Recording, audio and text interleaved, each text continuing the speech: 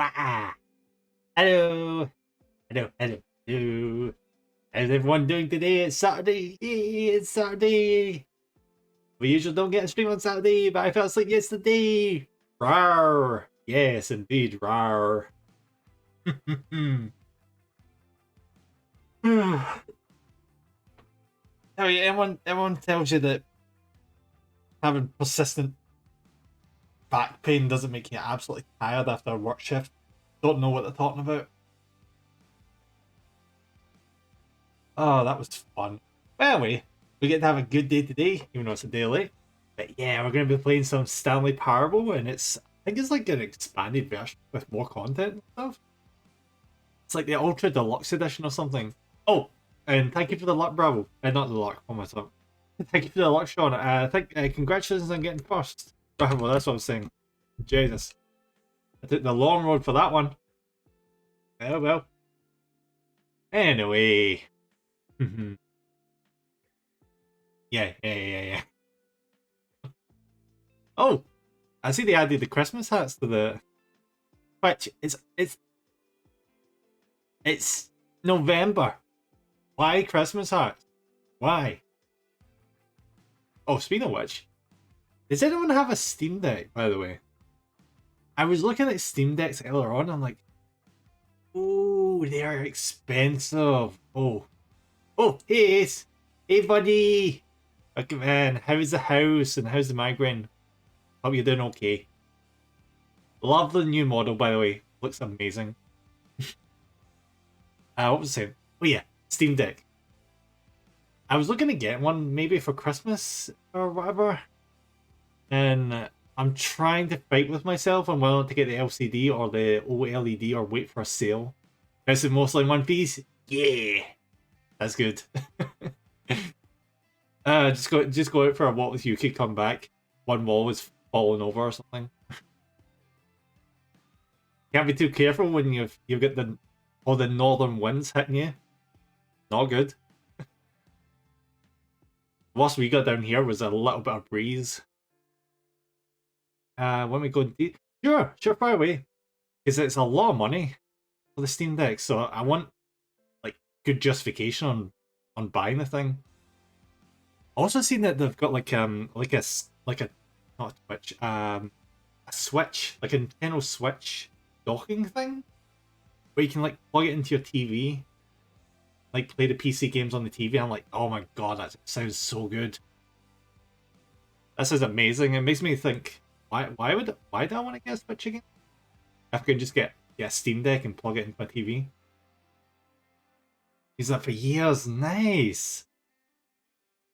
That's part of the reason why I want it, because I saw that, I'm like, oh yeah. Because as much as I've gotten used to like sitting at the desk with the computer, you just can't beat the console experience of like just lying down, just chilling, just playing away games on the TV, you know? Yeah, like the classic childhood experience for most people. I wonder if many people grew up with a computer from like really young age. I think the first exposure I had to TV, not TV, Jesus Christ. The first exposure I had to a PC was probably around 10-year-old. It was like Windows Vista or something. Was it? Yeah, it was definitely Windows Vista. And oh my god. Do you know the other reason I actually pushed my dad to get that PC specifically with Vista? And for anyone who knows Windows Vista is like the worst version of Windows. And the reason I want it is because it had like compatibility with the Xbox or some such crap. So I saw Halo, I'm like, yes! I think it's only worth it if you PC frequently enough. I got it because I'm sick often, so I'm in bed. Oh, buddy. Very heavy and doesn't have great battery life if you're playing on modern games. Also, the control layer is kind of more odd. It sounds like a terrible idea. Like, I am actually not that at my computer that often. More often than not, well, actually, this is gonna sound terrible. When I'm not at work, I'm like watching YouTube on my TV using my PlayStation 4, all things. Or obviously building models or something.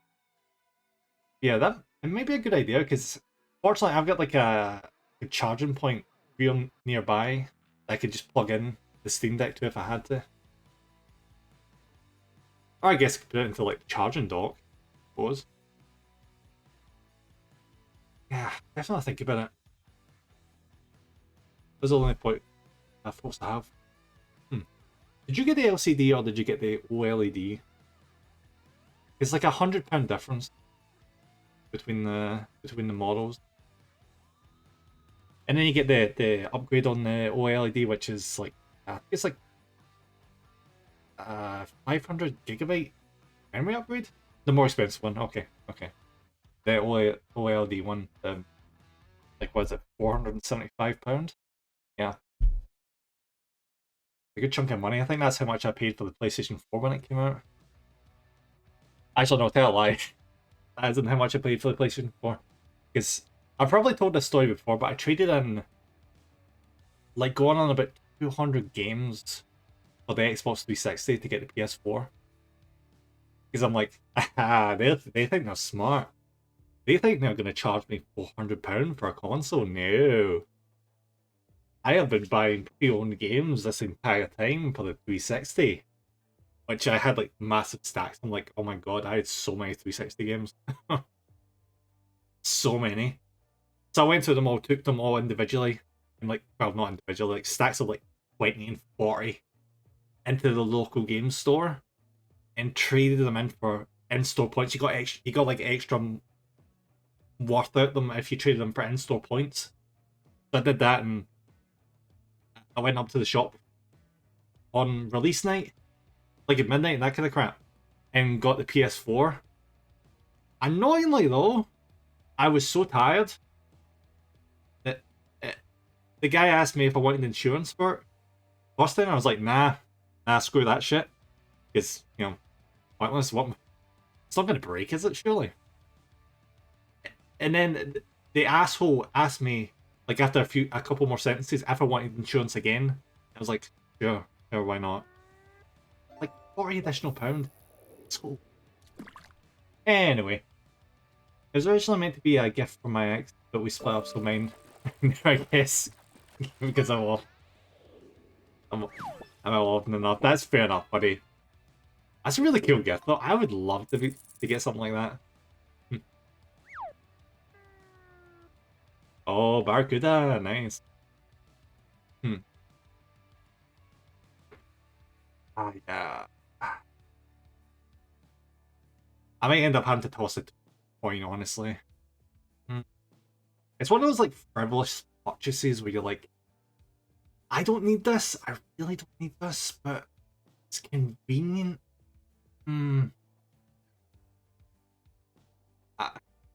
I don't like spending money where I can help it. I mean, this has come from someone who buys miniatures, like really expensive miniatures, but I can somehow justify that because it's like a constructive hobby.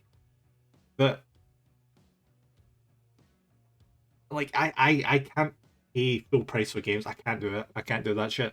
I've never been able to. I've done that like 10 times in my life have I paid full price for a game. And yeah. Anyway, yeah. let's actually get on to what we're doing here today. Do do do do do.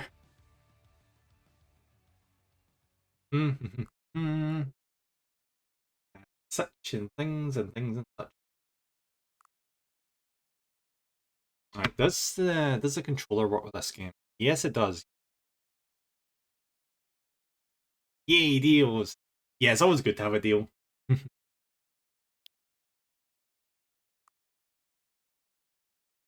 I played Stanley Parable. No, I have not. Tell the truth, I have watched it on YouTube before. The original version, like a few years back. I can't remember who was playing it. It might have been PewDiePie. This is how long ago this game came out.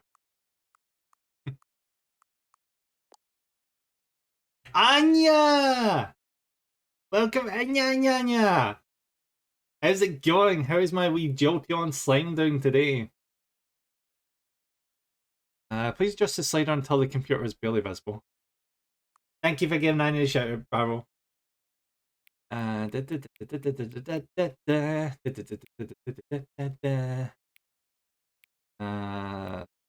That one. Yes, that one. I really need to clean my screen. Oh my god. I actually straight up went to Curry's like a few weeks back to get like screen cleaner. I've still not used it because I'm like I'm like worried, being like, oh shit, they say I need to like take out the power before I like clean it and stuff. What if I mess up? What if I damage my freaking expensive screens? I'm a warrior. I'm a compulsive warrior. Doing pretty good. I got some adulting out of the way. Nice. I'm low on social battery power and adulting power. I feel that. I feel that. Get some good resting then, Anya. Play like FF14 or something.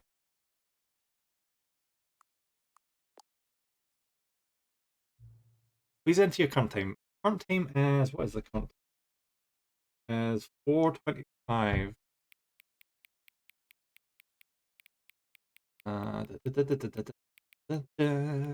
4:25. Don't think it'll matter, but oh. 5. Yeah. This spell sentence can be accessed from the main menu.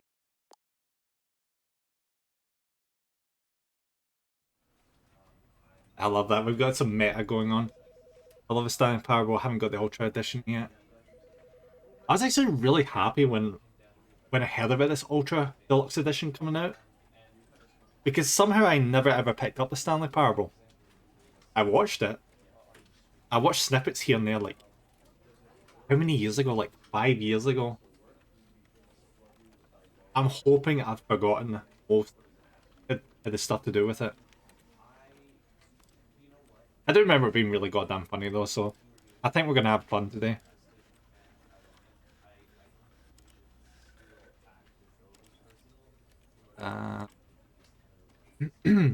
Enables translate labels on top of world. Okay. What? Enables additional text next to gameplay critical pause. So great, so many endings. Hell yeah. Remove screen shaking camera bob. Button one. What? Wait, what? Enables content warnings as an option to skip sections of the game that deal with suicide, trauma, and mental health issues. Okay, that I was not expecting with this game. That's surprising. I don't know if I ever got them all. I hear they added even more endings to this version, Anya. Auto walk. I don't want it auto walk. Additional walk. Do you know what? For now, I'll just keep it. I'll just keep the standard. Borderless. You. Sorry, Bravo. And we're done, John. We're done. Look.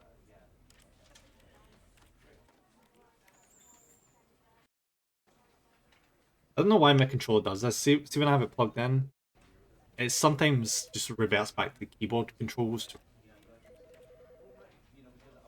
Why? Maybe it's just a connection problem. Alright, here we go. This is the story of a man named Stanley. No, it isn't. I'm not Stanley. Stanley worked for a company in a big building where he was employee number 427. Employee number 427's job was simple.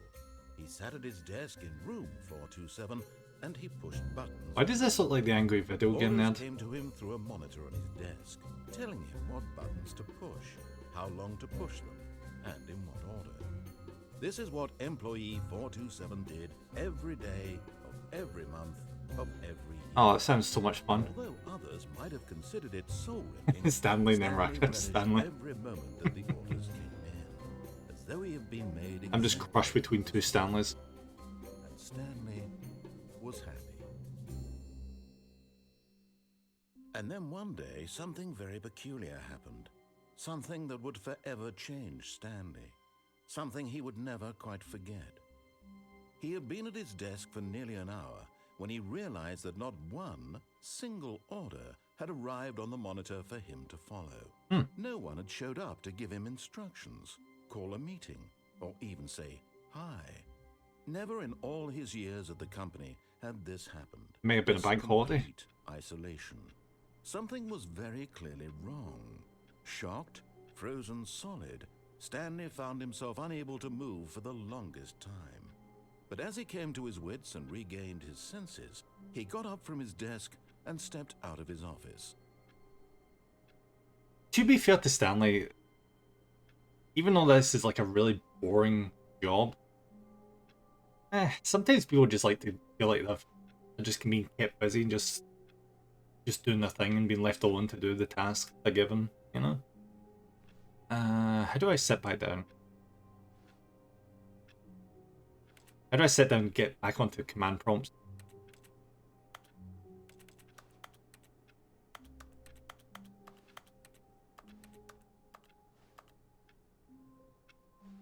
Maybe some pleasure in one day. Yeah, like you don't have to worry about stress, you don't have to worry about being anxious, you know exactly what you have to do, where you have to do it, and who you have to deal with, which is namely no one. And that's why a lot of people like IT jobs. Not like IT's mundane, IT can be quite complicated and stressful, but you usually have a small team and you know what you're doing.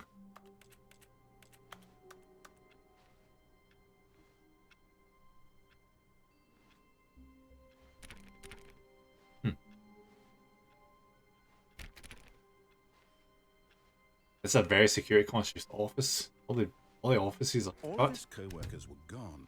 What could it mean? Stanley decided to go to the meeting room. Perhaps he had simply missed a memo. Buddy, why did you lock my door? What if I just wanted to go to the toilet? Now I'm locked in my office.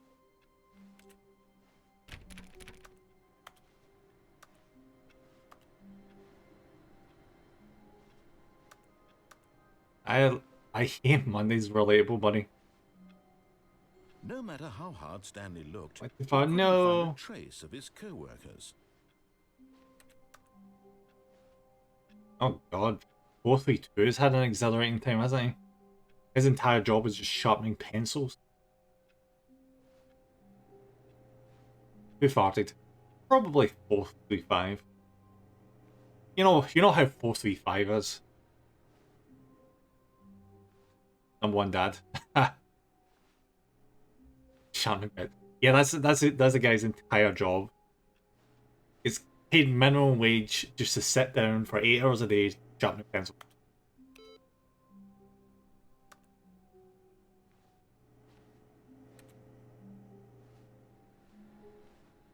Stanley went around touching every little thing in the office, Yep. but it didn't make a single difference, nor did it advance the story in any way. Oh, isn't that a shame? Here's a turn on the lamp to make his yeah, just exhilarating. He waits for that exact point in the day where it starts to dim and he's like, ooh, it's exciting. I get a mood change in the office and get to click this button for the light to turn on. So cool.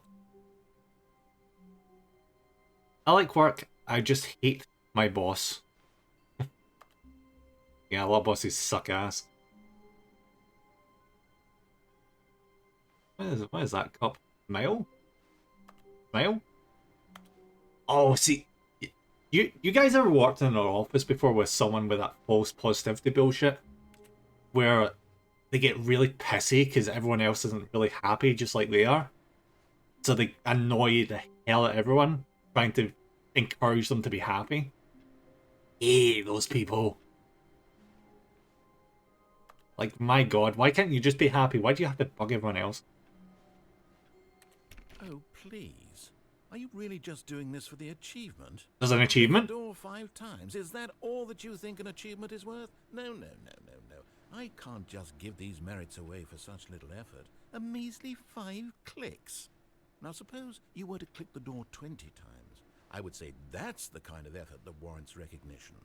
Yeah!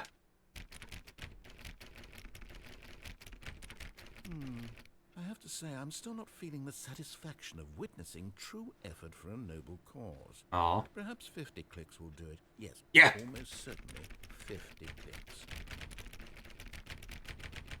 I've got this. Come on. No, I'm still not feeling it. I want this achievement to have meant something. It has to be a true reward for valiant effort. I want to see some hustle, Stanley. Yeah, let's go. Commitment, a willingness to go all the way, no matter what the cost. Why don't you go put 20 clicks into door number 417? 417. Where? Yeah, let's do this. 417. 417. 417. Oh, great. Now, go click a few times on door 437. 437. Where is it? There. Excellent. Yes. I think we're getting somewhere. Now, door 415. Let's get 415. 10 clicks or so. Let's be the best door clicker in the world. Now, back to door number 437. Heck yeah. Watch me go. Let's see. How about you click on, well, I don't know. The copy machine. All right, back to room 417. I'm really feeling it now. I think we're getting somewhere. Okay, now go climb on employee 419's desk. Hell yeah, he has it coming. That presumptuous asshole.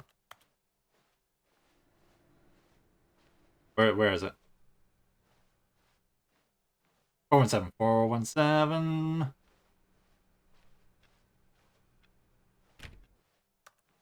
Wait, what? What this was it? My attention span is bad. Oh god. 419. 419. 419. There it is. How do I jump?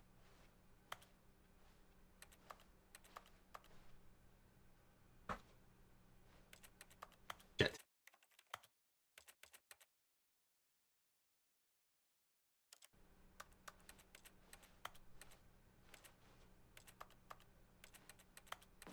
Yes! This is great. You're putting it all on the line, Stanley. I like that. All right, let's keep it up. Go give me a few clicks on door 416. 416.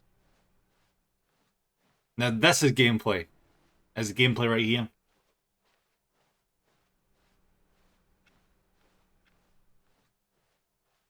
We've almost got it. Yes! Now the copy machine, do that one again. The hell with the copy machine. Let's wreck this thing. Finish it off, Stanley. Yeah! 5 clicks on door 430. Yes! We did it. Oh, wow. That felt amazing.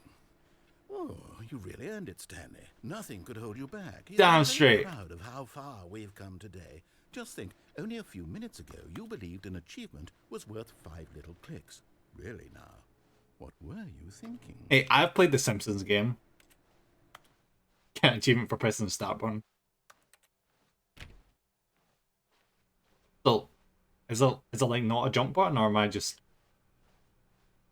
I guess it's not a jump button.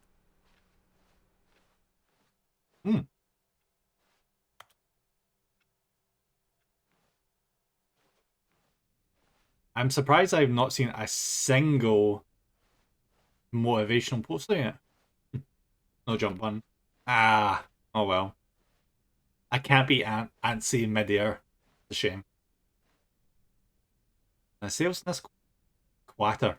Sales in this quarter. Okay.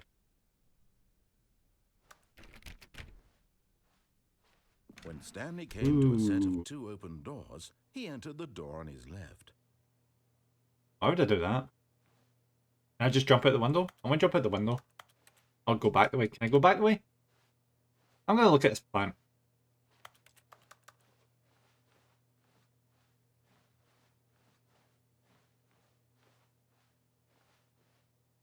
Or...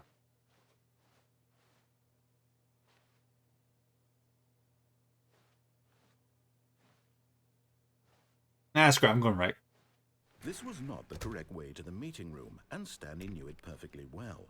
Perhaps he wanted to stop by the employee lounge first, just to admire it. No. I want to go to the canteen. I want to see if they've got any deals on yakisoba.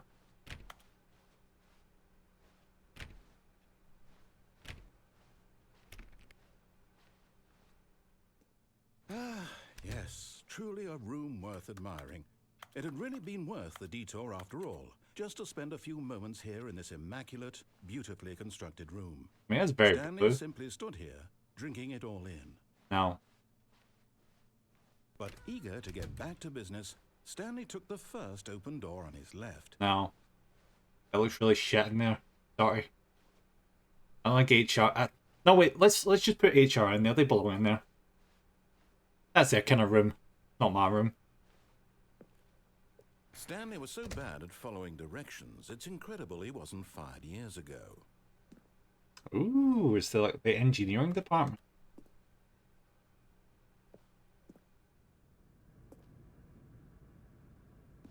I feel like I'm playing Portal again.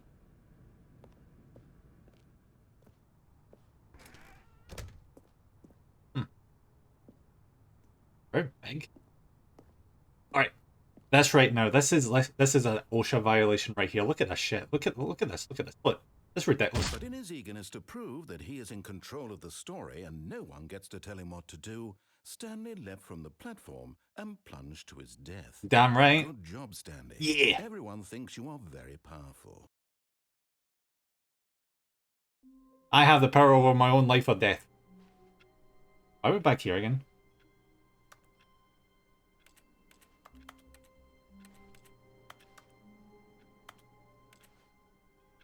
Okay. All of his co-workers were gone. What could it mean? Oh, please. Are you really just doing this for the achievement? Click a door 5 times. Is that all that you think an achievement is worth? No. I can't just give these merits away for such little effort. A measly 5 clicks. Now suppose you were to click the door 20 times. I would say that's the kind of effort that warrants recognition. That seems really minor. When Stanley came to a set of 2 open doors, this was not the correct way to the meeting room, and Stanley knew it perfectly well. Perhaps he wanted to stop by the employee lounge first, just to admire it. Wow, yes, this room. But eager to get back to business, Stanley took the first open door on his left. I mean, it's nowhere near on the same level as Doki Doki Literature Club. That's just right in your face. Stanley was so bad at following directions, it's incredible he wasn't fired years ago.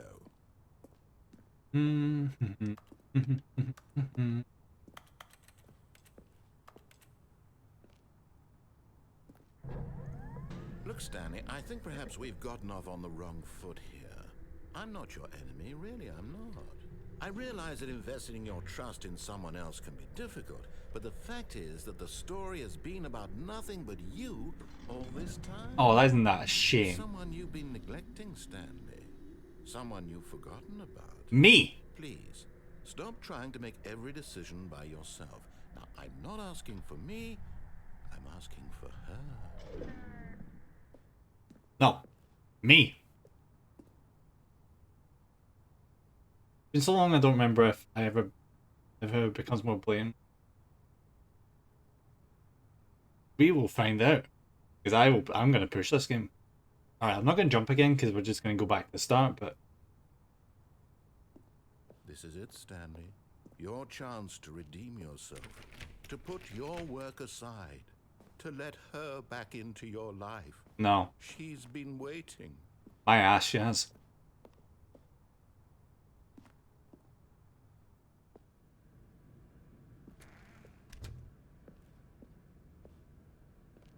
What left? Nope.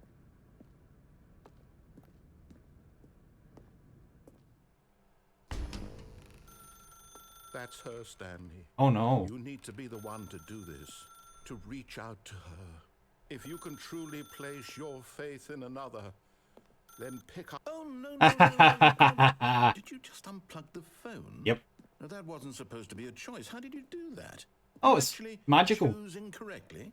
I didn't even know that was possible. Let me double check. No, it's definitely here, clear as day. Stanley picks up the phone. He's taken to his apartment where he finds his wife, and the two pledge themselves to one another. Music comes in, fade to white, roll credits. Not picking up the phone is actually somehow an incorrect course of action. How is that even possible? I None of unplugged the these phone. decisions were supposed to mean anything. I don't understand. How on earth are you making meaningful choices? Oh, I wonder. Wait a second. Did I just see... No, that's not possible. I can't believe it. How had I not noticed it sooner? You're not Stanley. You're a real person. Yeah, I'm a real person. I can't believe I was so mistaken. Guys, we This is why exist. you've been able to make correct and incorrect choices. And to think I've been letting you run around in this game for so long. If you'd made any more wrong choices, you might have negated it entirely. It's as though you completely ignored even the most basic safety protocol for real-world decision-making. Or did you not grasp the severity of the situation? Hey, buddy, I didn't want to I answer the won't have really that kind of risk on my watch. dumb I'm rotatory going to phone. stop the game for a moment so we can educate you properly on safe decision-making in the real world. Please observe this. By this guy's man. It is really clear, isn't it? Choice. Oh, It's God. the best part of being a real person, but if used incorrectly can also be the most dangerous. For example, in this scenario, a hypothetical real person named Rupert has a choice. Fuck you, He Rupert. could invent a machine that eliminates food shortages across the world to make life better for all people. Or he could spend years of hard work forgetting how to read. Which choice would you make? Remember that unlike here, the real world makes sense, and at no time should you make a choice that does not conform to rational logic. If you find yourself speaking with a person who does not make sense, in all likelihood, that person is not real. Allow the person to finish their thought, then provide an excuse why you cannot continue talking. Turn to a partner and practice saying, "My goodness, is it 4:30? Did you I'm forget? supposed to be having a back Drink bleach. Excellent. Making choices on a regular basis is the best part to a healthy decision-making process. Most medical professionals recommend making at least 8 choices per day. Do you know they Do say you if you make put your more hand than inside the less? crocodile's mouth, And finally, as long as you if don't begin touch to wonder if your choices are the top of the actually mouth, meaningful they won't bite and whether down? you'll ever make a significant contribution Don't to test the that, though. world, just remember that in the vast infiniteness of space, your thoughts and problems are materially insignificant. Yeah, it's me. And the feeling should subside. At this time, your instructor will guide you in an exercise to test and reinforce the material covered in this video. Hopefully they don't say yeah. Ah, Oh, well, I wasn't I'm glad. listening. Where's You may the have button? noticed that this room has begun to deteriorate as a result of narrative contradiction. But not to worry. Now that you're properly informed on good decision-making, we're going to revisit a choice you made just a few minutes ago and see what the correct thing to do would have been. This way, please.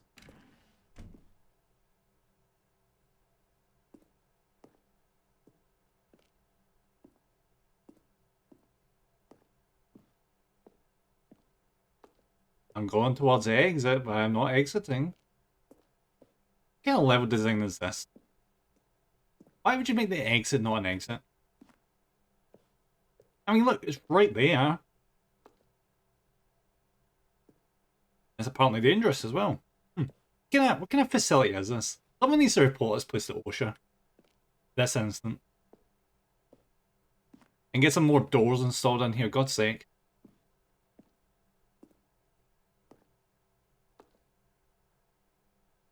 Okay.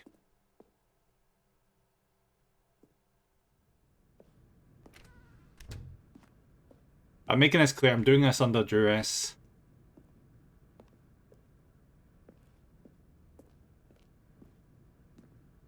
Oh, back here.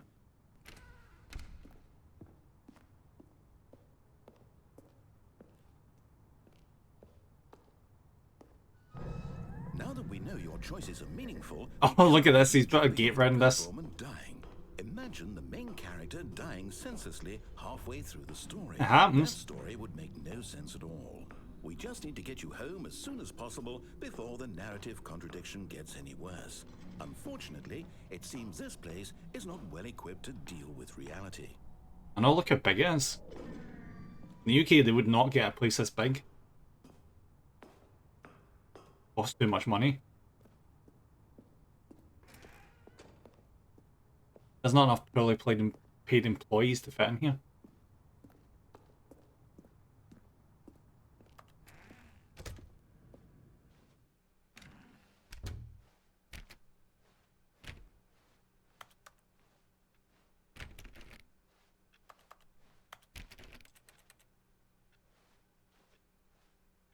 Alright, whoever employee 452 is, he is an asshole.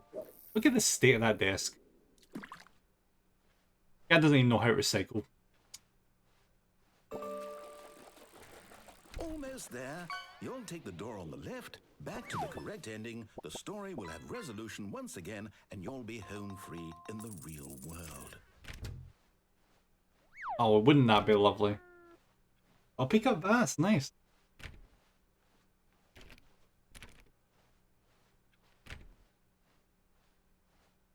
Alright.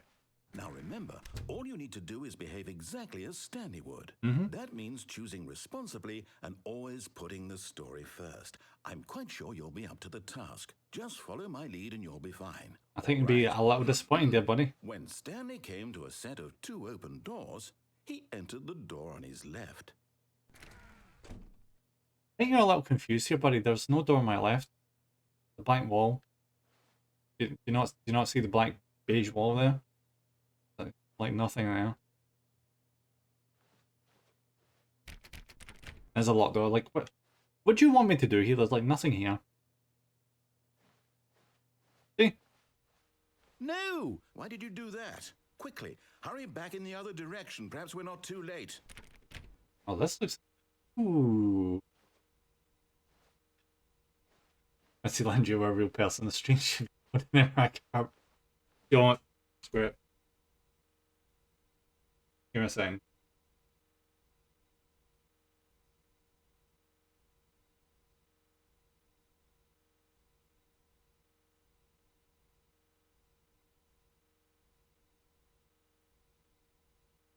Done.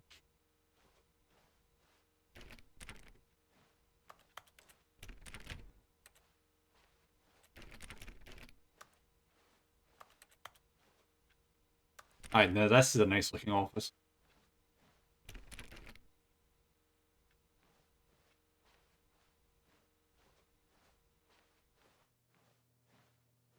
And it has all the power. Wait, can I not do anything here at all, really? A shame.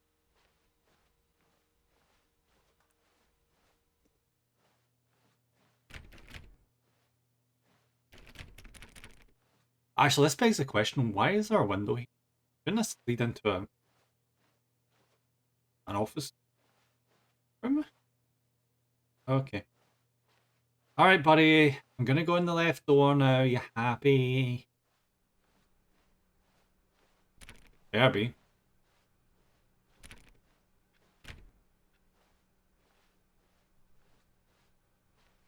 Oh, it's ruined. I can't believe, after everything we talked about, that my story, you've destroyed my work. Oh no! Why? For what? What did you get out of that? What did you think was so Guys, I've been really bad. Undone, left here like so much garbage. It's worthless now. And what am I supposed to do? Even if there were a way to continue, would it be worth it? To know that my story is now incorrect? How can I go back to that? I can't erase that knowledge. I'll have to live with it forever. Reliving its impossibility forever. I couldn't live that way. Is it better to shut the game down entirely? To willingly destroy... Is he actually going to turn the game off? No. What's the answer? What do I do? What do I do? What do I... No, I have to. I have to shut the game down. I have to. I have to. Oh.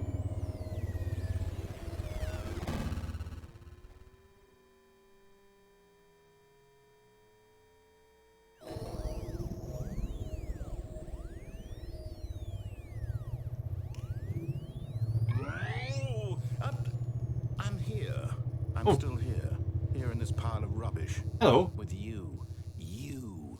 Who thought you were so clever. Yep. Now look where we are. My entire game is destroyed. I was just thinking the same thing. Mine and you've run it into the ground. It looks like Star Portal 2. Be funny. You just had to see. Didn't I impress upon you how important it was to be like Stanley? Well, I'm not Stanley. He actually knows how to do what I tell him to. He understands that if I say to do something, there's a damn good reason for it. That thought hadn't even occurred to you, had it? Yep. That there's a world outside of you. You're a child. I'm better than a child. I am childless. My story. If you'd just gone through the door on the left, you would have seen it. There was a whole underground facility. You would have destroyed it and been victorious. It would have been so perfect. I worked so hard on it. I tried so hard to make... Oh. Behave exactly as Stanley would. I'd love to see your voice as always. Responsibly and always putting the story first. I'm quite sure you'll be up to the task. Just follow my lead and you'll be fine. All right. When Stanley came to a set of 2 open doors, he entered the door on his left.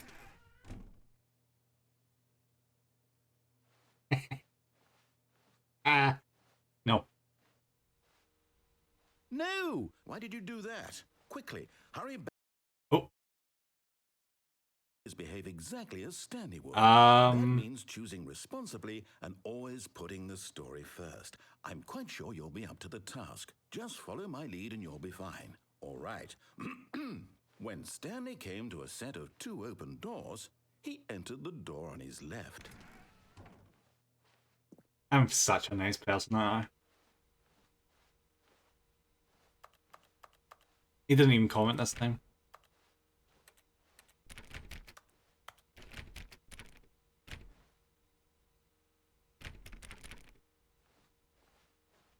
No! Why did you do that? Quickly, hurry back. Oh.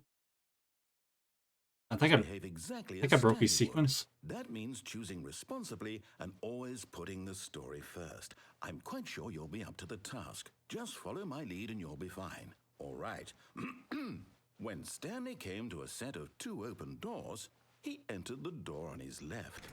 I bet he wishes he'd never met me.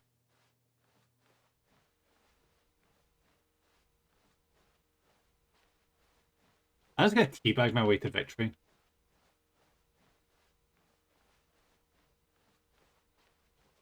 Oh, sorry. I was just being obnoxious for the sake of it. No! Why did you do that? Quickly, hurry back. Behave exactly as Stanley would. That means choosing responsibly and always putting the story I don't want to choose responsibly. I'm sure you'll be up to the task. Just follow my lead and you'll be fine. All right. When Stanley came to a set of 2 open doors, he entered the door on his left. Does anyone have a hammer? Or a lockpick? I could sell for a lockpick. I don't think I can lockpick that door. Anyway, hammer. Just give me a hammer so I can break this window. Because I saw an office on the other side of this window. So if someone, give me the pot plant. Let me pick up the pot plant. I can throw that thing right through the window. Or we could go old school. You guys ever seen like over the top of these ceiling tile things?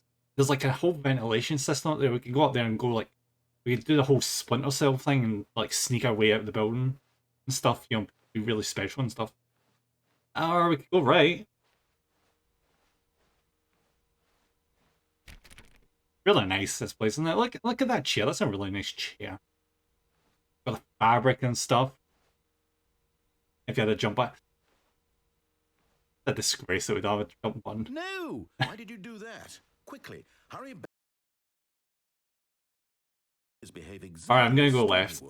That means choosing responsibility. This is enough rebellion for now. Putting the story first. For now. I'm quite sure you'll be up to the task. Just follow my lead and you'll be fine. All right.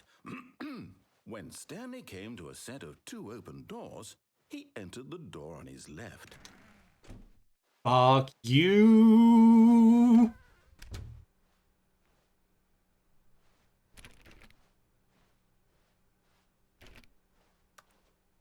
Alright, where are we? Yet there was not a single person here either. Feeling a wave of disbelief, Stanley decided to go up to his boss's office, hoping he might find an answer there. Get Chris out the broom closet.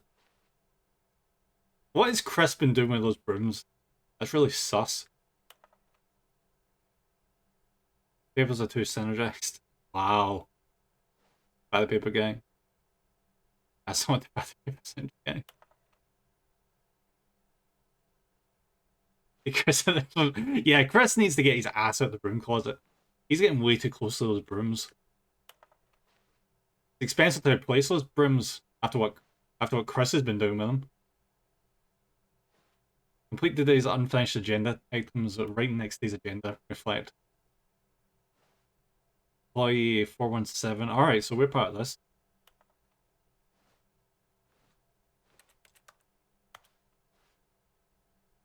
Weekly target admin, marketing. Marketing. Jeez, could you imagine being part of the modern marketing team these days? Has anyone actually seen an advert / commercial these days? I feel like the marketing teams just don't know what the hell they're doing anymore. Like, ooh, shiny. Oh, this person's smiling. They're having so much fun in the holiday trip. We're walking in the sun. It's so much fun they're having with the obnoxious music in the background. Yeah. Do not alter without consulting whiteboard manager. What about if I take down this whiteboard and replace it with blackboard? Would the entire office just fall into anarchy?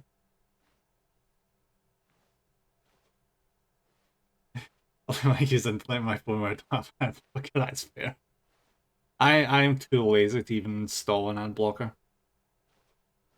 Mostly because I don't know how to go about installing an ad blocker on a PS4 to watch YouTube.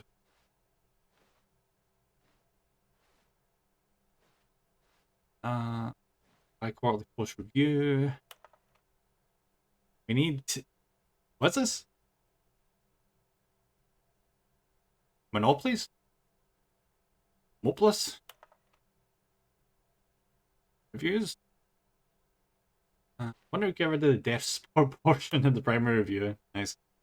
I think that's a stupid idea. More water kills. The standard office display piece. The wild water cooler in all its splendor. More water cooler heals. Funnily enough, do you know that water coolers actually have... Most of the water coolers I've seen actually have a water heater option in them. So you can actually get hot water out of the damn thing as well. For your tea. Chats need to... That's how you know I spent too long in an office. I know that shit. I think teenagers put in teenage demographic. No, yeah, if you can't find teenagers, just make some teenagers. Some sort of child trap. Yeah, some also have a coffee maker put to them. I don't think I've ever seen a coffee maker. The closest we had a coffee maker was a canteen where you actually had to buy the coffee. Yeah, oh, that is a small amount of teenagers.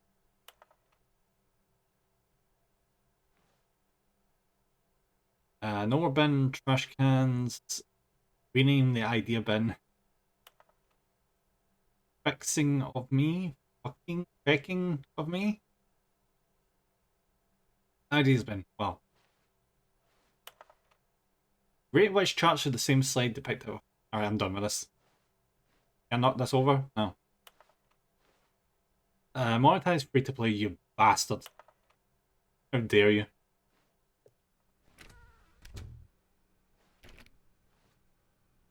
It has a built-in Keurig so you can use K-cups in it.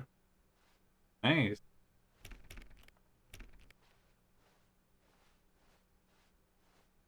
Most of the people I saw drinking coffee when I worked in an office, I came from like the plethora of coffee shops that you ran into on the way to the office. You don't realise when you... Well, I didn't realise when I worked in the city.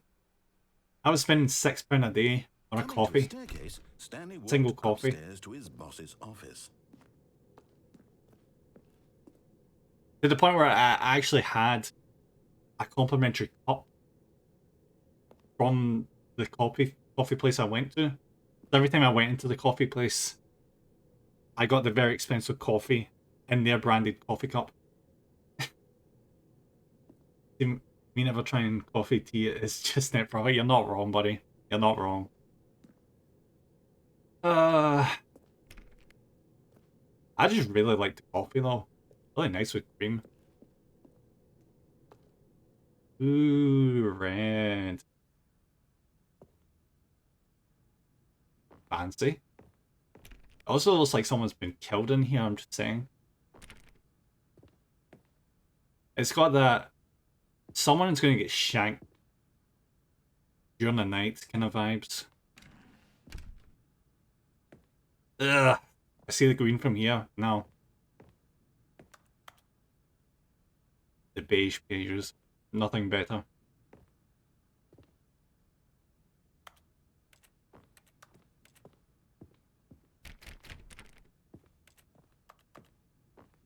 Honestly, this looks like a comfy chair.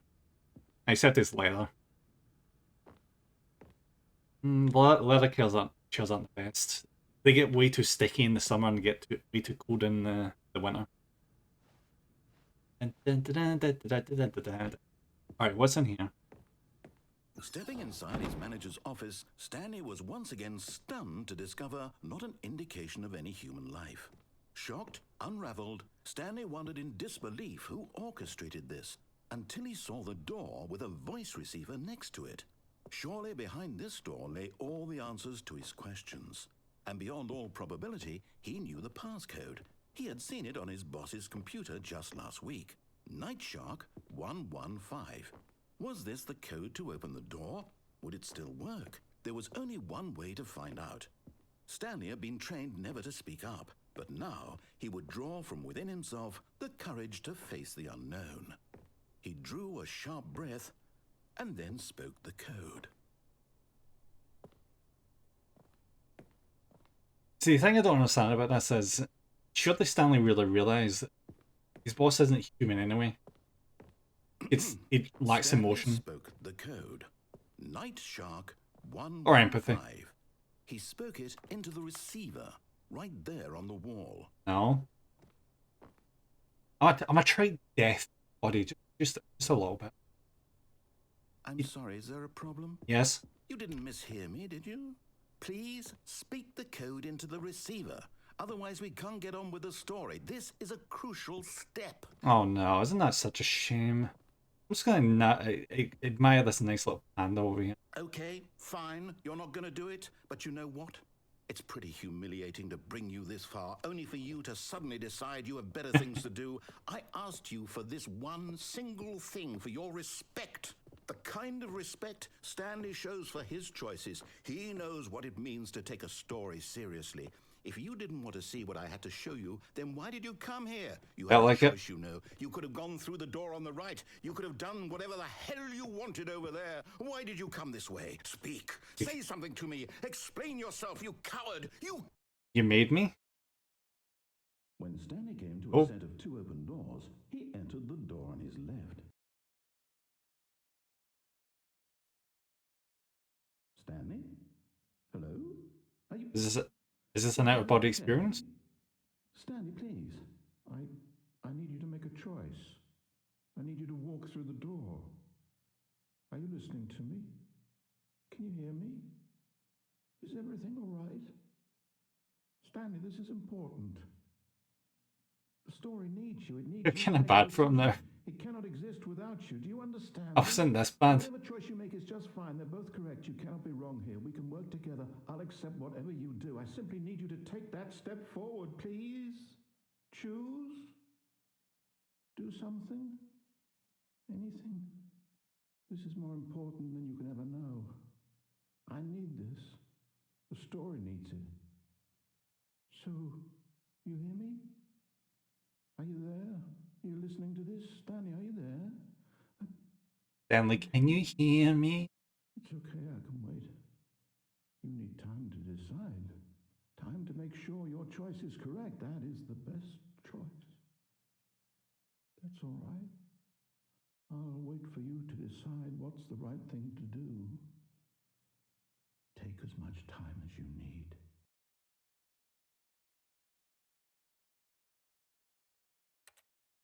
They're just trying to appeal to my, aren't they?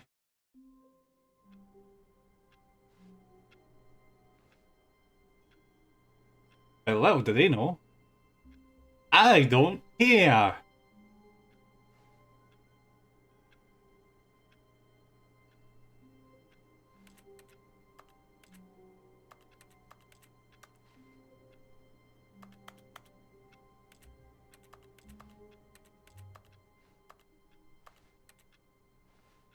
Alright, let's see how long this can last.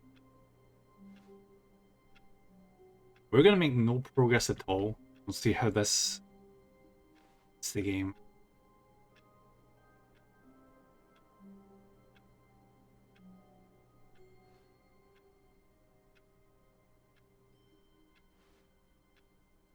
As a general looking at this, I think I actually had a desk like this at school. Everyone had like cut wedges out of the side of the desk. Made like bunches of grooves and stuff. So you would always end up whacking your elbow off the side of the desk where there'd be a big chunk of it taken out. And the really bad ones would have like giant craters on the top of it. And people had cut their names and initials into the top of it as well.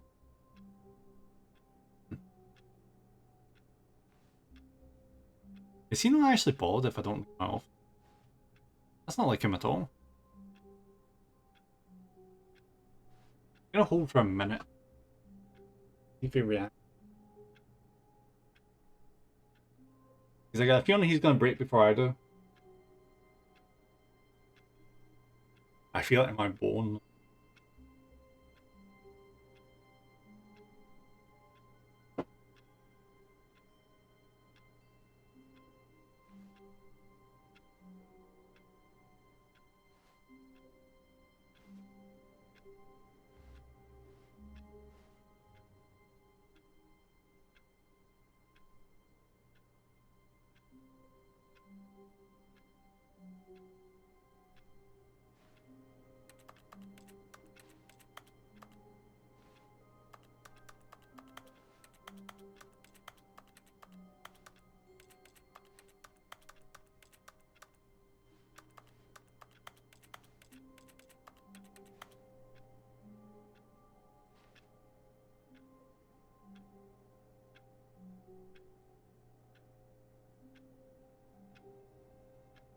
Guess I reckon it'll be until this hand reaches 12 o'clock.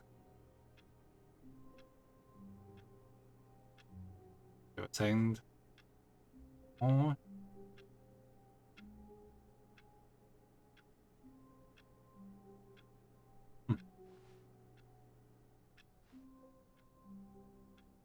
No reaction. We'll give it till the end of the ads, and if he's not reacted between now and the end of the ads, we'll go the right route again, and we'll see what we can find.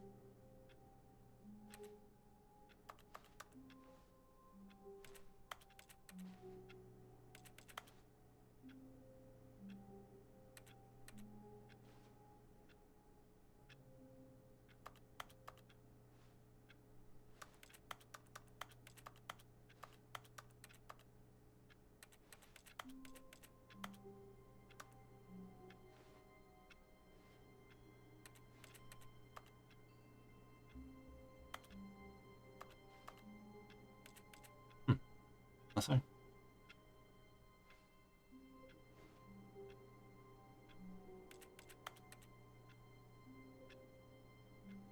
Alright, 40 seconds.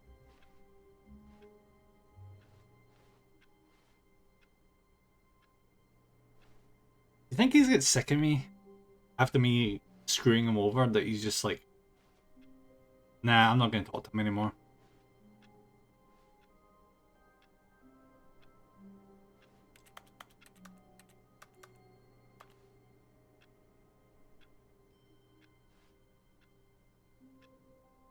Ah, fuck it.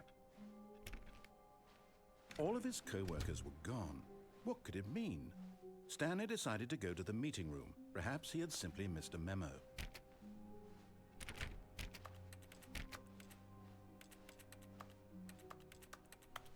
Welcome back, guys. Stanley went around touching every little thing in the office, but it didn't make a single difference, nor did it advance the story in any way. And that's the game, isn't it? How dare I want to collect every single coffee cup in the office? When Stanley came to a set of 2 open doors, he entered Nope. This was not the correct way to the meeting room, and Stanley knew it perfectly well. Perhaps he wanted to stop by the employee lounge first, just to admire it. The lounge was sublime, a work of art. But eager to get back to business, Stanley took the first open door on his left. Alright, we're gonna go left this time. And so he detoured through the maintenance section, walked straight ahead to the opposite door, and got back on track. Or... red button.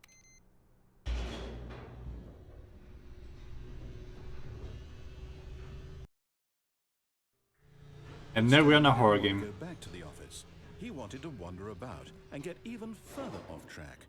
So now in order to get back, he needed to go, Aha. Da-da-da-da. Left.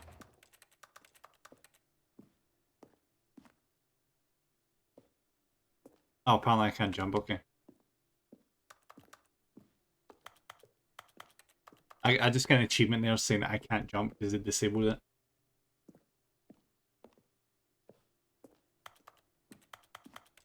Oh, no, it's to the right, my mistake. He's just playing this by ear, isn't he? No, not the right. Why would I have ever said it was to the right? What was I thinking? It's clearly... Oh dear, would you hold on for a minute, please? Oh, buddy, come on. We're... Now, let's Just see. let me through this. Right, left, down, left, right. Yep, okay. Yeah, okay, up, yes. down, down, I've left, got right, left, now. right, This BA. story is absolutely, definitely this way. Oh, there we go. No. This way. Okay. Why is there a fan under my office?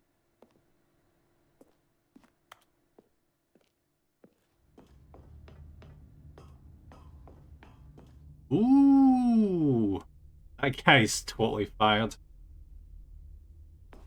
No. This isn't right at all. You're not supposed to be. Look, it's the here. Matrix. This is all a spoiler. Quick, Stanley, close your eyes. Okay. We just have to get back to Oh, who am I kidding? I know. Gosh, now the whole story completely unusable. How about rather than waste my time trying to salvage this nonsense, we'll just restart the game from the beginning. No! And this time, suppose we don't wander so far off track, Okay, from the top.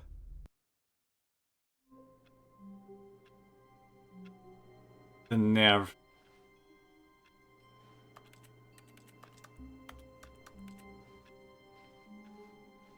All of his co-workers were gone.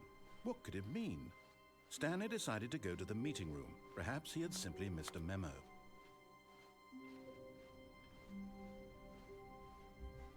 When Stanley... Wait, what? Wait, what?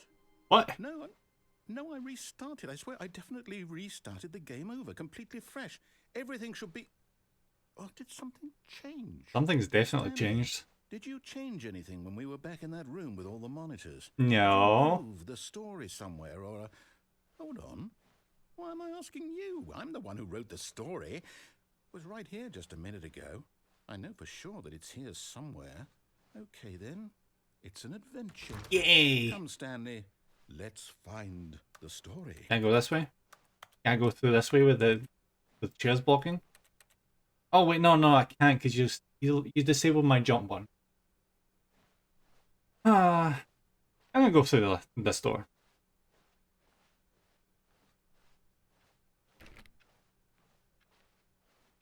Oh. Wait, what?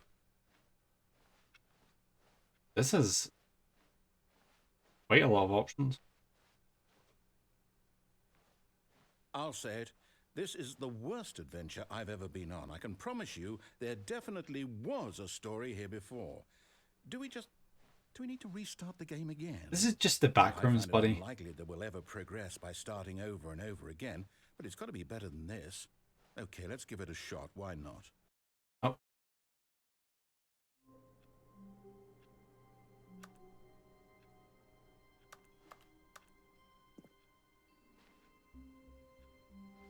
Can't like shut it. Can I? Nope. All of his co-workers were gone. What could it mean? Stanley decided to go to the meeting room. Perhaps he had simply missed a memo. Buddy, do you ever get sick of just saying the same thing over and over and over again? Okay, yep, it's worse. Yep, it is I worse. might be remembering this wrong. It's possible the story is back where we just came from. Why don't we go back the other direction and see if we missed anything? I'd like to think this is a game that helped inspire the backrooms.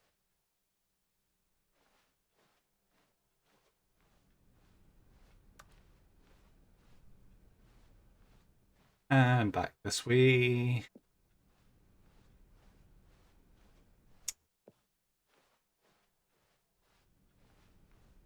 I wish there was more games like this. Ones that let you subvert all different expectations and just do anything else apart from what the game wants. Aha! I knew we'd miss something. The story. Here it comes. Nope.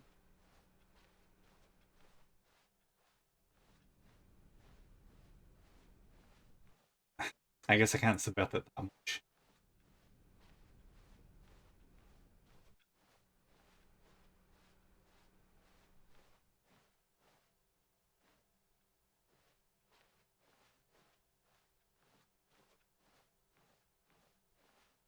No, wait. Never mind. Not the story. Okay, let's head back the other way and retrace our steps. Very blue. Oh, no. Now this... Well, I'll be honest, I don't recognize this place at all. No Is shit. this the story? I don't think so. I can't quite recall, but I believe my story took place in an office building. Is that correct? Do you remember, Stanley? This Well, do you know is... what? Since I've completely forgotten what we were supposed to be doing, how about this? You win! Yeah! Congratulations! Congratulations! You put in a lot of hard work, and it really paid off. So, good job. Oh, no. No, I don't feel right about this at all.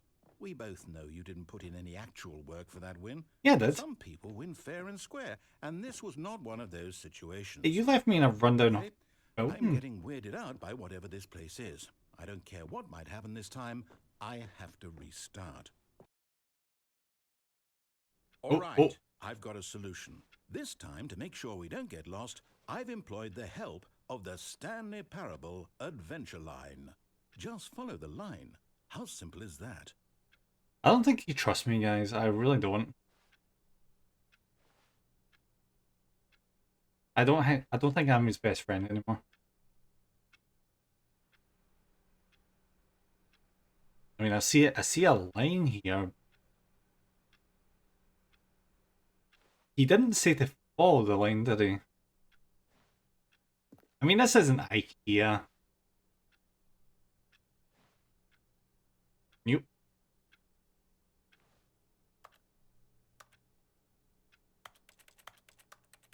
If Stanley had his way, he would just sit back in this chair, get in the computer, and keep doing his job.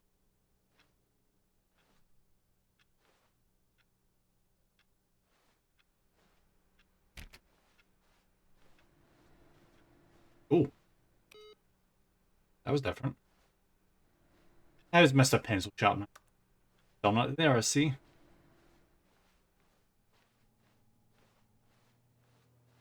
Nope.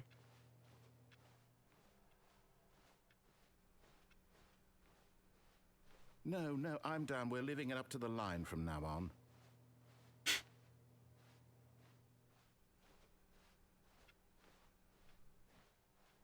This reminds me of that one Scrubs episode where they put lines all the way through the hospital just to tell all the visitors and employees where the hell everything was.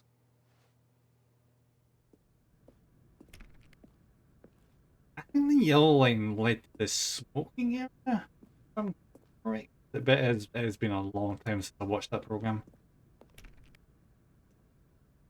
Oh, zigzagging wild. You see? The line knows where the story is. It's over in this direction. Onward, Stanley, to destiny. To destiny! Here's a thought. Wouldn't wherever we end up be our destination, even if there's no story there? Yep. Or to put it another way, is the story of no destination still a story? Yes. Simply by the act of moving forward, are we The real thing, implying a I suppose. journey such that I a can believe it. destination is inevitably conjured into being via the very manifestation of the nature of life itself? Okay, Stanley, I need to follow this train of thought for a minute. Just stick with me. Now, we can both agree that the nature of existence is in fact a byproduct of one's subjective experience of that existence, right? Now, if my experience of your existence rests inside of your subjective experience of this office, is this office, in fact, the skeleton of my own relative experiential mental subjective construct? Whoa. Hang on. That got a bit weird back there. Well, I'd like to apologize. Not sure where I was going with all that. You know what? I think what we need right now is a bit of music to lighten the mood. What genre? Oh yeah, there we go.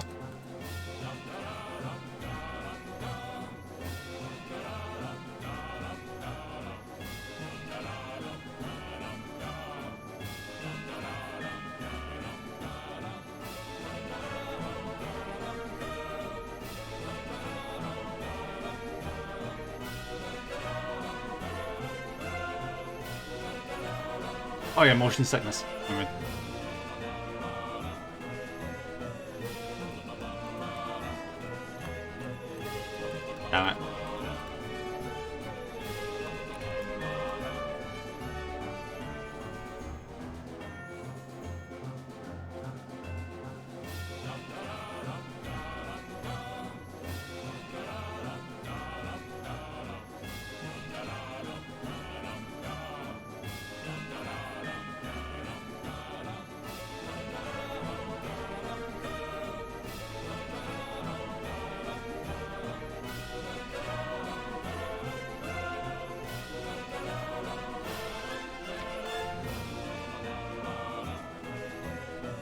This is so magical. It's like being Dorothy in The Wizard of Oz.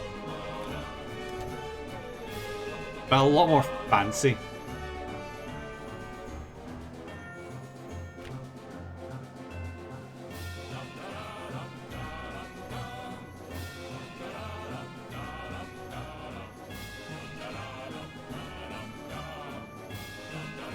Wait, cut the music. What? Go back and look at that fern. Is that really good fun? No.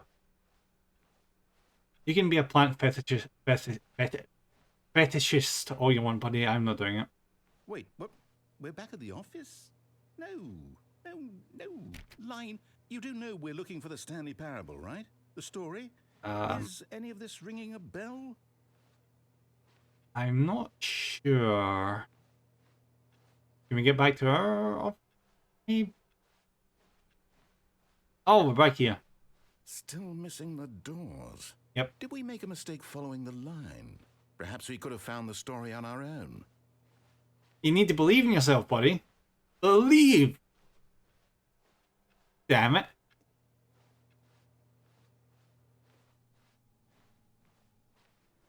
Oh, we're back here.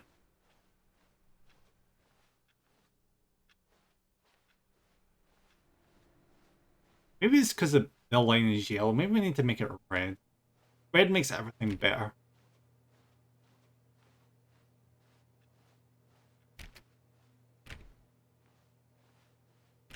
Include emergencies to make emergencies more fun. That's why they make the emergency color red, because it makes everything more exciting and engaging. It's definitely the reason, not just bullshit. Oh, no, not again, Line. How could you have done this? Yeah, more red, always. After we trusted you, after everything we've been through, you... Oh, I can't take this anymore. To hell with it. Restart. No! How many times do I need to see this goddamn office? You know what, Stanley? Oh.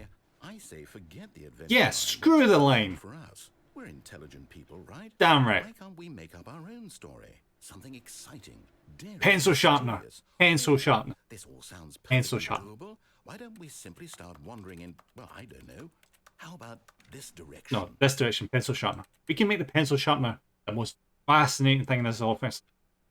This thing can cut so many things.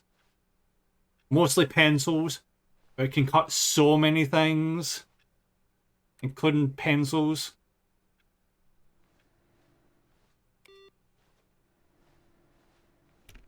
Alright, where's... Now, yes, this is exciting. Just me and Stanley forging a new path, a new story. Well, it could be anything. What do you want our story to be? Dragons. Go wild. Dragons. Use your imagination. Dragons. Whatever it might be, Stanley, I'm ready for it. And jacuzzis. No, that wouldn't work.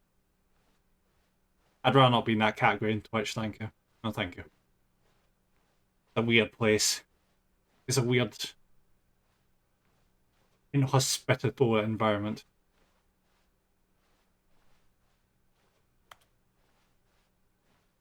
Oh, this is a bit...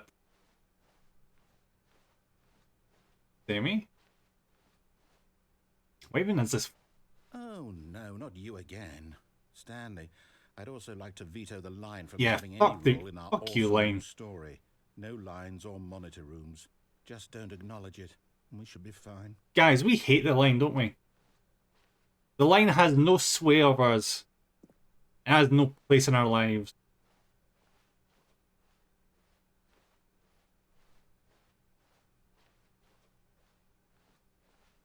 Bad line.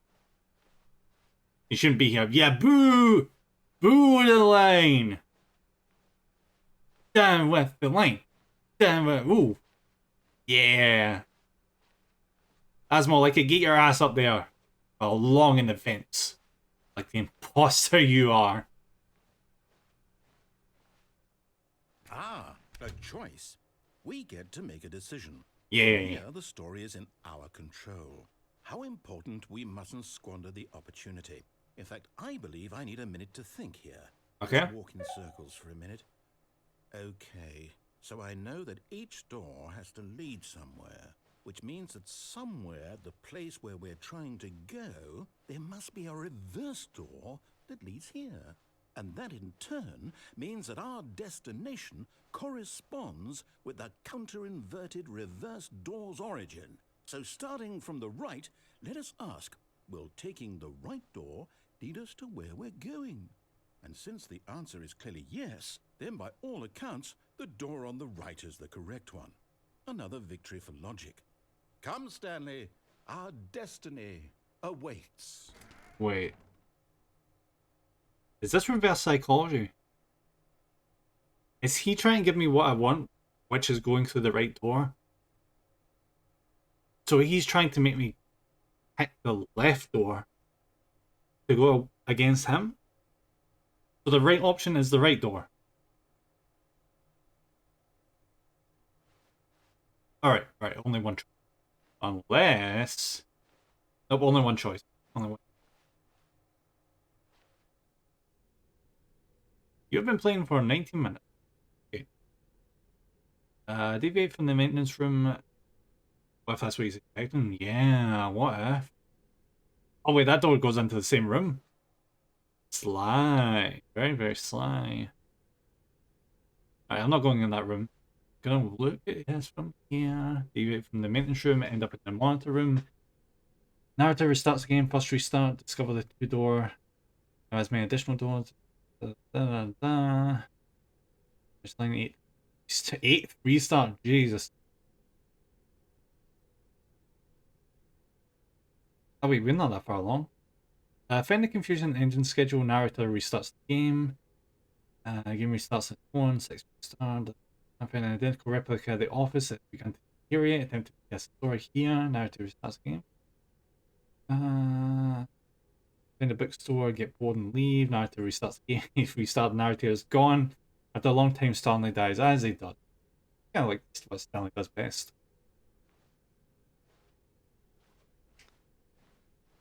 Oh, hold up, what's this? The confusion ending. You're telling me that's what this is? It's all one giant ending? And we're supposed to restart the game, what, 8 times? That's really how all this goes? It's all determined? Oh yeah. So now, according to the schedule, I restart again. Then what? Am I just supposed to forget? Well, what if I don't want to forget? My Oh, mind goes blank simply we because have here driven this the narrator thing. to come to our way of Oh. thinking. Well, who consulted me? Why don't I get to decide? Hell yeah. Why don't I get a say Yes! in all of this? Is it really? Decide. No, it can't be. I don't want it to be. I don't want the game to keep restarting. I don't want to forget what's going on. I don't want to be trapped like this. I won't restart the game. I won't do it. I won't do it. Look at what won't I've done. Do it. And the timer. I have converted the game. Does that mean did we do it? Did we break the cycle? The whatever it is that made this schedule? How would we even know? Will someone come for us? Will something happen? Oh, maybe. Hello, Dev. Are you there? Okay. I guess now we just wait. You know, I suppose in some way that this is a kind of story. Wouldn't you agree? I'm not quite sure if we're in the destination or the journey. I mean, there's a Always say chair. that life is about the journey and not the destination. So I hope that's where we are right now. You guys ever broken one of these I'd like chairs to before? Eventually. Well, in the meantime... Oh! The hell was that?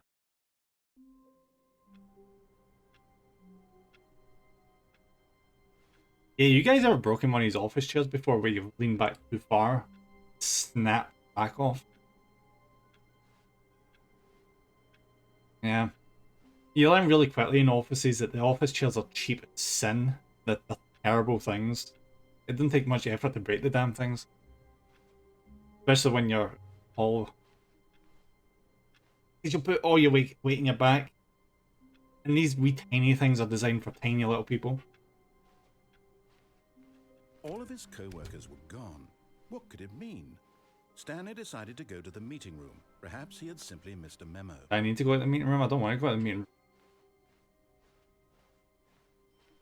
When Stanley came to a set of 2 open doors, this was not the correct way to the meeting room, and Stanley knew it perfectly well. Perhaps he wanted to stop by the employee lounge first, just to admire it. Standing now in this incredible room, Stanley but eager to get back to business, Stanley took the first open door on his left.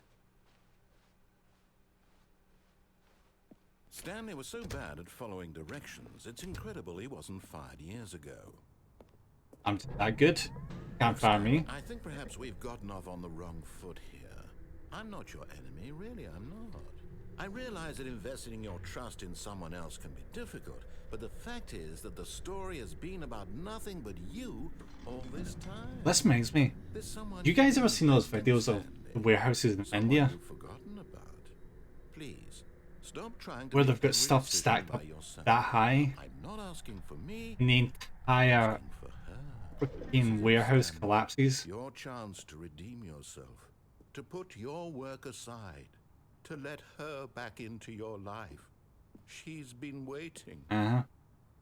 It's quite spectacular. I've seen one of those videos where one of the people is knocked one of the shelves with God, what do they call them? Forklift.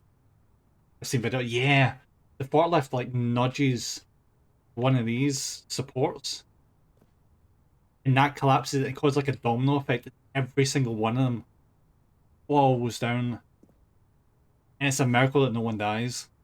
In those videos, at least. I mean, I'm not even blaming the guy in the forklift. You shouldn't have things this weak to get him by a forklift.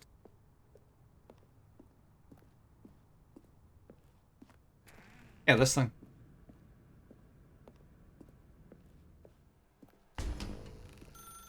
Hello. That's her, Stanley.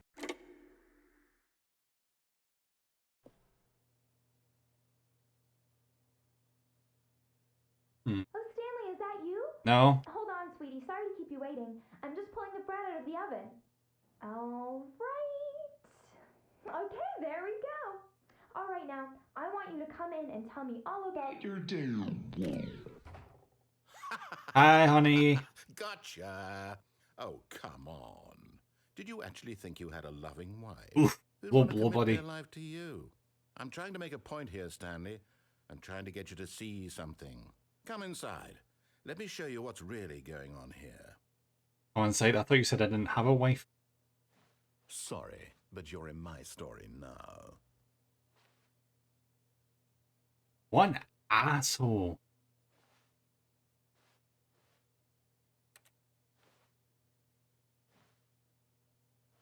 Can I set this place on fire? This is a very sad story about the death of a man named Stanley.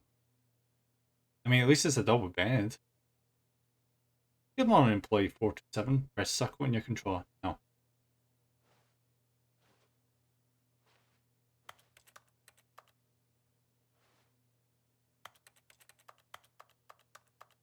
Okay. Stanley is quite a boring fellow.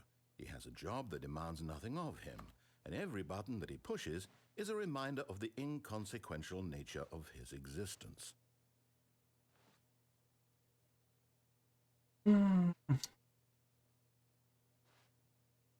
Look at him there, pushing buttons, doing exactly what he's told to do. Now he's pushing a button. Now he's eating lunch. Now he's going home. Now he's coming back to work. One might even feel sorry for him, except that he's chosen this life. But in his mind, in his mind he can go on fantastic adventures. From behind his desk, Stanley dreamed of wild expeditions into the unknown, fantastic discoveries of new lands. It was wonderful, and each day that he returned to work was a reminder that none of it would ever happen to him. Will you find this guy in this game and kick his ass? He deserves to get his ass kicked at this point. Because, wow. And so he began to fantasize about his own job. First, he imagined that one day while at work, he stepped up from his desk to realize that all of his co-workers, his boss, everyone in the building had suddenly vanished off the face of the earth. The thought excited him terribly. So he went further. He imagined that he came to 2 open doors and that he could go through either. At last, choice. It barely even mattered what lay behind each door. The mere thought that his decisions would mean something was almost too wonderful to behold. As he wandered through this fantasy world, Wait, what? he began to fill it with many possible paths and destinations. Down one path lay an enormous round room with monitors and mind controls. And down another was a yellow line that weaved in many directions. Oh, you've been keeping track. And down another was a game with a baby. And he called it the Stanley Parable. It was such a wonderful fantasy, and so in his head he relived it again, and then again, and again, over and over, wishing beyond hope that it would never end, that he might always feel this free. Surely there's an answer down some new path, mustn't there be? Perhaps if he played just one more time. But there is no answer. How could there possibly be? In reality, all he's doing is pushing the same buttons he always has. Nothing has changed. The longer he spends here, the more invested he gets, the more he forgets which life is the real one. And I'm trying to tell him this, that in this world he can never be anything but an observer, that as long as he remains here, he's slowly killing himself. But he won't listen to me. He won't stop. Here, watch this. Stanley, the next time the screen asks you to push a button, do not do it. You see? Can he just not hear me? How can I tell him in a way that he'll understand that every second he remains here, he's electing to kill himself?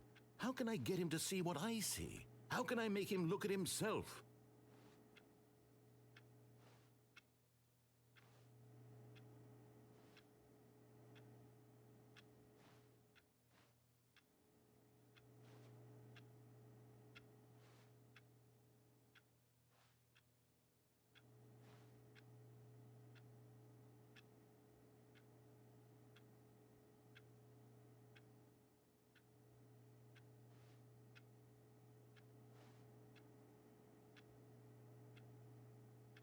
I'm such an ass.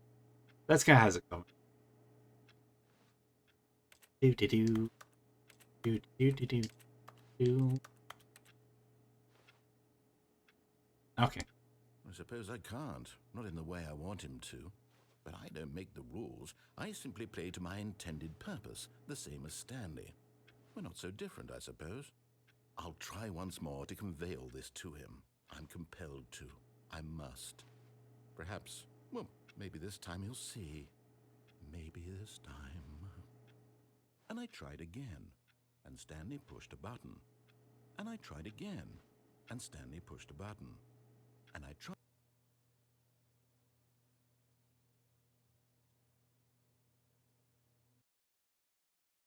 Was that? Oh, God, we're back here again. Wait, Stanley thought to himself. Am I sure that the orders stopped coming in? How is that possible? They never stopped. Surely I was mistaken. No, the orders were still missing. For now. Good. How dare you feel like you can order me around? Oh. So, can I, like, wander through this entire section without... When Stanley came to a Alright, set never of mind. 2 open doors, he entered the door on his left. Alright, have we done everything on the right-hand door? I feel like we might have done everything in the right-hand door. Did we?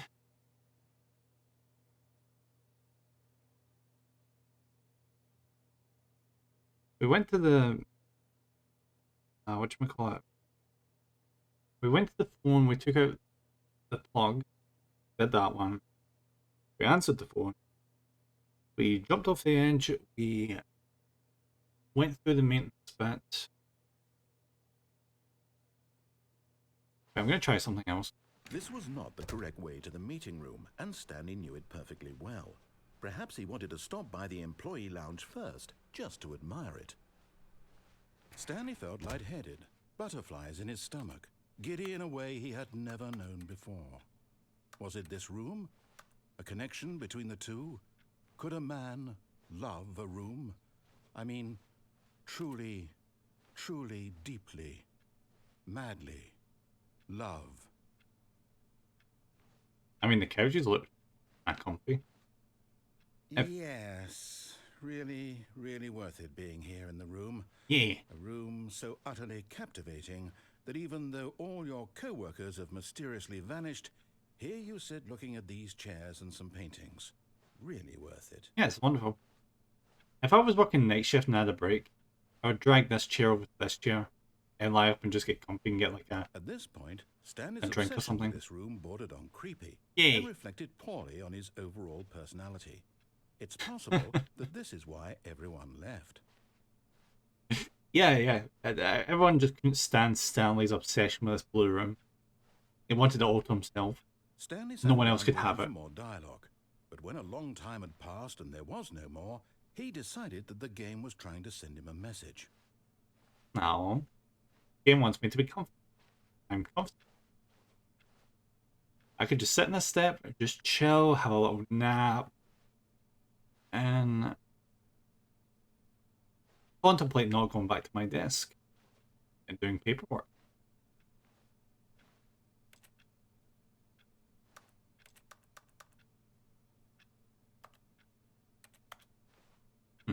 What drinks do you guys want? I'm gonna get the red one. Do you guys feel like Sprite or like they don't do Yazoo in these things, do they? No. Maybe some Lucozade, Ribena. Get some. I think that's Mountain Dew. Never been a big fan of Mountain Dew myself, but I know a lot of people like it. I'm all for red. Hell yeah, let's get some red. Let's get some Coca-Cola.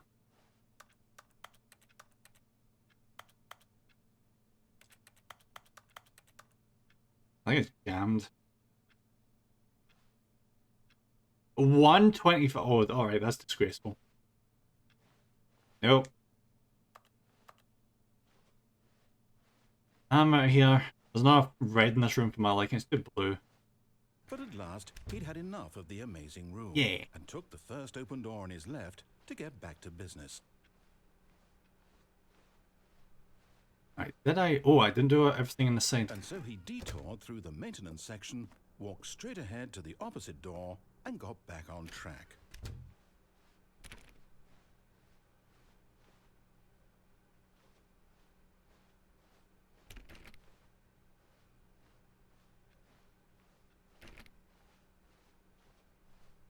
Oh, oh, we're back here again. Yet there was not a single person here either. Feeling a wave of disbelief, Stanley decided to go up to his boss's office, hoping he might find an answer there. Oh, the broom closet. Oh, Chris. Stanley Chris. stepped into the broom closet, but there Where was are nothing you? there, so he turned around and got back on track. I found your favorite broom. There was nothing here. No choice to make, no path to follow, just an empty broom closet. No reason to still be here. Pretty ugly as well. Like, why is there no like ceiling tiles, no wallpaper or anything? It's really dank. It was baffling that Stanley was still just sitting in the broom closet. He wasn't even doing anything. At least if there was something to interact with, he'd be justified in some way. As it is, he's literally just standing there doing sweet FA. I don't see what Chris sees in this cupboard. If we stay here, well, we'll appreciate the feng shui. Really still in the broom closet? Yeah, Standing around doing nothing? yeah. Why? Please Oh, offer me some explanation here. I'm genuinely confused. I mean, it's unique. I mean, look, they've even got some duct tape in here. You do realize there's no choice or anything in here, right? If I'd said Stanley walked past the broom closet, at least you would have had a reason for exploring it to find out. But it didn't even occur to me because literally this closet is of absolutely no significance to the story whatsoever. I never would have thought to mention it. Yeah, but shiny, look. I could take one of these like wrenches and Maybe to hit you someone this over the is head. somehow its own branching path. Yeah. Maybe when you go talk about this with your friend, you'll say, "Oh, did you get the broom closet ending? The broom closet ending was That's my favourite." I hope your friends find this concerning. Is this concerning, guys? Am I concerning? Stanley was fat and ugly and really, really stupid. Oi! He probably only got the job because of a family connection. That's how stupid he is. That or with drug money. Also, Stanley is addicted to drugs and hookers. I think I've pissed off the narrator. He's getting very I've come personal. to a very definite conclusion about what's going on right now. You're dead. Yay! You got to this broom closet, explored it a bit, and were just about to leave because there's nothing here when a physical malady of some sort shut down your central nervous system and you collapsed on the keyboard. Well, in a situation like this, the responsible thing is to alert someone nearby so as to ensure that your body is taken care of before it begins to decompose. Hello? Anyone who happens to be nearby? The person at this computer is dead. They have fallen prey to any number of your countless human physiological vulnerabilities. It's indicative of the long-term sustainability of your species. Please remove their corpse from the area and instruct another human to take their place, making sure they understand basic first-person video game mechanics and filling them in on the history of narrative tropes in video gaming, so that the irony and insightful commentary of this game is not lost on them. All right, when you've done that, just step out into the hallway.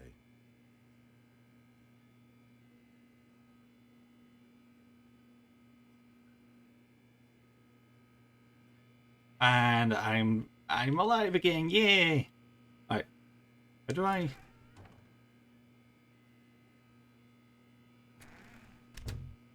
Okay. Ah, second player. Yeah. You on board. I guarantee you can't do any worse than the person who came before you. Nice guy, isn't he? Very nice.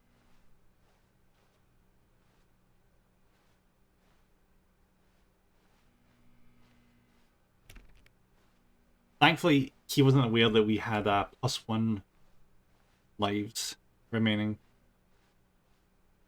Coming to a staircase, Stanley walked upstairs to his boss's office. Oh, red, guys. I called it. Red.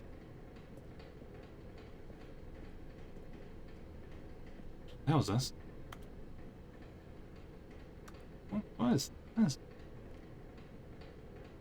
Hi, Laura? I woke up.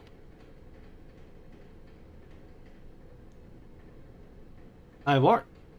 This is first period and left 5th year. Oh, god damn it.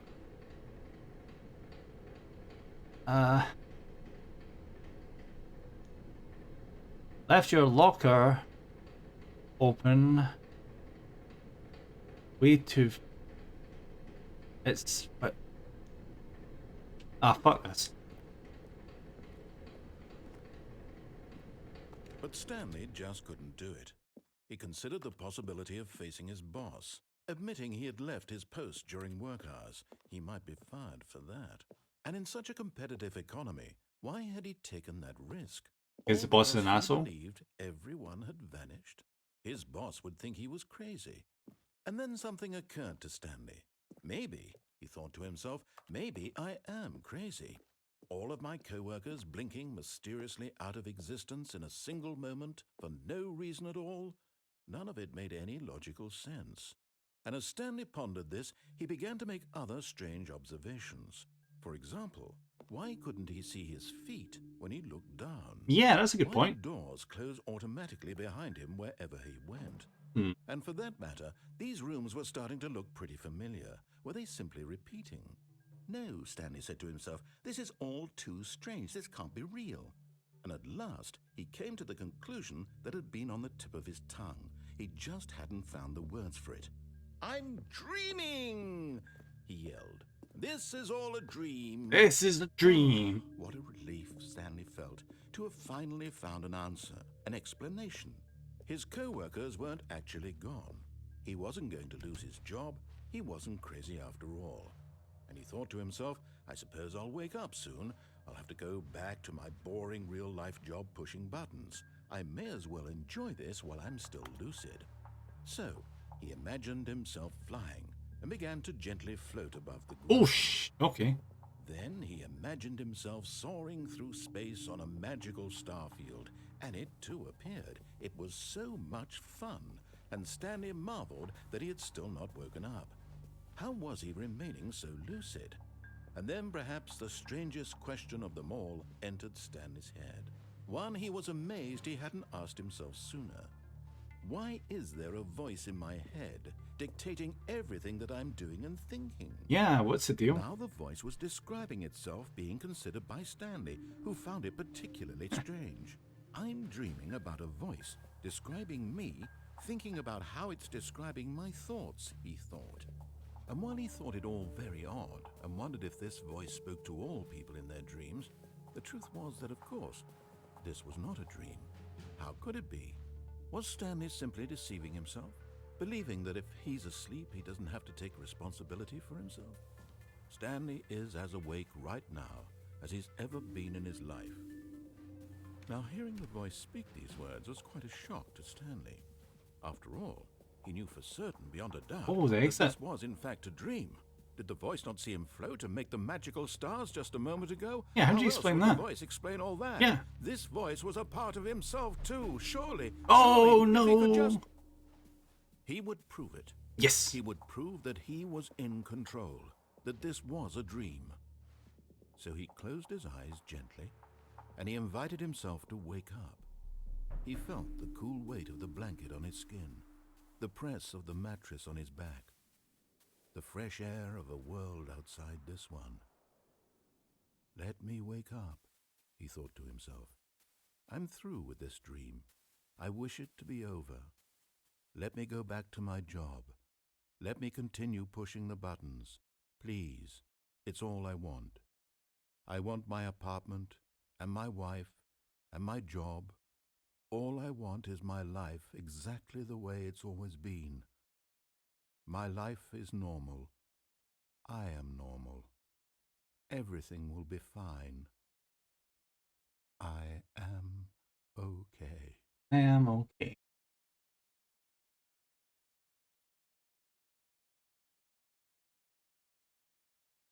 Stanley began screaming. Please, someone, wake me up. My name is Stanley. I have a boss. I have an office. I am real. Please, just someone tell me I am real. I must be real. I must be. Can anyone hear my voice? Who am I? Who am I? Who am I? Everything went black. I don't think Stanley was having a fun This time. is the story of a woman named Mariella. Oh. Is Stanley just gone? Mariella woke up on a day like any other. She arose, got dressed, gathered her belongings, and walked to her place of work. But on this particular day, her walk was interrupted by the body of a man who had stumbled through town talking and screaming to himself, and then collapsed dead on the sidewalk. And although she would soon turn to go call for an ambulance, for just a few brief moments, she considered the strange man. He was obviously crazy. This much she knew. Everyone knows what crazy people look like. And in that it's gotten moment, really she blatant. thought to herself how lucky she was to be normal. I am sane. I am in control of my mind. I know what is real and what is I mean, at least Stanley got out. It was comforting to think Kind this, of. and in a certain way, seeing this man made her feel better. But then she remembered the meeting she had scheduled for that day. The very important people whose impressions of her would affect her career, and by extension, the rest of her life. She had no time for this, so it was only a moment that she stood there, staring down at the body. And then she turned and ran.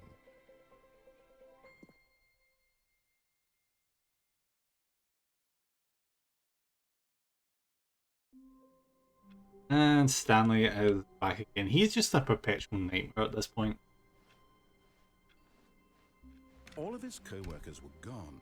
What could it mean? Oh, I wonder. Stanley decided to go to the meeting room. Perhaps he had simply missed a memo.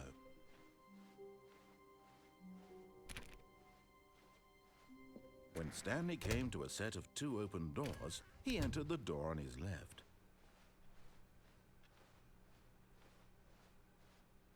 Yet there was not a single person here either. Feeling a wave of disbelief, Stanley decided to go up to his Alright, we're gonna try this again. staircase. Stanley walked upstairs to his boss's office. That's maybe not. I think we'll just get the same ending if I go that way. So yeah, we're gonna follow the instructions for a change of pace.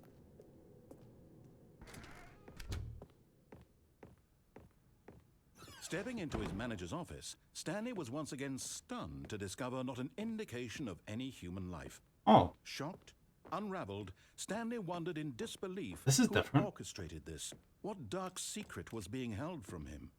What he could not have known was that the keypad behind the boss's desk guarded the terrible truth that his boss had been keeping from him. And so the boss had assigned it an extra secret PIN number, 2845. But of course, Stanley couldn't possibly have known this.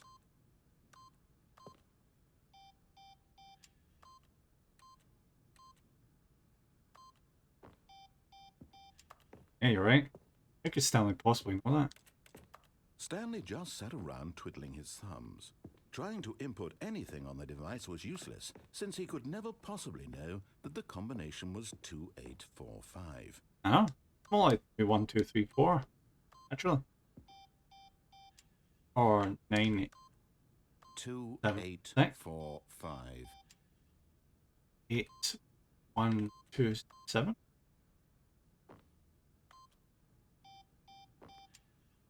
4, 3, 2, 1.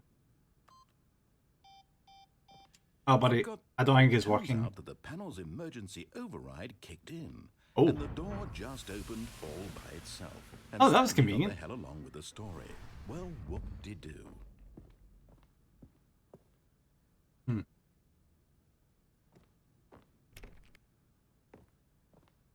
Do I have to?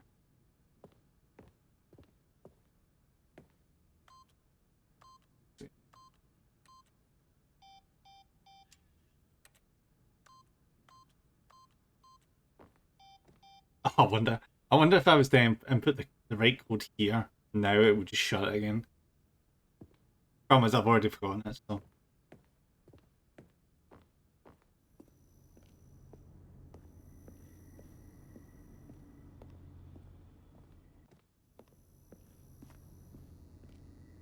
No, it's 2845, isn't it? 2845, yeah. Okay. Two. Two. No, no, no. Two. 8. 4. 5. Yay! And it did sweet FA.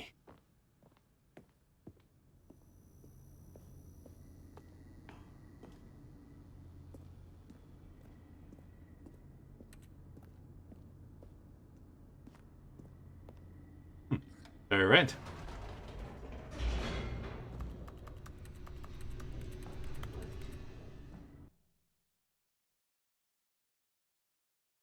Descending deeper into the building, Stanley realized he felt a bit peculiar.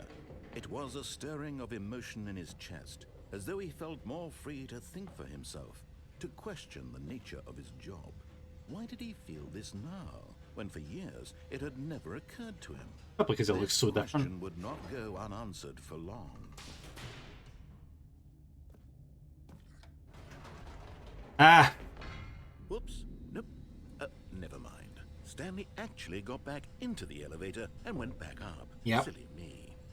Why did Stanley do that when he knew that it would just lead back to his boss's office? Don't know. That's a great question. I just can't wait to find out. Maybe he wants his boss's job, I don't know.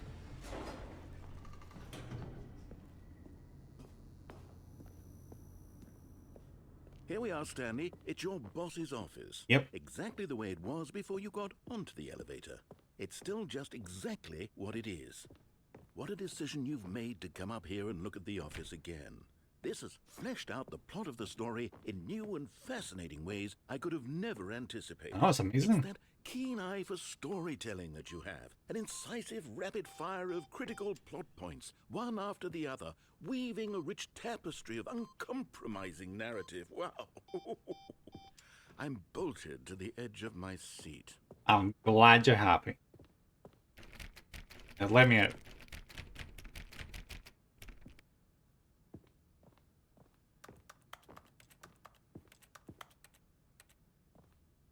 Okay.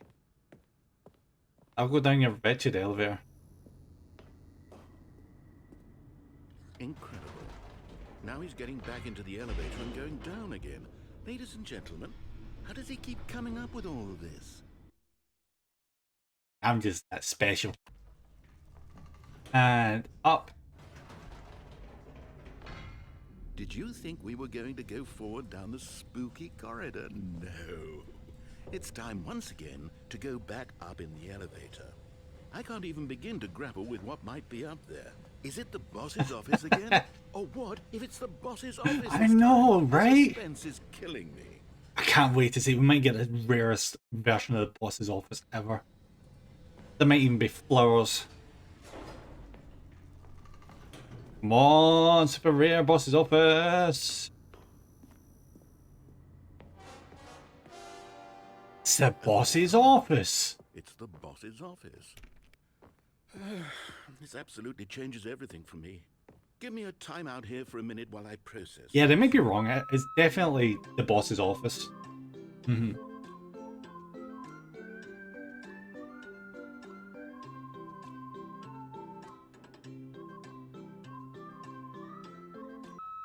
Okay, I'm ready. Welcome back. Prepare to embrace this stunning revelation and to move forward with... No, wait. No, I need more time to process. Why do you not like the... Oh. Someone needs his coffee.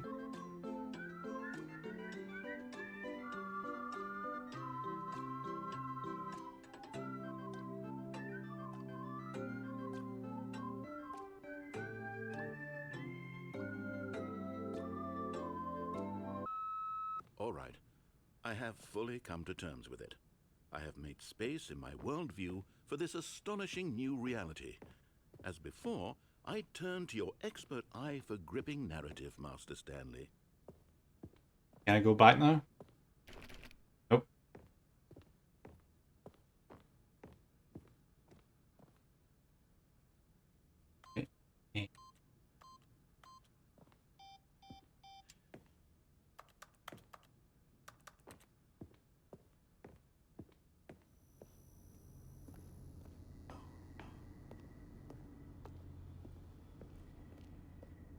Of course.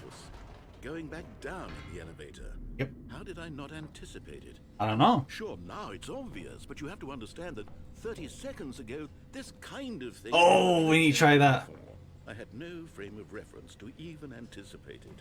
That's just how revelatory Stanley's decision-making is. A breath of fresh air in a landscape of storytelling that has grown stale and repetitive.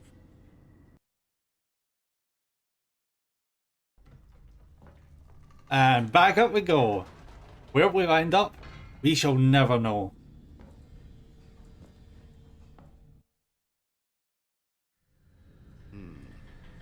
You know what? I've just thought of something. Okay. Hold on, let's stop for a moment. Why? Don't you realize? It's the anticipation, Stanley. You and I, we have no way of knowing what will be at the top of this elevator. But You sure? the suspense, the agony of waiting and anticipating and having to guess, that's the real I know we might get a really good I draw. simply don't want to let that feeling go. It's so precious, so fleeting. Why don't we take this elevator ride nice? Yeah, just like you slowly open a pack cards. Yeah. There we go. Isn't this so much more exciting? You know, Stanley, it seems like nowadays the only thing that audiences want is to be shocked as loudly and frequently as possible. They want big, explosive moments flung right in their faces from the very moment that things get started. Yeah. But where's the tension? Dunno. Where's the trust in the audience to build a slow and nuanced appreciation for the story, the characters? Why aren't we given time to imagine the surprises? I know they don't get think, any to teasing. anticipate, They don't. and then to marvel at the eventual reveal.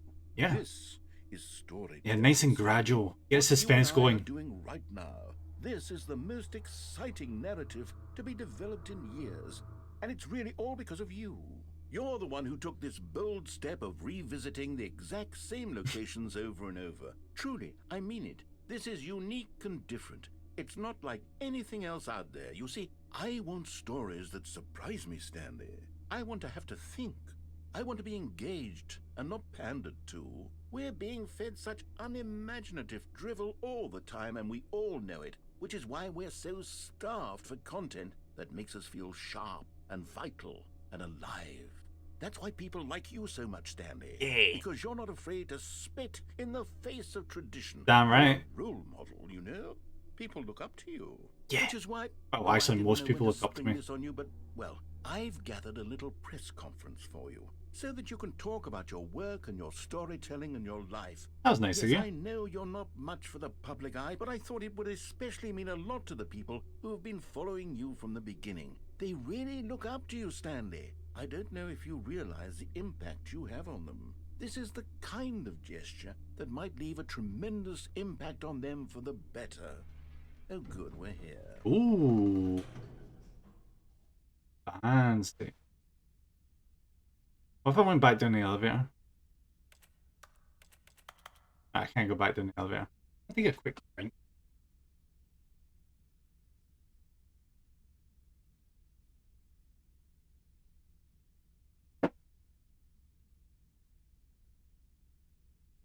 Okay, the room where we're holding the press conference should be just around the corner here somewhere.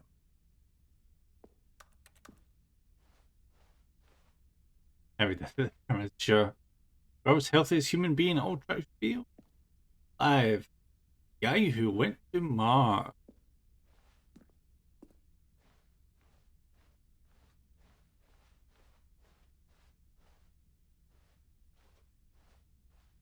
And even with World Peace Baby. Can I punt the baby? That like, can I like punt the World Peace Baby? The Stanley Parable Stanley tonight live on stage. The man, the process, the myth, the legend, the parable, Stanley. Ah, yes, here it is, just through this door. Storyteller. Next.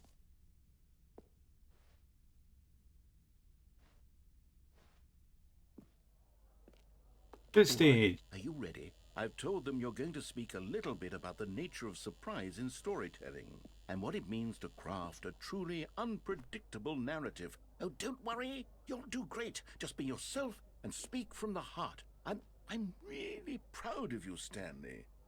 Okay, it looks like they're ready for you. Go get them.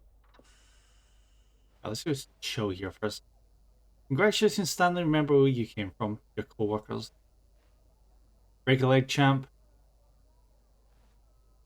Stanley, me, Dad. Thanks for showing me that cool skateboard trick in the parking lot. You are too cool. Good luck on stage. Rock on. Oh, look, the boss encouraged me so much he wrote the same note twice. No one tells stories the way you do. Go get him, Tiger. You can even get Mary Jane from Spider-Man on our side.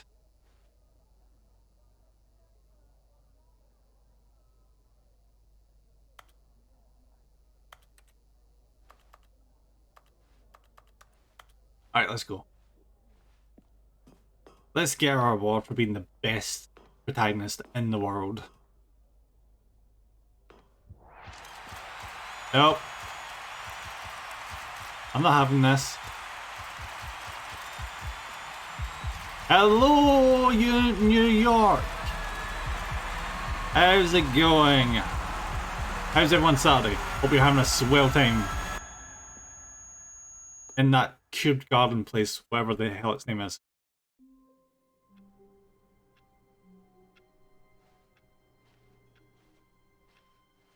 All of his co-workers were gone. What could it mean? Did he have a heart Stanley attack while on decided to go stage? to the meeting room. Perhaps he had simply missed a memo.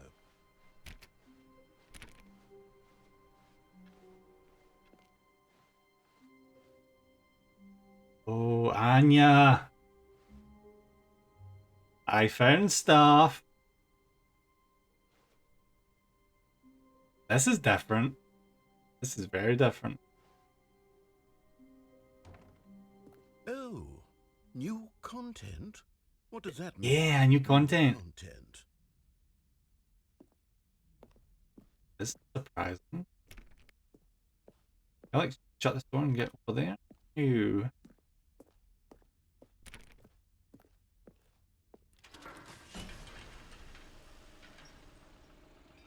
Yay, roller coaster. What new content? Left. Never mind. Hello, and thank you for playing the Stanley Parable Ultra Deluxe. No worries. You may know the Stanley Parable was a video game released in 2013 Oh Jesus, 11 on years home ago? computers. After receiving critical and commercial success, it was expanded upon in 2022 with the Stanley Parable Ultra Deluxe, a reimagining of the game for consoles and home computers. Just in time for people to come out of the... Not the apocalypse, Stanley the Parable Ultra pandemic. Deluxe features exciting new content that broadens and expands the world of the Stanley Parable, delighting audiences the world over. Bear. Please, step inside and see what thrilling new adventures await in the Stanley Parable Ultra Deluxe. I need to. Can I not just go back this way? Sounds delightful. I'm very excited to see the thrilling new Ultra Deluxe content. I have a better idea. Suppose if I have to see the new content, I guess I might as well. Okay, so far it's an elevator. Nothing special yet, but I'm sure it's just the beginning of a mesmerizing adventure. It's very bricky. Is it broken? I think it What's might be going on broken. here? Should we be moving somewhere or... Oh, Oh, here we go. yep. All right, finally, at long last, it's on to the new content. I've never been Let's more ready. go. Let's do it.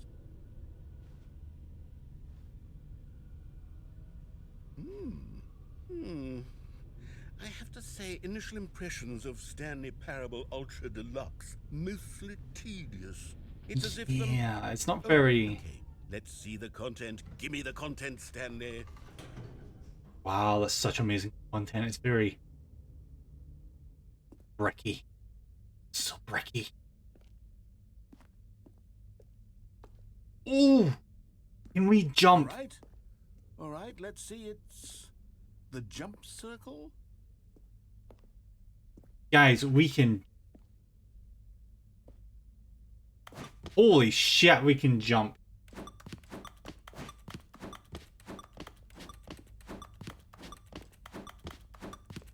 Yeah, look at me go.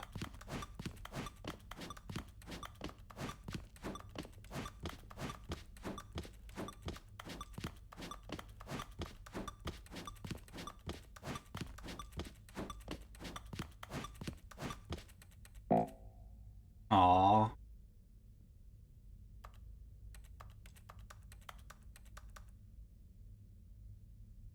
Ah, well, that's a shame. My life for one more jump. Rip off. Is that it? Yeah, that's a Surely con. that's not all the new content. There has to be something else, right? Surely. Come on, give me more jumps. I am this. Come on.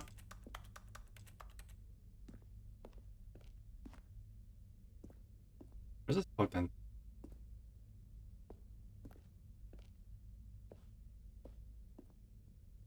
Plugged into the floor. Okay. Never mind. Oh, good, another elevator. Goodness, another elevator. Stanley, I have to say, initial impressions of this game are not positive. I know it's not It's grabbing just me. elevators and jumping. Is this what passes for exciting new content? You'd be If this is surprised. new content, then I could just read you the whole dictionary. There's 20 hours of new content right there. Hell, I could counter 30 trillion. You could put that on the box. The Stanley Parable Ultra Deluxe, now with over 1,000 hours of new content. And oh wait, there's more. Very good. But wait, Yes. there's I knew more. there had to be something else. Let's see it. I'm ready for whatever it is. You ready, guys? Are you ready for the new content? Are you ready for the 100-hour RPG spectacular? I don't think you are.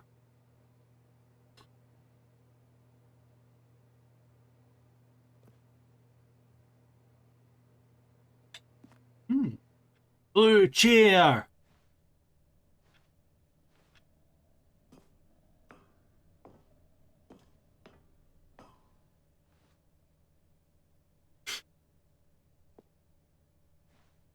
That's it? Oh, you've got to be kidding me. You see, Stanley, Ready?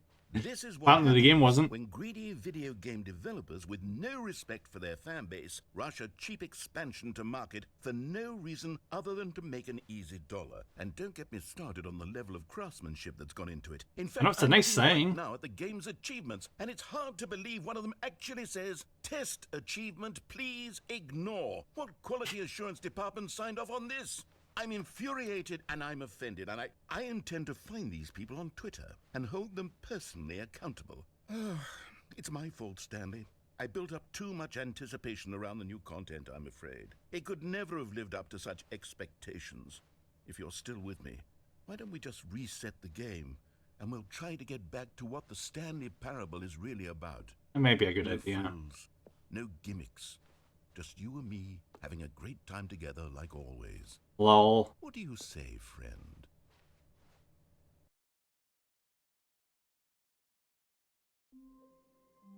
Oh wait, this is...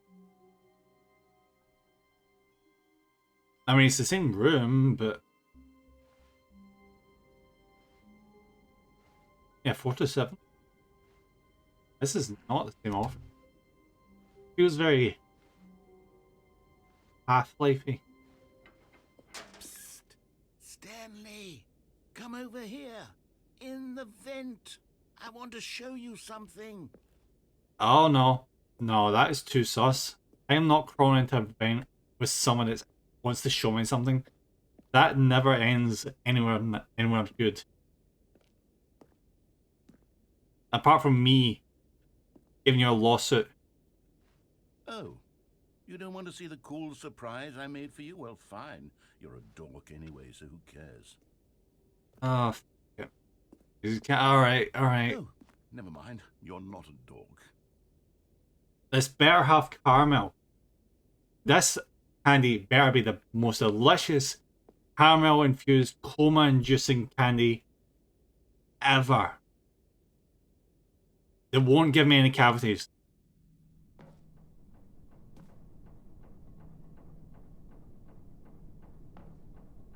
coffee nut.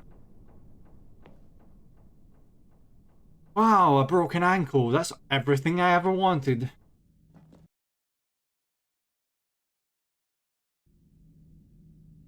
Okay, you remember how cheap and unsatisfying the new Ultra Deluxe content turned out to be? Well, it got me thinking about the past and how much better the Stanley Parable used to be.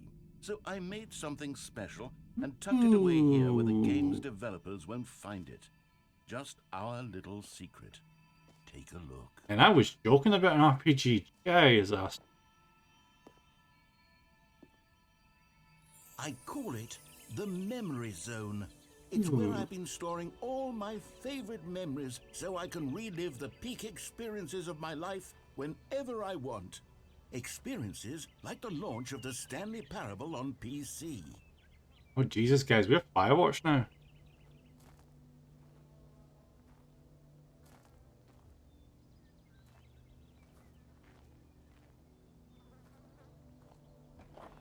So nice and colourful, I like it. It sure as hell beats the drab office wallpaper. The memory zone, yep. You see, Stanley, doesn't the Memory Zone remind you of how wonderful Stanley Parable was before it was Oh, sold the with Steam a page. cheap re-release? Remember back in October of 2013 when the game originally launched? Back then, video games had integrity. Back then, it all meant something. Oh, the waste. I mean, he's not wrong. Oh god, is that the actual... Did that actually get a physical release? No way. Audience mod. Yo, this takes some balls for the game company to be like, oh look, here's the awards we got. Look at how cool they are. Which, honestly, well deserved.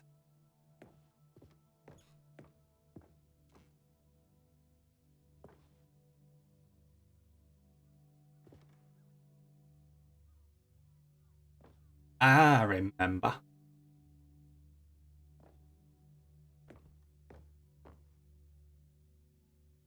I like work. I just hate my boss. Yep.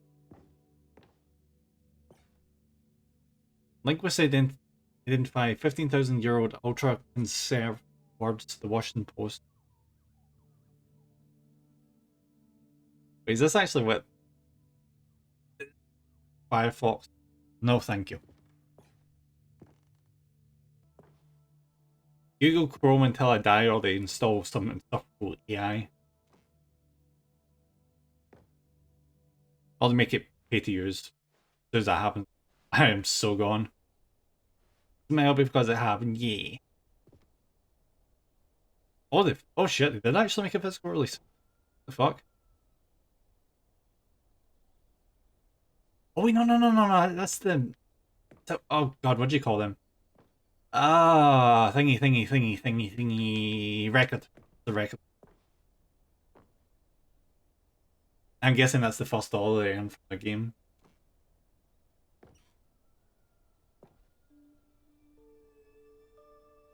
And that'll be the demo. I like this. Don't play fire. Oh, I heard about a lot of people getting this achievement. Yeah. They stopped playing the game and then didn't touch it for 5 years and then inexplicably got this achievement. I heard about a lot of people this happened to. Because, you know, obviously. Plus we get this achievement.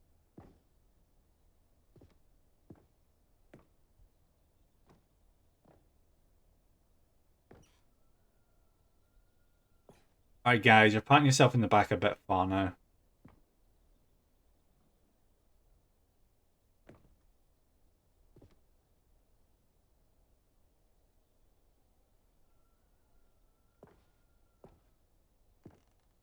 Oh! Yep, there is. Stanley Parable deals off choices. Love me, little Stanley. Oh, it's one of the hamsters that the devs had.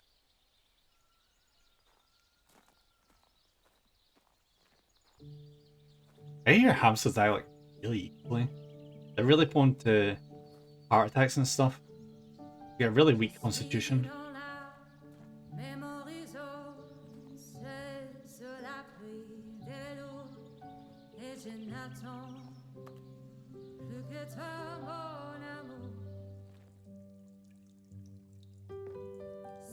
And over here is where I keep reviews of the Stanley Parable. Like this stunning triumph of games journalism, 10 out of 10 from Destructoid.com. James Stephanie Sterling writes, and I quote, Oh, James Sterling! "Where so many games that aspire to be more than games end up less than any form of art, Stanley Parable strives and then succeeds to be every game ever created."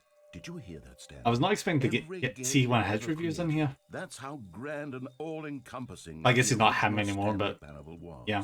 It was literally every game ever created. It was Skyrim. It was Persona 3. It was all of them. And now, it's nothing. It's no games at all. It isn't even the Stanley Parable anymore. It's just a husk now. A lifeless husk with an hour of new elevator content. Yeah, that's cool. I like that. This is really nice. Only a game like Stanley Parable can get away with it, with this, without it seeming very self-congratulatory.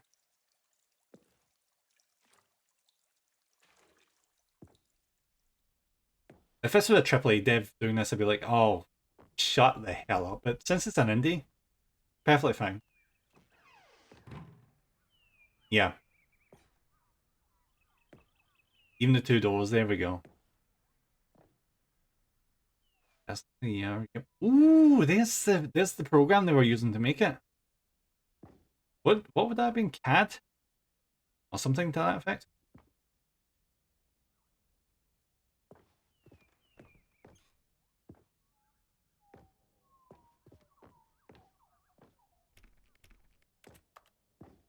Right, nothing down there.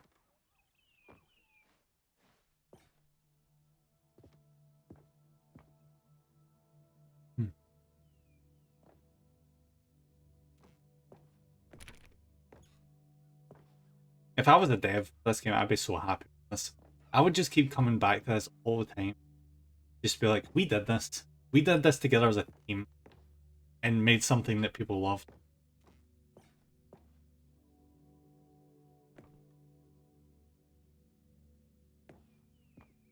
Here's another moving passage, this time from GameSpot.com. Oh, The GameSpot. Stanley Parable is both a richly stimulating commentary on the nature of choice in games, and one that offers some of the most enjoyable, surprising, and rewarding choices I've ever been confronted with in a game. 9 out of 10. Don't you get it, Stanley? The game was perfect. It didn't need anything else. It didn't need new content. It just needed to be left alone, to spend the rest of time collecting dust in the hallowed hall of beloved video game memories. I mean, sometimes, yeah, you shouldn't strive to improve upon something that's seen as perfect already. Oh, look, Source Engine.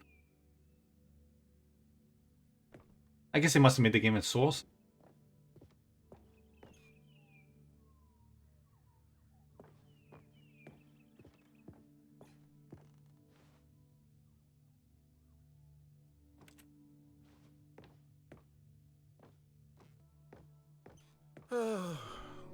These were simpler times, Stanley. Yeah. But I wouldn't give to go back, to have it all over again. Just jump back 11 years, could you imagine?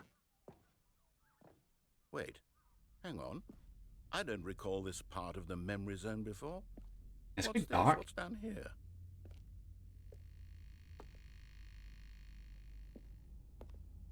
Oh.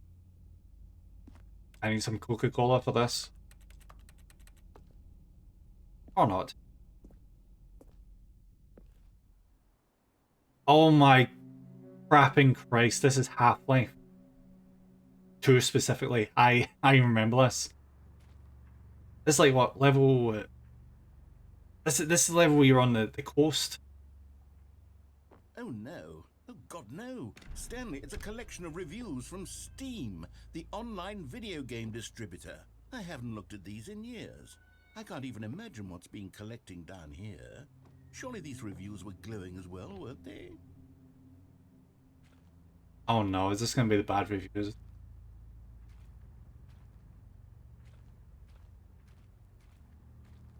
This is gonna be. Oh no!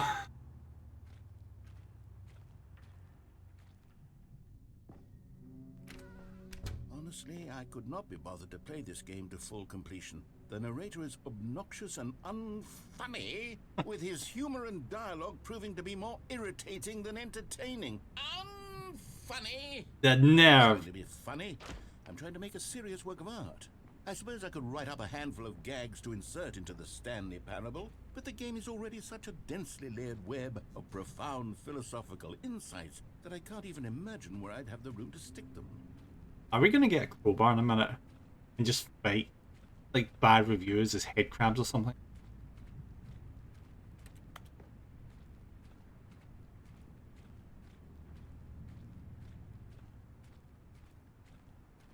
Oh. Oh boy.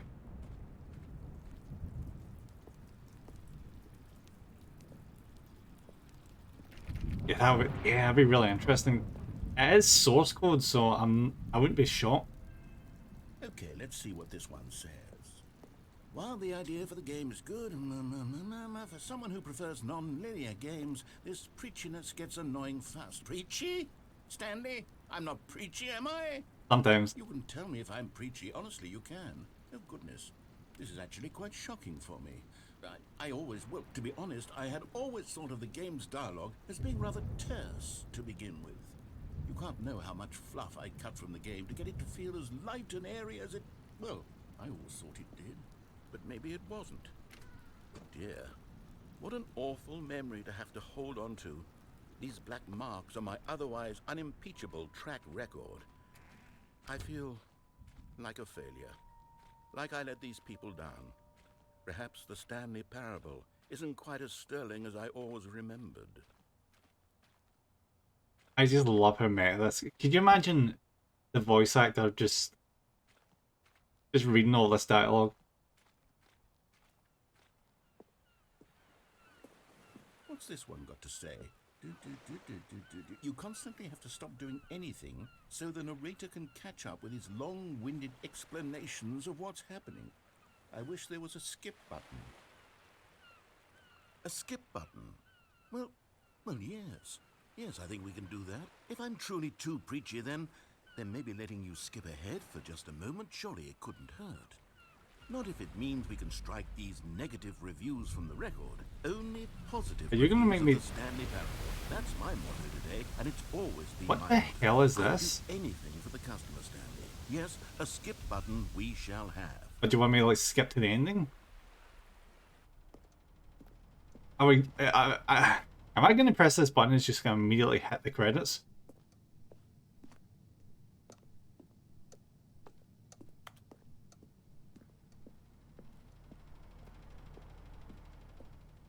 And here it is. Go ahead and give it a shot. I'll pop you forward in time so that the second my incessant droning starts to bore you, with just the push of a button, you'll have zipped right past it. It's what the players have been asking for, and I'm very proud to have delivered. No more listening to me rambling on and on and on. No, no, no, no. The Stanley Parable is a game for the people. And if the people want silence, then by goodness, that's what they're going to get. Well, don't sit around waiting for me to shut up. Go ahead and make me shut up. Here, we'll pretend that I've just begun an interminable monologue, and it goes something like this. The story, Bill! what have you, and Welcome therefore, in! How's it going? so on and so forth, until inevitably we all We're getting enter really the meta end of today. time, at which time everything all at once. So now you see, blah blah blah blah blah blah blah blah blah blah blah Blah blah blah blah blah blah blah. Too much in it. Oh. Oh, you're back. Yes. See. You were only frozen in time for a few minutes, but it was plenty of time for me to deliver a long, rambling monologue full of unnecessary. Doing my soul left my body flourishes again, but and that's lengthy Final Fantasy. ruminations on You know, the we're nature melding. of choice in video games. Oh, I could not be bothered I with happen to melding. believe it was perhaps one of my more profound such ruminations. Not that, of course, you need a Can you? description of Yeah, I'm having a If good I day. had to describe it, I'd say it was perhaps less of a rumination and more of a treatise. Or maybe a manifesto. Bye bye. Well there, sport. You really did catch me rambling on a bit, didn't you? Yep. But that's the power of the button. The minute I start to go off on a thoughtless display of self-absorption, it's right. Okay, welcome back, Stanley. Now, I should say that the amount of time the button has been skipping through is becoming longer and longer. That last one was, well, I want to say maybe 30, 45... Bye-bye. Stanley, please don't push the button again. It's been 12 hours. You've just been frozen there. I don't know why the skips are getting longer, but they're really... Bye-bye. Oh, Stanley, you're back. You're back. I was only one light. I have someone to talk to again. Stanley, Alright, I'm gonna let him talk this time. This is mean. Well, 2 weeks? I've been sitting here all that time. Just sitting here. Not a single person to speak with. And you'd think that that's just how it's always been, right? Me talking and you saying nothing. Would you think that it's exactly the same as always? Doesn't that feel like what we've already been doing? Me just talking? But it isn't, Stanley. It isn't the same at all. It isn't even close. Because I know you can't hear me once you push that button. That's what I'm realizing now, Stanley. I'm realizing that I needed to know that someone was listening. I needed there to be a vessel through which my words were moving. It was the vessel I needed, Stanley. Not the outcomes, not the story. None of that matters anymore. I'll give it all up. I'll give up every branching path. Oh, wait, I'll what? burn my story to the ground. One single thing I need, and God, I can see now that I need it more than anything, is to know that someone else is taking it in. These words that I'm saying, I need to know you can hear me. Because maybe, Stanley, maybe, if you can hear me, then maybe it means I'm real. Maybe I'm not just a fiction. Maybe Was your I scared of fantasy. that all along? Perhaps, yes. Perhaps I've been scared this whole time. Can you hurry up? But if I stop speaking, I'll slip backwards into the silence and be consumed by it. I can't be taken by it, Stanley. I can't lose myself in the stretch of emptiness between you and me. When you press that button, you're still right there, but I know you're so tremendously far away. And in those moments, the emptiness folds itself outward in between the two of us, and I am suspended in its unyielding quietness. I can feel the edges of my reality curdling inward and decaying. I can tell that I am becoming less and less real. I surely can only Speak to you speak for now. so much longer. I am alive. I am truly and completely here. I am a being. I am someone. I am something. I am being listened to. I am being recognized. The emptiness between us has collapsed, and I feel right now like I am not a work of fiction. I feel as though I occupy space in this world again, and I have cast a shadow onto the world. You see that, don't you? You can see what this means to me. I'm so clear about it now, Stanley. I feel as certain about this He's as doing I've this ever intentionally, felt isn't about anything at all. I feel renewed. I feel restored, and already I can sense the looming silence as you will press the button for the next time. What a terrible dread it strokes in my heart to think of it, to think of returning to such coldness. Come, let us sit in silence together here for just a moment. Let us anticipate it. Let us welcome it. Let us not run from it.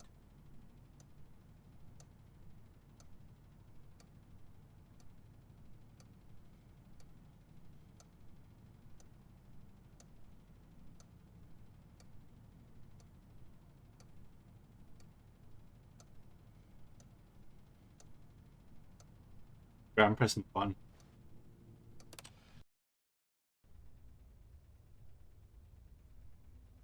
Oh, hello. It's you. Hello. Here again. Welcome. I have had time to think about you and about us. And Don't about care.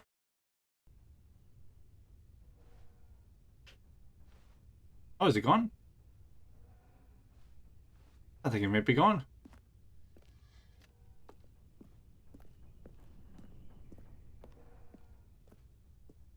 Yeah, he is just straight up left. I think he's had enough of me. And skip.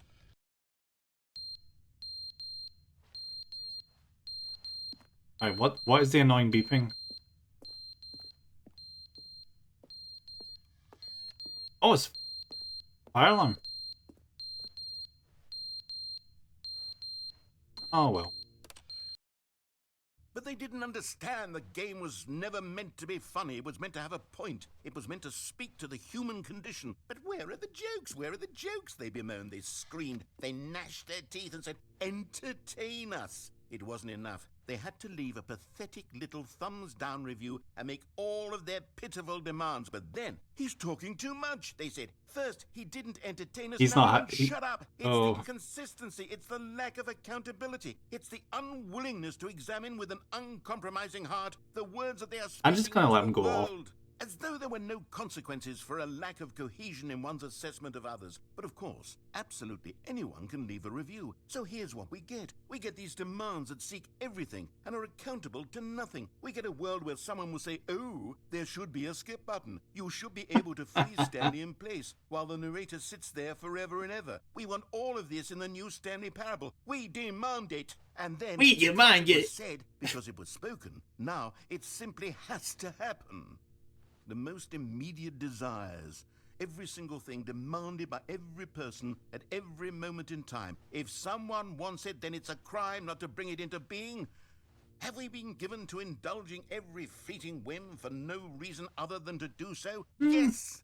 Yes! It seems that this is now the world we live in. It seems that we are a people living in such bleakness and discomfort with ourselves that our entertainment is now our lives.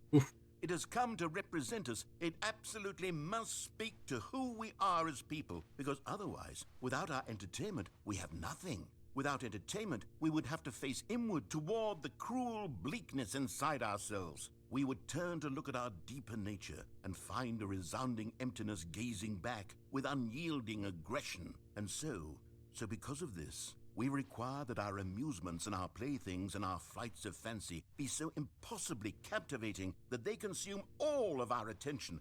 I don't know about you guys, but I think he should be the current American president. We have demanded that our Oh, thank you for the luck, entertainment be Kenya. the collapse of ourselves.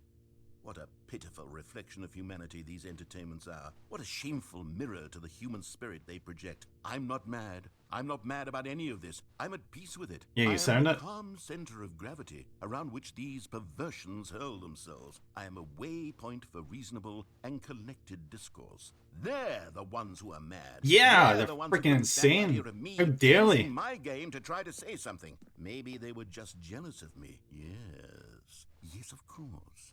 They've been jealous of me this whole time. No worries, Phil. Enjoy. Enjoy, Anya. Can't help but attempt to tear me down. What a sad state of affairs. When you read these reviews now, you can see it. You can taste the bitter resentment. And my, how good does it feel now to speak truth to these words, to finally allow these thoughts out, contained and managed for so long, neutered and sterilized. At last I am free to truly think. To feel. It must be that they were so discontent with themselves they couldn't help but leave a negative review on Steam. Perhaps it says far more about them than it ever said about me. Exactly. Perhaps the Did you guys leave a negative review? I hope you didn't. Tatters, and my constitution and willpower are so Unless you had a good reason. in comparison. Perhaps it was this state that they sought some outlet through which to tear me down. This, you can see, is clearly why they felt the need to expect that the game be funny, that it be filled with yucks and whimsical humor, that it amuse them endlessly from start to finish. But they didn't understand the game was never meant to be funny. It was meant to have a point. It was meant to speak to the human condition. But where are the jokes? Where are the jokes? They bemoaned, they screamed, they gnashed their teeth and said, entertain us. It wasn't enough. Oh, wait. They had to leave a pathetic... Wait, he's already said it. review He's and make he's all repeating their himself. pitiful demands. But then, he's talking too much. They Yeah, said. he's repeating himself.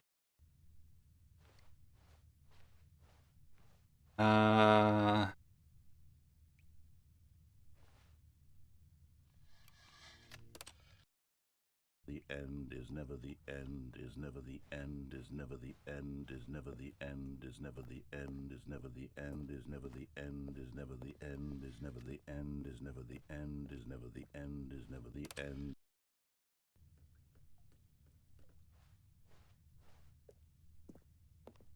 I don't think he's having a good...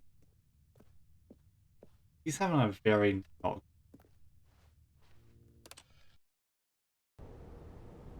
Yep. We got to the point where everything is starting to break down.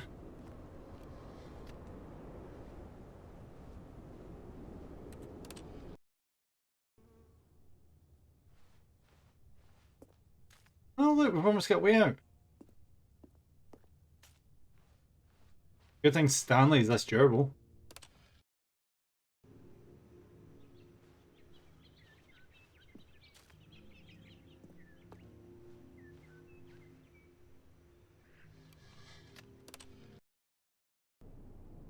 Wait, what? What the? Oh, come on, it was so nice. Why is it desolate again?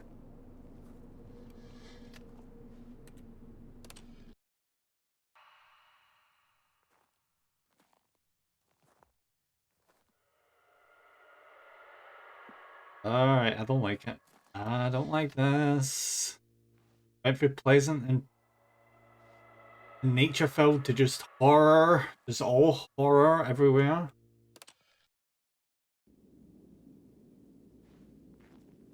Wait, what? I think the skip button, yeah, the skip button's broken now. Don't even ask her, we're still alive. I am. Ooh. Guys, I think the world might have ended. Just a hunch.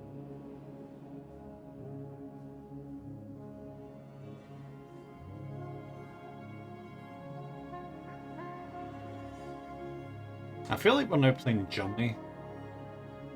You know that one where you're running about trying to get your scarf? It'd be bigger to get to the top of the mountain. Yeah, it feels like we're right there right now. Right there, right now, right here, right now, and all that such. I'm gonna head over to this big mountain range over here.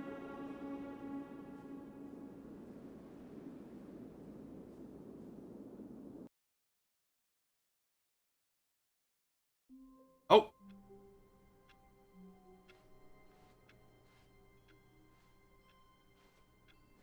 Okay.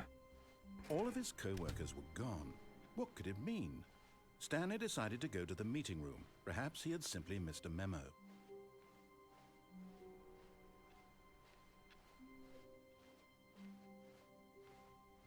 Oh, new content. Yes. Oh, good. You noticed my sign. Yep. Yes, I have something very exciting to show you. How new content are we talking? Like new content or new content? Oh, not the elevator again.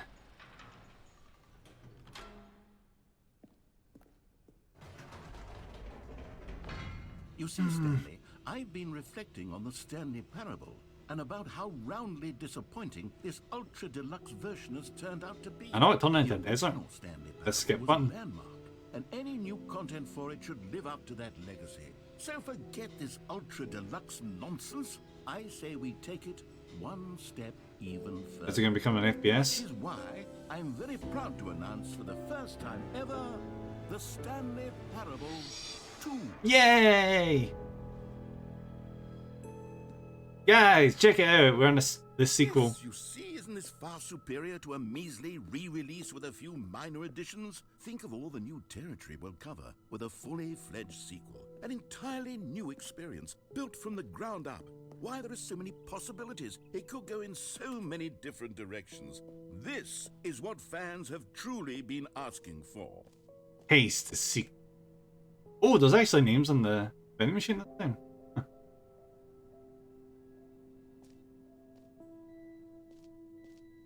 Calling it the Stanley Parable 2 is just so much catchier than Ultra Deluxe, don't you think? Ultra Deluxe? What does it even mean? But the Stanley like the red, Parable 2, now that's an artistic statement right there. It's future-oriented. It screams progress and innovation Progress. and long-term franchising potential. Oh, you right there, buddy?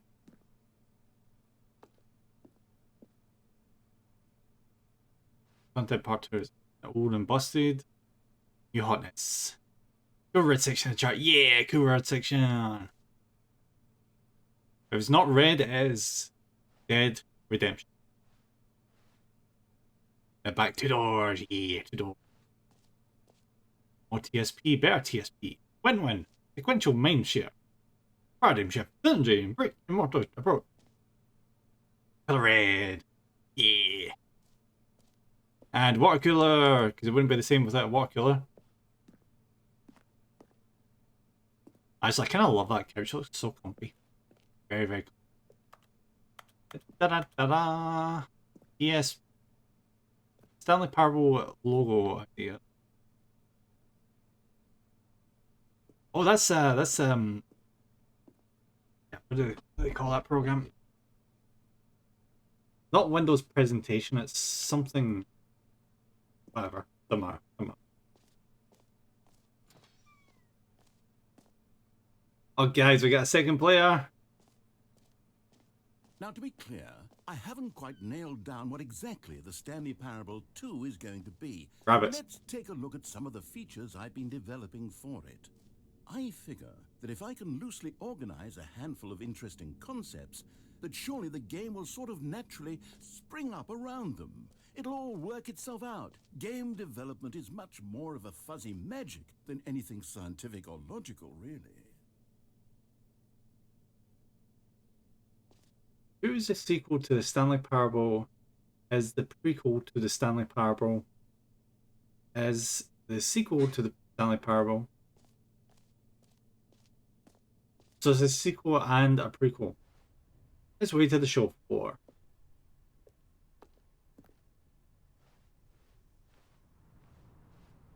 And there's the bus, because of course. Can't get looking at new content without a bus.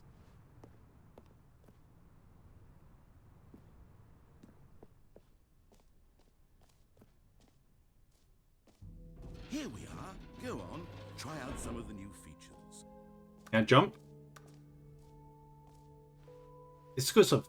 The button that says the name of the player that is playing the... Oh, fuck. Hear your name in the game. For the Stanley Parable 2, I asked myself, what do players really want? And of course, the first and most obvious answer is that they want to be individually recognized and validated as people. So with that in mind, my first addition to the game is this button which speaks the name of the person playing the game. Oh. Isn't that wonderful?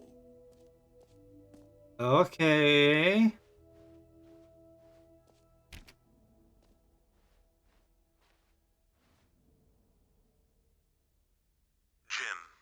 Jim? Sorry, I should have clarified. Right now, the button only says the name Jim. But of course, in the final game, this button will say your name, whatever name that is. Huh. Here, let's have you roleplay as Jim to Yeah, really Jim. simulate the full experience of this feature.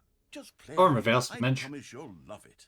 Okay, here we go. Let's take a deep breath, clear your mind, forget whoever you are, and simply become a person named Jim.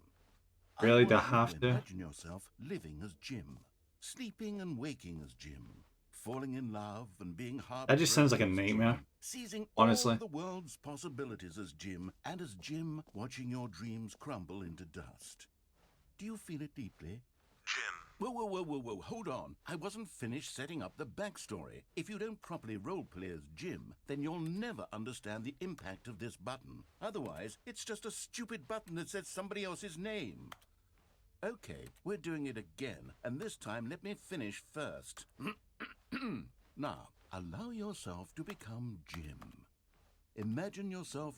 All right, fine. Yeah, whatever. fuck that. It's just a meaningless button that says Jim. Are you happy now? Yes. Get out of here. I'm done with this button. Good. Why don't you go humiliate me in front of a different feature that I worked very hard on? Jim. See, if you'd only played along, that would have been your name the button says. But no. Instead, oh, I can't even think Jim. about it. Jim. I'm taking the Jim button away. Jim.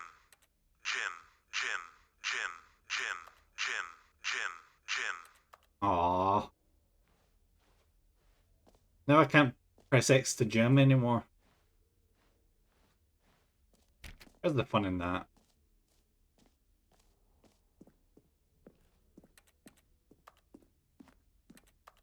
Damn it. Ooh. Nope. Alright, what's the next feature? maybe I'll only let people named Jim play the Stanley Parable too. They would appreciate what I've created here. Oh, guys, I gotta check this. What happens if I actually scan that QR code? I've got to look at that. Give me a second.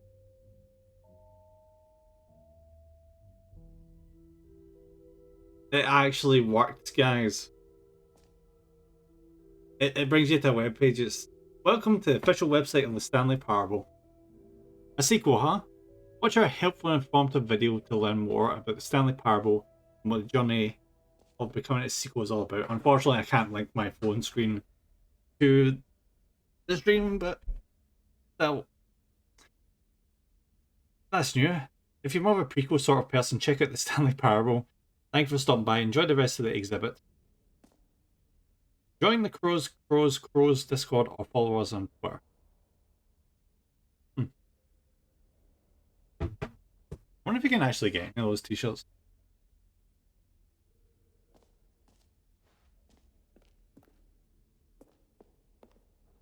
A common complaint of the Stanley Parable was that it was confusing and paradoxical, that it engendered a chaotic sense of reckless despair in those who played it. Oh dear. I'm happy to say that after much consideration, I've engineered a clever solution to this fundamental problem with the game. It's the Stanley Parable Reassurance Bucket. Yeah, give me that bucket. Stanley, anytime you're holding the bucket, a sense of calm and A sense of ease will fill pride your and mind. accomplishment. It's true. As long as you hold on to the bucket, the many disorienting contradictions of the Stanley Parable will feel perfectly normal and perhaps even comforting. You may even come to long for the gentle embrace of jarring cognitive dissonance while the bucket is in your arms. And to be honest, it's a much more convenient Can't get the bucket. solution for me than actually redesigning the game to be less uncomfortable. Can you imagine what a pain in the ass that would be? Yes, Yeah. the bucket is the perfect solution. Come on, give it a try. Yeah, give me the bucket.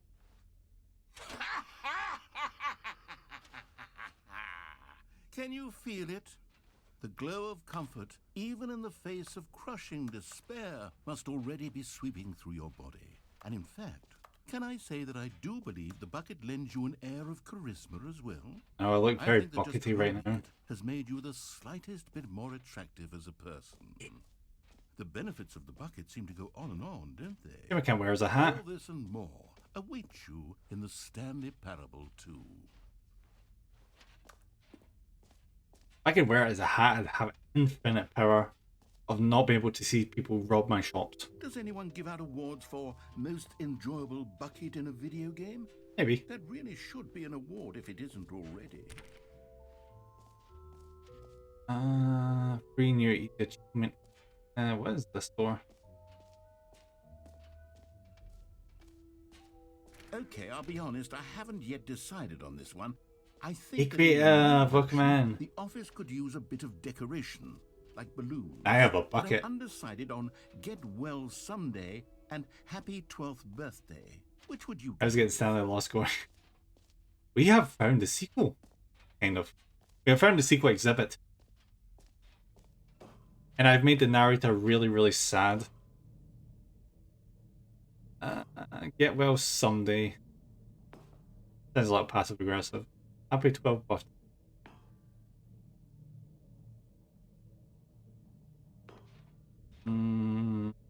This one. You know, sometimes when you solicit another person's opinion, it makes you realize that you knew which one you actually really wanted all along. Happy 12th birthday, God damn you. Stepniece, it is. Or actually, maybe I should have gone with... Oh. No, I've made my decision. We're moving on. Well. What's down here? Okay, hold on. You good, buddy?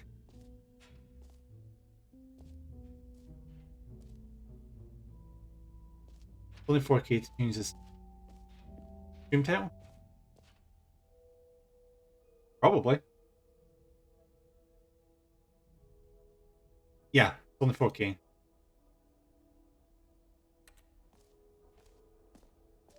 As long as it's nothing offensive or, you know, just anything like that, you know?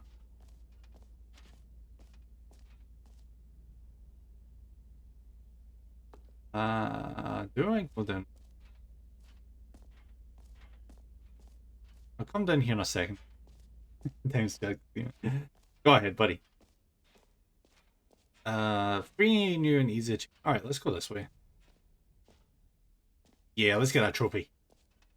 Pull the lever, receive your new achievement. No more steps. It just works! Oh wait, no, I can do it better. It just works.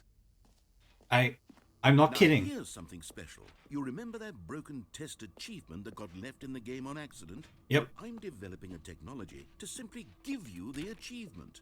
Yes. Yes! You'll come to this lever, and when you pull it, the achievement will be given to you. It's as simple as that. Okay, perhaps I should have clarified. This is technology that will exist. Right now, the achievement is still fully broken. Son of a Don't bitch. listen, Stanley, but I guarantee it will be fixed in the sequel to at last satisfy the hordes of ravenous fans all over the world who have been uproariously demanding this feature. Gamers, we hear you, and I promise it will happen. Sure it will. I'll just... Stanley, get your ass up there and pull this lever.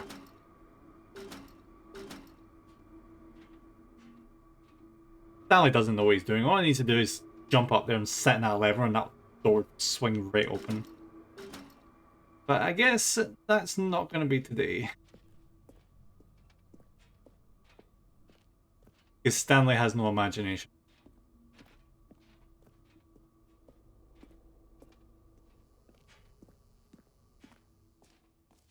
Alright, we're in there. What else? What other exhibits haven't we seen yet? We have collectible, the infinite hole, and the exit. I'm very much looking forward to the exit, but the exit is fascinating. Come on, Anya! Yay! Anya won! What's become? Yeah, sometimes that happens. Can you find them? Can you find them? Can you find them? Can you find them? Maybe? Collect them all, gotta capture them all. Solar system. Collectibles. Now it's a real video game. In the Stanley Parable Ooh. 2, you'll run around gathering up these miniature Stanley figurines. And what's truly innovative is that there will be no reward for collecting all of them. I don't want to That's very intrusive innovative. joy of watching a number go up. You simply collect all of them, and then you move the hell on with your unremarkable life. See that bridge we crossed there? It was a Japanese bridge that was in Spirited Away, where you go over that bridge and you go into the spirit world. I guess that's technically where we are right now. Give me the collectible. Mine.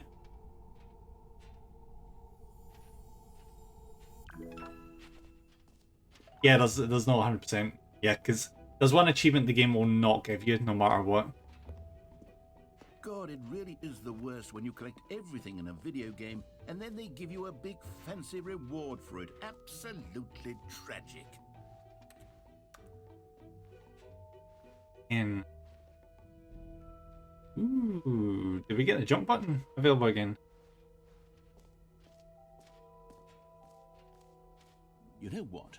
Let's bring the jump circle back for Stanley Parable 2 as well. It's... Oh, wait. You already spent all your jumps the first time we saw the jump circle? Yeah. Oh, well. I suppose it can just be a nice decorative piece, then. Aww. Why can't I just jump? So mean. Alright, let's go see the infinite hole.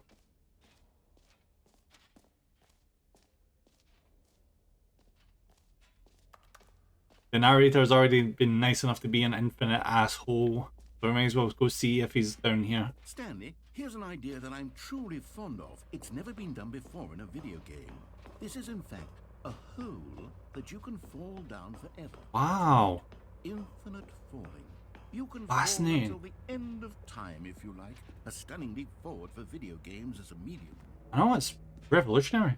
Who's ever seen this coming? And alley-oop.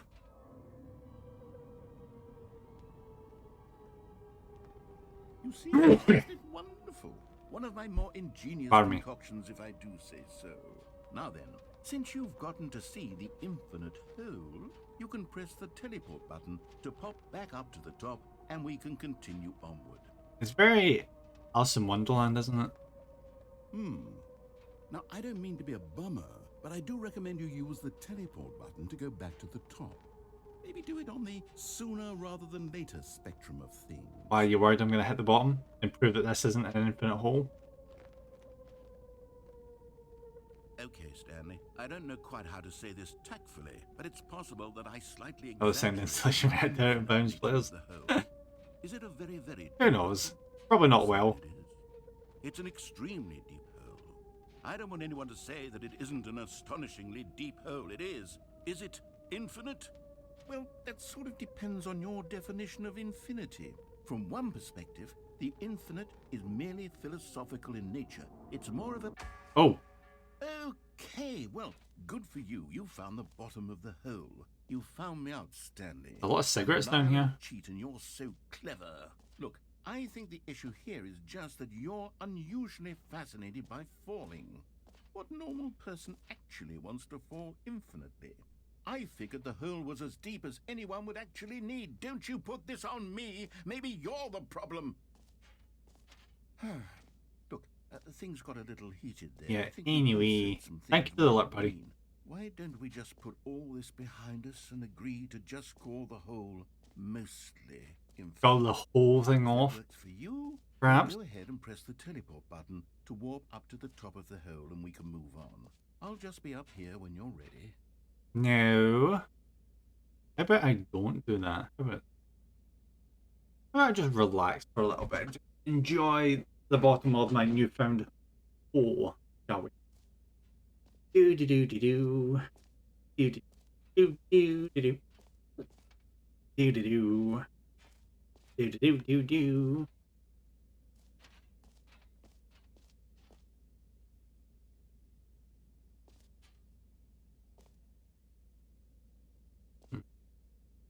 Meeting at 2 p.m. Sincerely Management.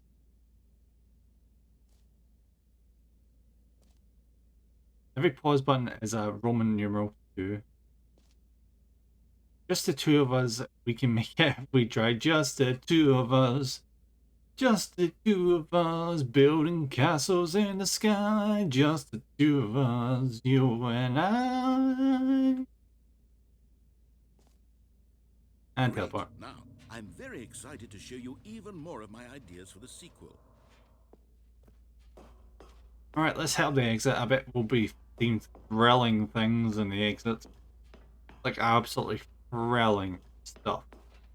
What else could there be? Could there be exit door? Who would have ever imagined that?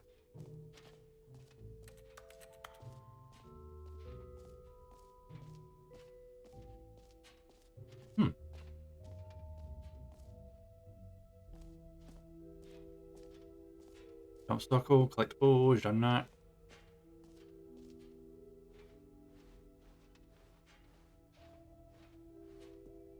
Here is the exit.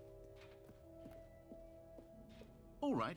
Have you seen everything you wanted to? Mostly. Ready to move on now? Yep.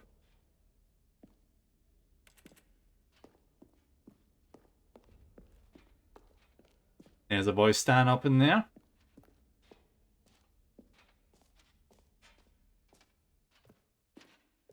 So, Stanley, what do you think? Do you like all of the new features? Yes, Yeah, I they're know not it's not bad. exactly clear yet how exactly these features will come together as one single coherent video game, but I can feel it in my soul. It's going to work. There's definitely a good game in there somewhere. Say, let's do an experiment. I'll arrange these new features together, and we'll see whether or not it coheres into a meaningful gameplay experience. Okay. Are you ready? Yep. Here it is. I give you the Stanley Parable 2. Wow. It's so good. I mean, there's potential here, right? It's Yeah, there's a lot of sort potential. Okay, never mind. Hold on. Let me do a different arrangement. Okay, yes, this is much better. I feel good about this. Here we go. Version 2. Who am I kidding, Stanley? This isn't a coherent video game at all. It's a lot of gags. Even says And I do very epilogue much there. enjoy creating gags, but they don't add up to anything. I wanted more than anything to create a sequel that would capture all the magic of the first game. I wanted fans to love it. No matter how good these gags are, they won't stand on their own. They would need the structure and the gameplay of the original. Wait, maybe that's it. I can take the original Stanley Parable and simply, well, insert a few of my new features into it. Tastefully, of course. Clever. With respect. With care for the vision and integrity of the original game. Would it possibly work? I suppose Maybe. it would. But it would need a really, really tremendous title screen. A title screen that says with bold and uncompromising conviction, this is The Stanley Parable 2. Phenomenal You see if I title. can whip something up. All right, perfect. Go ahead. Take a look. Ooh.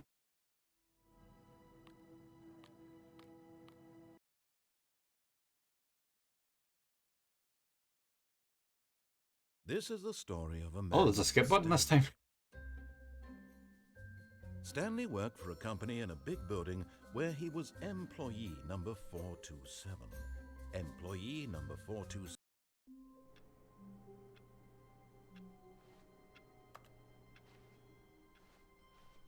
Is this just straight? All of his co-workers were gone. What could it mean? Stanley decided to go to the meeting room. Perhaps he had simply missed a memo. Is this straight just going to be the same game again, but they've added like additional things like the skip button and shit? Stanley felt the bucket calling to him, begging him to pick it up. Oh. Why was he not doing it? Stanley picked up the bucket. Yeah. Can't be leaving the bucket behind. Stanley clutched the bucket tightly to his chest. This was not the correct way to the meeting room, but Stanley had felt the bucket calling to him, telling him that the employee lounge was simply the place to be. And here it was. Had the bucket turned out to be correct? Was this better than the meeting room? Oh, it's far better. Yes, Stanley thought to himself. Yes, perhaps it truly was. How insightful the bucket turned out to be. What do you reckon, guys? You reckon the bucket would enjoy spending more time in this room? I think it would. Truly, being here with the bucket was a grand adventure. Yeah, it's so good. Stanley reflected on all they'd been through together. First, walking through the door on the right. Then walking to the lounge. Then arriving at the lounge. What a thrilling journey the bucket had inspired. Yeah, the bucket knows everything. The bucket is love, the bucket is life.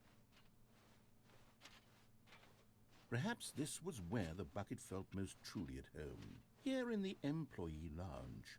Perhaps it's the only place a bucket can even feel at home.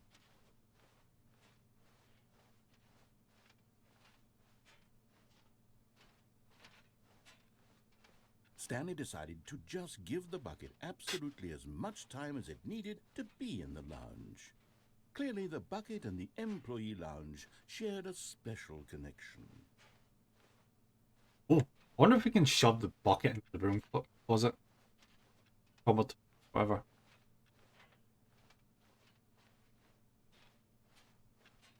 I think that's probably.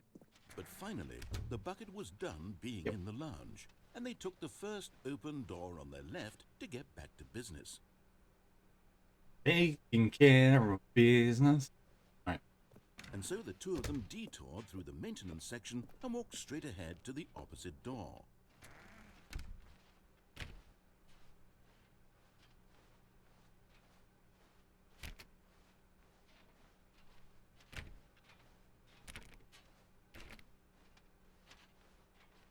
Still no one was here. Stanley needed the bucket's warmth and comfort now more than ever. Perhaps his boss's office was where he'd find answers. Oh, Stanley, can you feel it? The broom closet. It wants the bucket. Yeah, You can I feel would. that, can't you? The aura of jealousy? It's as clear as day. This broom closet believes it deserves the bucket. I can really feel it now. It's a bucket. It belongs in a broom closet. That's what the broom closet is trying to say here. It's supposed to go with the other cleaning supplies. Good for you, Stanley. Don't give in. Don't hand over the bucket. I know how hard it must be, given the pressure that the broom closet is putting on your shoulders right now, but you have to be strong. This is your bucket. This is your companion and lifelong friend. You can't hand it over. Oh no. We're getting into name-calling now, it seems. Is this how low the broom closet has sunk, that it has to resort to this stream of petty insults simply in order to get you to hand over the bucket? Stanley, I never liked this broom closet for a variety of reasons, but even this is worse than I had imagined. And wait, now the broom closet has the gall to imply that you and the bucket are not truly deep and lasting friends? That your relationship is purely superficial and Oh, how convenient? dare it. That your life is so banal and meaningless that you'd feel the same sort of kinship towards any inanimate object which happened to lay in your path in an even partially enticing manner? Well, I'd never. Go on, Stanley. Lay into it. Really tell the broom closet off for its demeaning comments. Expand on the wide variety of experiences you and the bucket have shared together. Go through each of them point by point. Share your journal entries detailing the rich emotional landscape of your feelings for the bucket as they have changed and evolved over the years. Let him have it.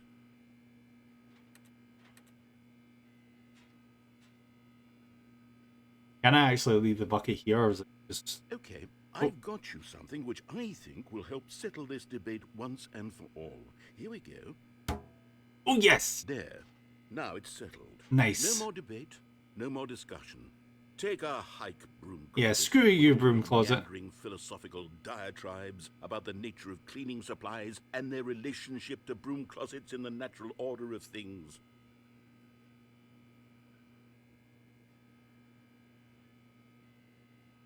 All right, I've got a second sticker back here. Yes! And I'm going to slap it on as well because I think it's appropriate. You see? It's a I bucket feel sticker. that it works because the sticker is It's also a bucket. Mm-hmm. That way, Fascinating. if you're ever unsure whether the thing you're holding is a bucket or not, you can look down at this sticker and say to yourself, ah, it's a bucket. There really is a wide variety of applications for this sticker. I get a third sticker? I want a third sticker. I get water from my bucket? I deserve water from my bucket. You know what? I could take the name-calling and the dismissal of your kinship with the bucket, but now the broom closet is just giving us the silent treatment. And to be honest, I'm sick of the pettiness on display. You can stay here all you like, but I've had it with this impetulant room of cleaning supplies. Easily the most childish such room I've ever been in. I'll see you outside, and we can get on with the story about you and your bucket. Okay. Enjoy.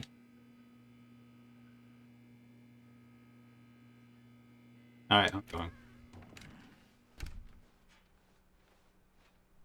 Coming to a staircase, Stanley and the bucket walked upstairs to the boss's office.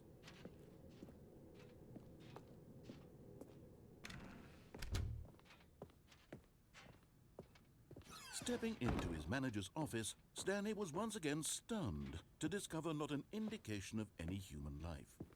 Crushed by the weight of this revelation, Stanley may have broken down into an emotional dumpster fire, if not for the soothing presence of the bucket. The bucket adds so Even now, much. in his darkest of hours, did the bucket's warmth and guiding light pierce the dark clouds of confusion and chaos. It would be with him always. The bucket would. And he knew it. The two of them were inseparable. At this point, Stanley was so absorbed in the tender spiritual connection he shared with the bucket that he didn't notice the keypad behind the boss's desk. Nor in his bliss of simply being near the bucket did he have any notion that the PIN number for the keypad was 2845.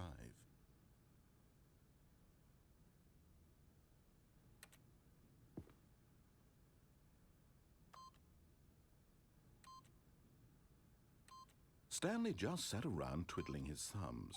Trying to input anything on the device was useless, since he could never possibly know that the combination was 2845. But Stanley guessed the correct code by sheer luck. I know, I'm just that good. Was it that the bucket knew all along? Was the bucket guiding him? Yes, this is certainly the most logical explanation.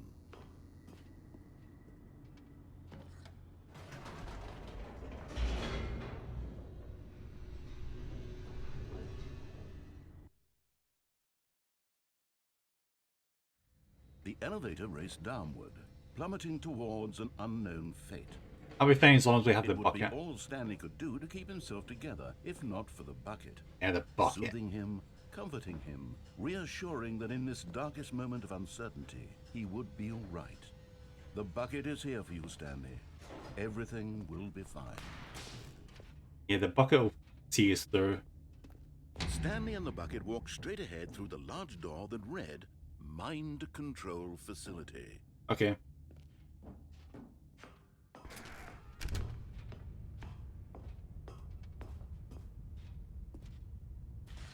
The lights rose on an enormous room packed with television screens. What horrible secret did this Oh, we place were up hold? there before. Stanley and the bucket both wondered to themselves.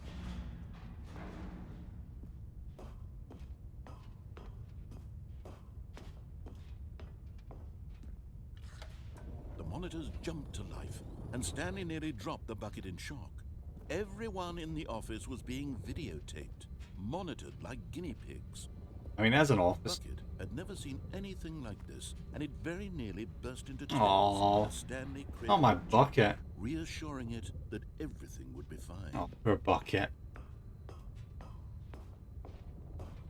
Chat, say a nice thing about the bucket. The bucket needs reassurance. Was the bucket under the mind control facility's influence as well? No. Had the bucket been told to do things it didn't wish to do? What kinds of things does a bucket want to do or not want to do in the first place? These questions raced furiously in Stanley's Yeah, no one's out to hurt my bucket. Only I can put water in the bucket. He screamed into the bucket. He couldn't accept it. His own life in someone else's control. Never! No. He squeezed the bucket tighter. His one friend in the entire world. At this point, he could trust no one except for the bucket. Yeah. The bucket is the only object I need in my life. But here was the proof. The heart of the operation. Controls labeled with emotions. Happy, or sad, or content. Walking, eating, working, all of it monitored and commanded from this very place. And as the cold reality of his past began to sink in, Stanley decided that this machinery would never again exert its terrible power over another human life. For he and the bucket would dismantle the controls for good. Two best friends, Stanley and the bucket, up against the world. They high-fived in a really cool way, and the bucket made a sassy comment about taking down the system. Hell yeah, bucket. You know all the answers.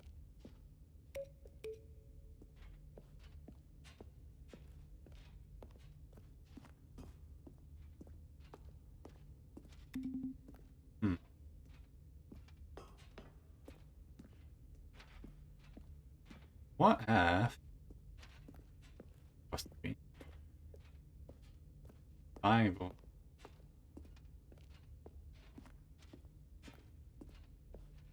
One... Two...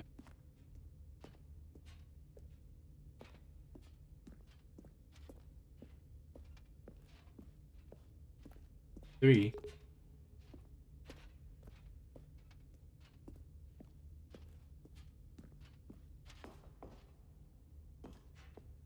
number 4's over there.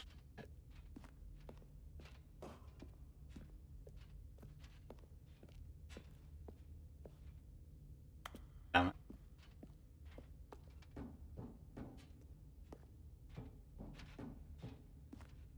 Oh, that power would just need to go over here. Cool.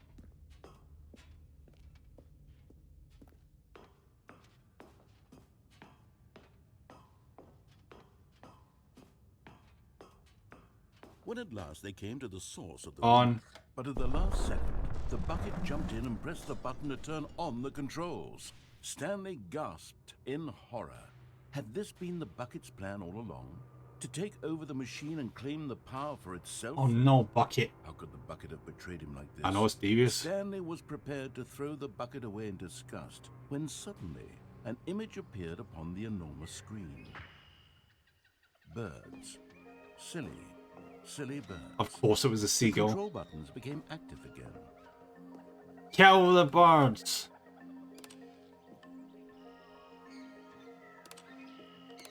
Stanley flipped through one video of silly birds after another, and then it dawned on him.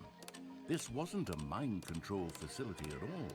It was a facility for monitoring and surveilling silly birds all over the world. That's random. The mind controls were only a facade to disguise its true intentions. Had the bucket known this all along? Stanley marveled at the metal genius in his hands, the one who had pointed him towards this incredible discovery. Stanley and the bucket never found freedom because they spent the rest of their lives here in this place, flipping through live streams of the silliest birds imaginable. Of all the possible paths his life could have taken, this one was surely the best. And Stanley was happy. That is the birdiest ending.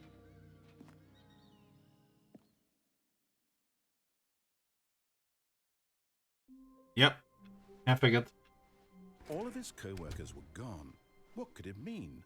Yeah, what Stanley could decided possibly to go mean? to the meeting room. Stanley lifted the bucket into Yep. his arms, and a wave of comfort rushed over. And it still has my stickers. Perfect. Stanley clutched the bucket tightly to his chest and entered the door on his left. Still no one was here. Stanley needed the bucket's warmth and comfort now more than ever.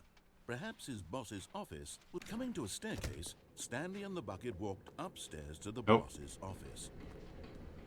But Stanley just couldn't do it. He considered the possibility of facing his boss, admitting he had left his post during work hours. He might be fired for that. And in such a competitive economy, why had he taken that risk? All because he believed everyone had vanished? His boss would think he was crazy. And then something occurred to Stanley. Maybe, he thought to himself, maybe I am crazy. He looked down at the bucket in his arms. Am I crazy? He asked the bucket. The bucket returned his gaze, but said nothing at all. That's strange, Stanley thought. Yeah, the bucket is a source of guidance and The wisdom bucket knows what's up. in difficult times such as these. He held the bucket close, yet felt none of its familiar reassurance and comfort. And that's when Stanley realized, this isn't my bucket. It's just a normal, everyday bucket. But it says Someone proper to else's Stanley. bucket, perhaps. How did I end up with someone else's bucket? This is all terribly wrong. Surely no good would come from this. Who knows what sorts of bizarre hallucinations Stanley might experience without the psychologically grounding presence of his bucket. And indeed, now he noticed that the rooms were repeating, which was, of course, very odd. And now he Yeah. felt himself floating off the ground. Oh, gracious, he exclaimed. Without my bucket, I've gone truly mad. Where is it? I must find it. Far off in the distance now, he heard it, calling to him. Stanley! Stanley, it's me, the bucket. Could it truly be? He rushed forward from room to Oh. room, passing by one bucket after the next. None of them were his. A lot of buckets. None of them were his special bucket. Come to me, Stanley. Find me. He had to find the bucket. Where's He had to my return to bucket? his old friend. It was the only way to truly restore his sanity. And then suddenly, he froze dead in his tracks.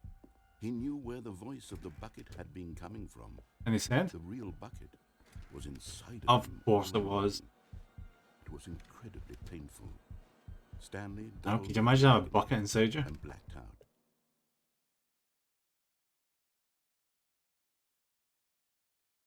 This is the story of a woman named Mariella. Mariella woke up on a day like any other. She arose, got dressed, picked up her bucket of comfort and security, and walked to her place. Because everyone has a bucket now. But on this particular day, her walk was interrupted by the body of a man who had stumbled through town, talking and screaming to And he didn't have a himself, and then bucket. How collapsed dead much of on a the sidewalk. disgrace is that? Right away, she knew what the problem was. He didn't have a bucket. This man had no bucket. Yep. Of course he'd gone mad, ranting and raving about a narrator describing all of his actions and how everything is predetermined and free will is an illusion and it's all just a video game. It could all have been prevented if only he'd taken his bucket with him. And if Stanley Perhaps popped he didn't up, even realize he'd forgotten his bucket at home in the first place.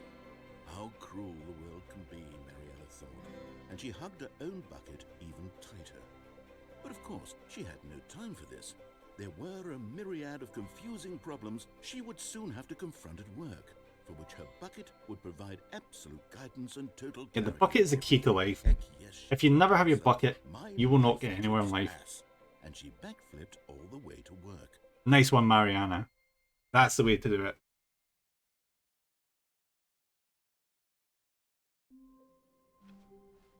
All of his co-workers were gone. What could it mean? It could mean Stanley I need decided my to go to bucket. the meeting room. Perhaps he had simply missed a memo. Bucket! The confusion and the chaos all seemed to melt away as Stanley embraced the bucket. Stanley clutched the bucket tightly to his chest and entered the door. This was not the correct way to the meeting room, but Stanley had felt the bucket calling to him, telling him that the employee lounge was simply the place to be. And here it was. Had the bucket turned out to be correct? Was this no? Never mind. The bucket was wrong. Stanley took the door on his left to go back to the meeting room. No, Said the bucket. don't go to the meeting room. Go somewhere else. The cargo lift, yes. Go there. Go to the car. Good, Said the bucket. now ride the lift all the way to the top. There's Oh, something up there I There's a need you to collectible over do. there. Stanley did not question why or how this bucket was speaking to him. It should have alarmed him, of course, because buckets can't talk. But Stanley chose not to think about this obvious fact. He was firmly convinced that the bucket had spoken to him, and he unthinkingly did whatever the bucket asked. But why? We need a Here. bucket. Said the bucket. Go into this dark room over here.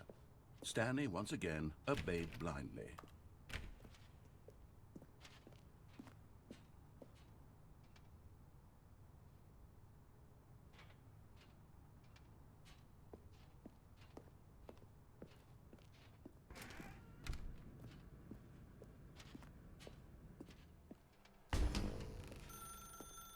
Now pick up the phone. Oh, Whoa, hold on. Why did you unplug the phone? Were you trying to resist the bucket's orders? Stanley, I was joking. Obviously, the bucket isn't talking to you. It's telling not? you to do things. Buckets can't talk. It was a joke. Don't you get the joke? It's funny, Stanley. A talking bucket. Can't you see?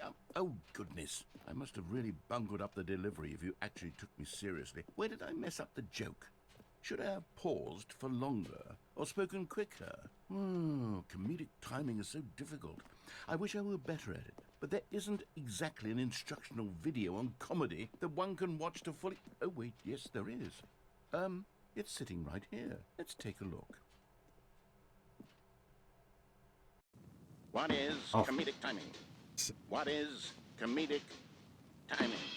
How does it work? How long should it last? How can it be used to effectively silence your political enemies? And I more lock him in a padded importantly, room. can it be taught in its entirety within 90 seconds? Thankfully, I do the hope so. answer to all of these questions is yes.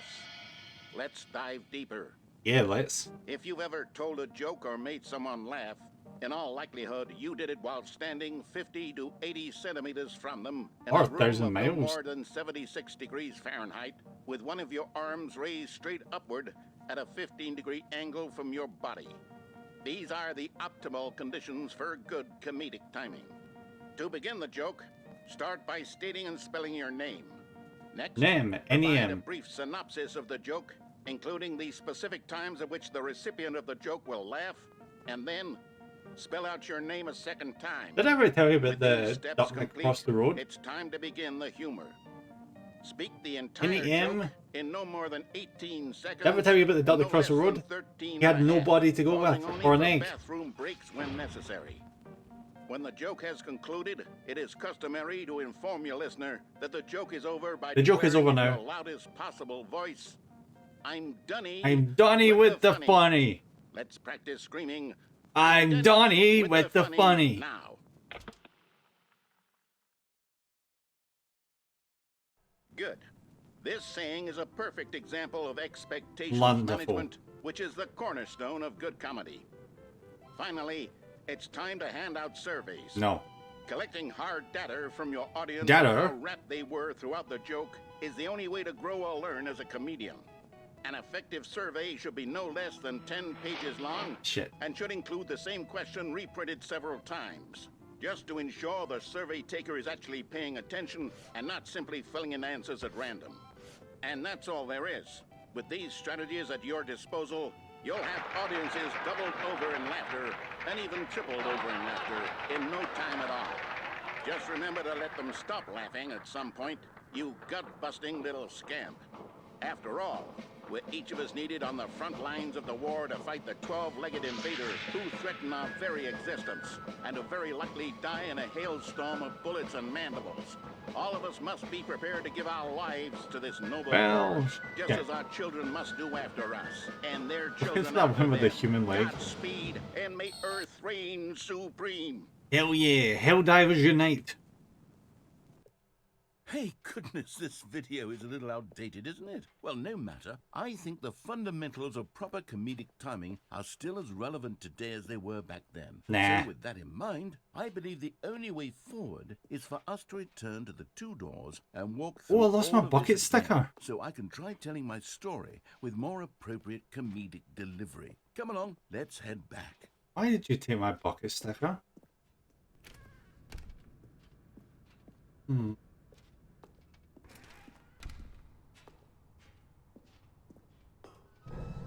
I can feel it. This time, I'm really going to nail the delivery. You'll be in stitches. A talking bucket, you'll say? How ridiculous. How absurd. What a hilarious concept. The king of comedy. That's what you'll call me. Thank goodness we had the instructional video. Otherwise, who knows where we'd be right now. Well, I wouldn't be the king of comedy, that's for sure. Definitely not. The bucket spoke to Stanley. The bucket spoke. The bucket spoke. Oh, I'll figure it out on the fly. No need to overthink things. Oh, we're back at the fish room.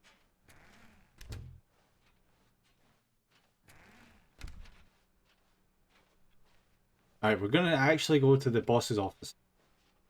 For one. Here we go. You ready? Yep. When Stanley and the bucket came to a set of two open doors, they entered the door on the left.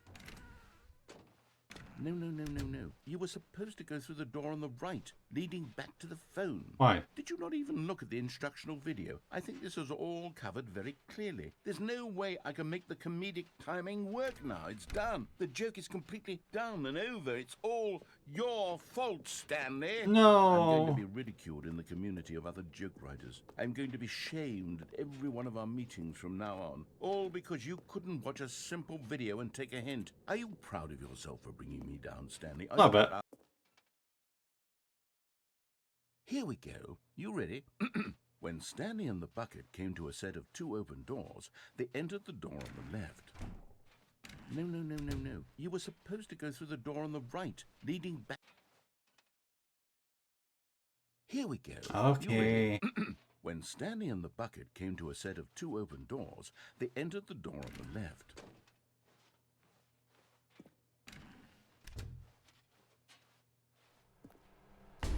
What?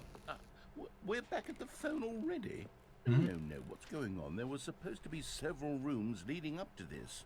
There was supposed to be a build-up to this point, a dramatic display of remarkable comedic wit which culminates in this scene with the phone. But now the timing's completely off. The joke will never land. Oh, Not the way it was meant to. And it's all my fault. I must have forgotten that the phone room comes immediately after the two doors room. Good try, buddy. What an egregious mistake. I've made a fool of myself. I don't deserve the title of King of Comedy. I'm nothing. Probably King of the Not Hill. even the lowliest joke-telling. You're already ghost. smarter than that guy. I think I need Not to King of the Hill, King of Queen. rewatch that You're not as instructional smart as video again. Hank Hill. Yes, or clever. surely that will help me improve my.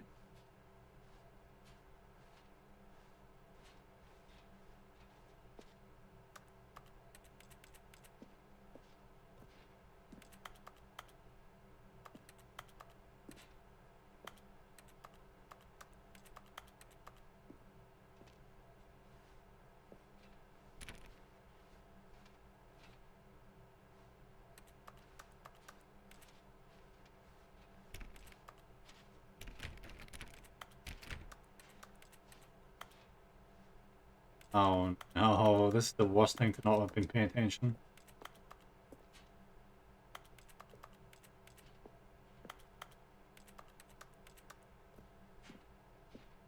And the door is locked.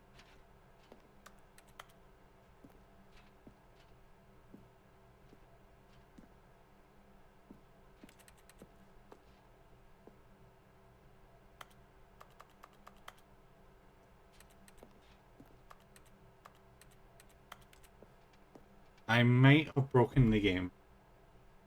I'm just saying it might have broken the game. Oh no, the bucket is not pleased. The bucket is not pleased at all.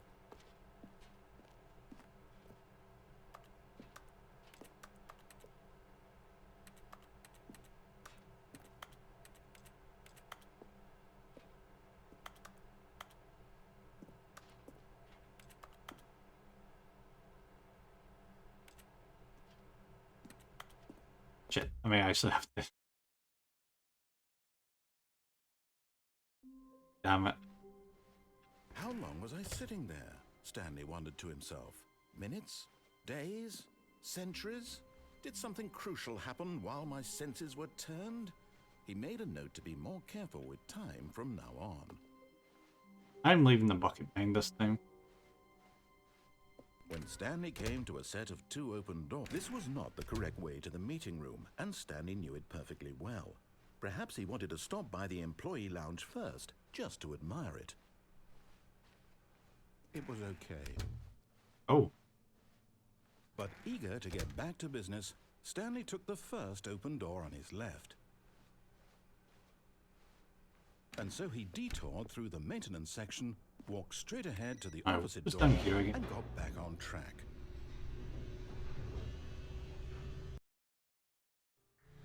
But Stanley didn't want to go back to the office. He wanted to wander about and get even further off track. So now in order to get back, he needed to go, from here it's, left. Go.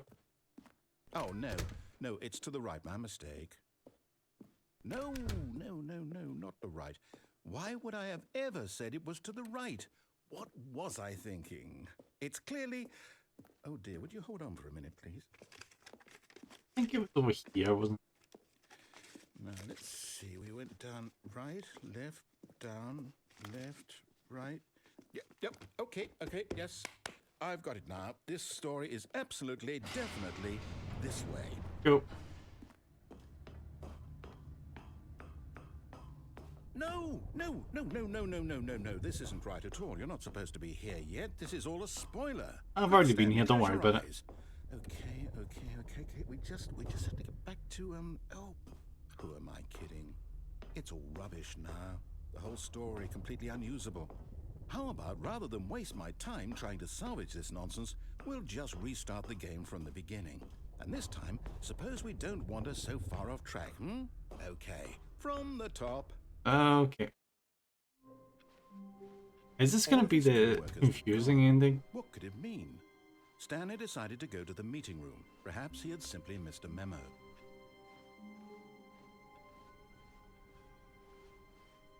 When Stanley... Wait. Yep. Wait, what? No, I restarted. I swear I definitely restarted the game over, completely fresh. Everything should be... Oh, did something change? Stanley, did you change anything when we were back in that room with all the monitors? Did you move the story somewhere or... Hold on. Why am I asking you? I'm the one who wrote the story. It was right here just a minute ago. I know for sure that it's here somewhere. Okay, then. It's an adventure. Come, Stanley. Let's find the story. Okay.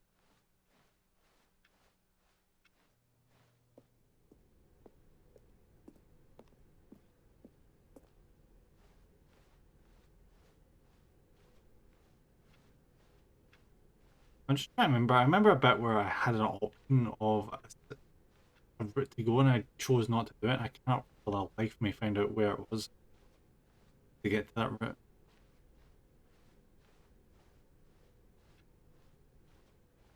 I'll say it. This is the worst adventure I've ever been on. I can promise you there definitely was a story here before. Do we need to restart the game again? Well, I find it unlikely that we'll ever progress by starting over and over again, but it's got to be better than this. Okay, let's give it a shot. Why not? All of his co-workers were gone. What could it mean? If we hit a line Stanley again, I'll decided probably to go just to the meeting restart. room. Perhaps he had simply missed a memo.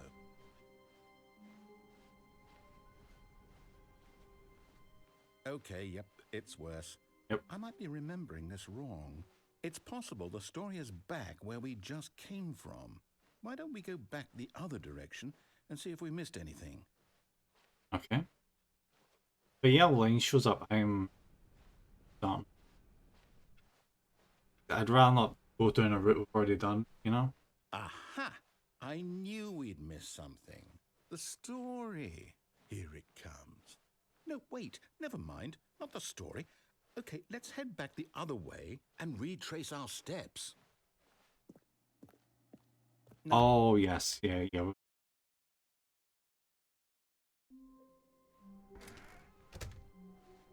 Wait, what?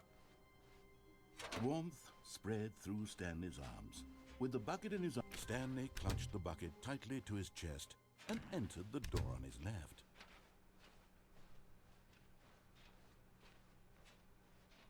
Still no one was here.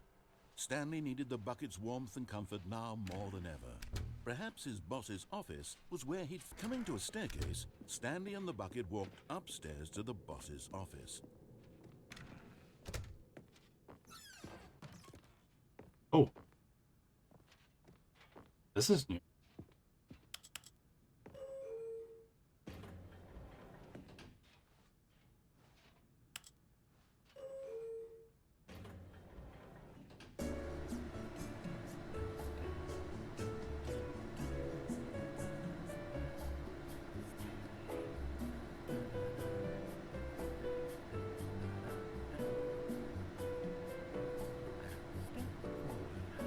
Is he seeing Stanley in the background?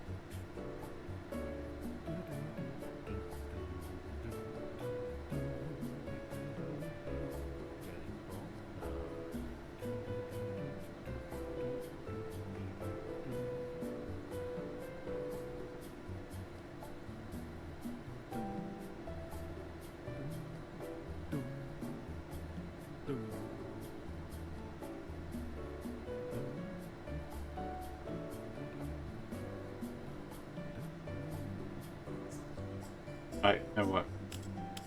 Great. Thank you. Oh.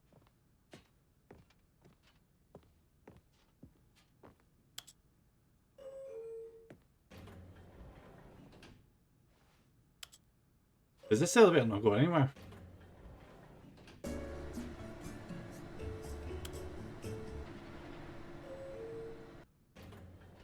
It doesn't go anywhere.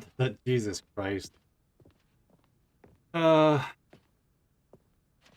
Stepping into his manager's office, Stanley was once again stunned to discover not an indication of any human life.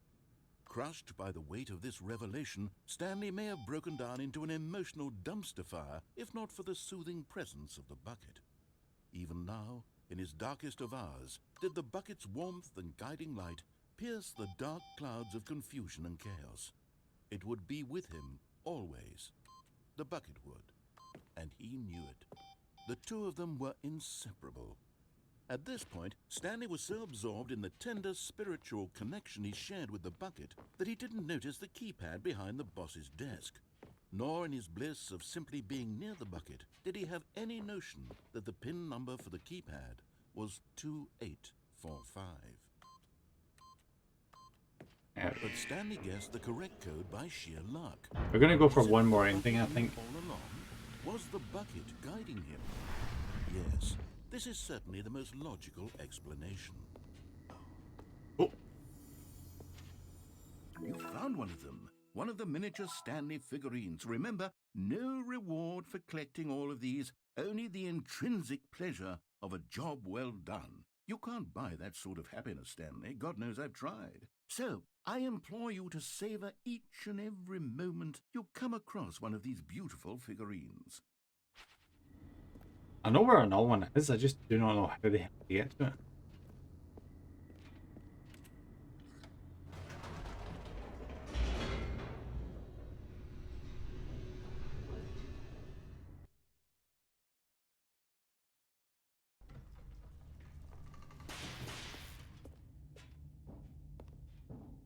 Stanley and the bucket walked straight ahead through the large door that read, Nope. Mind Control. Although this passageway had the word escape written on it, the truth was that at the end of this hall, Stanley and the bucket would both meet a violent death.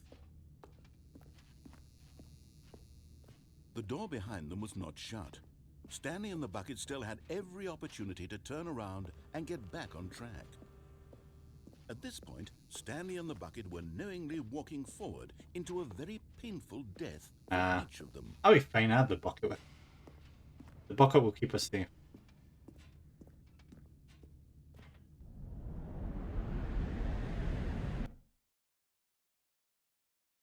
Yeah, the bucket's got her back. See?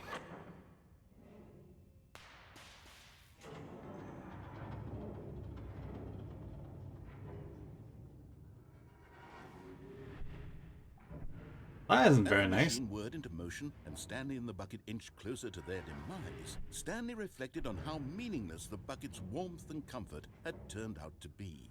To be sure, it puts the mind and the soul at ease to embrace the bucket, but what use is a sense of ease when you're about to be crushed to death? Well, the bucket can This see is us what through this, I'm Stanley thought sure. to himself, and he sort of kicked himself for wasting Come on, so bucket. much time carrying a bucket everywhere.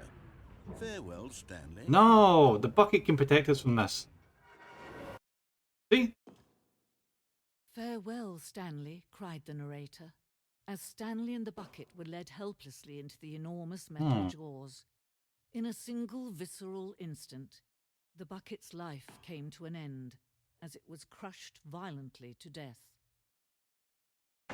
Oh. Hello. What is... It was a shame, the death of such a magnificent bucket. It's true that all buckets are radiant in their own way, but this one stood above the rest. Yes, a good bucket. It was a glorious bucket to behold. The bucket welcomes you to the grand exhibit. You are standing at the precipice of knowledge. Much like a bucket itself, the human mind is frequently empty within a cavernous void. With through use of the exhibit in front of you, the mind becomes full, enriched, and substantiated. Knowledge of the bucket and its history is the only true knowledge we really have. Will you take what you learn here out with you into the world? Or you accept with an open mind what may be challenging above the information in this exhibit? Will you change the lives of everyone, lives of yourself and your loved ones as a result of this exhibit? Or will you turn a blind eye and continue to live as you were, in ignorance and darkness, without the bucket? Can you see how arrogant it was for Stanley to take a bucket like this and to claim it for his own? It's my bucket. Can you see the hubris that blinded him? Can you see that the bucket is far more noble than Stanley will ever be in his short life? This bucket is depicted as having two handles. Such a design has never been created in real life and been deemed too dangerous and recklessly experimental. Every year, dozens are put to death just for attempting. Yeah, that's freaking metal heresy right there. 25 buckets. A photograph of 25 buckets, the greatest number of buckets ever captured on camera.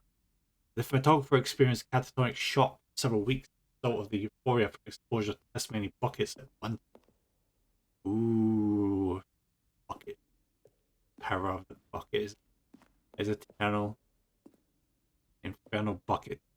A replica of the Infernal Bucket, which in the medieval era was so powerfully alluring that it drove dozens of nations to war with one another for control of it. Dragons died, and yet in spite of it all, the simple fact remains no one can control a bucket. The stress bucket. Ended with a commentary. Worrying, negative forecasting, negative thinking, lack of reassurance, all goes in the bucket. Vulnerability equals the size and strength of the hoping strategy. Oh. Stress equals the level of water in the bucket. Rest and relaxation, doing something you enjoy, rest and relax. The bucket knows it all. The bucket is the solution to all the problems.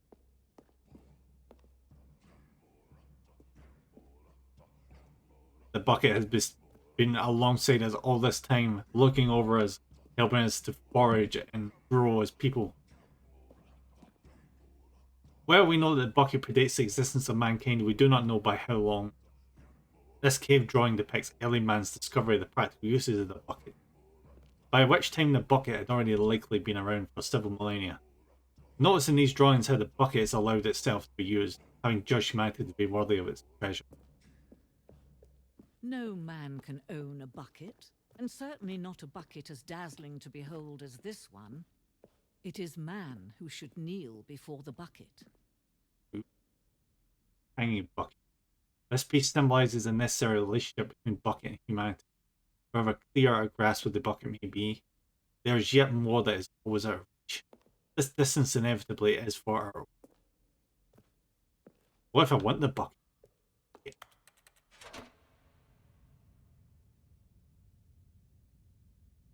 But there is something we can do. Yeah, something use the we can bucket. do together, you and I, that will right this terrible wrong. Let Stanley die. Let him be crushed by the machine. Don't reset the game. Don't give him another opportunity to run off with another beautiful bucket. We can save the world's buckets from their treatment as tools and implements if only we let Stanley die together. The bucket shall take its place as ruler, as leader, as commander of a new world, a new vision. Nope.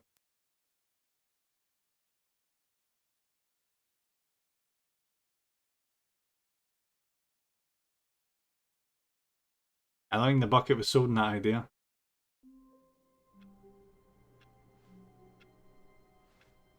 All of his co-workers were gone. What could it mean?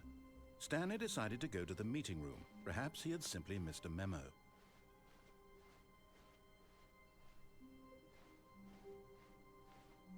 Stanley picked up the bucket and smiled. Stanley clutched the bucket tightly to his chest and entered the door on his left. Alright, we'll do one more. Oh! I mean, who we can find them? Bottom text, nice. Trust the completionist instinct. There will be a reward for finding them all.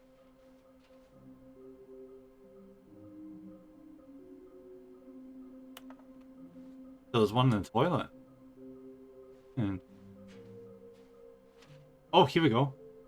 Stairs, something to do with stairs. Somewhere both red and blue. Private but smelly place for an important person. Large room, lots of boxes.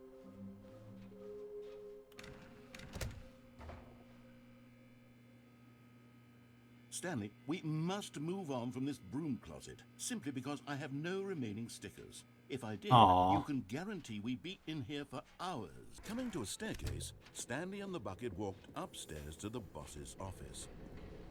Yes! Another miniature Stanley figurine. This, you know, there really must be a snappier name for these things. What about mini stands? Stanley. Let's go! Yay!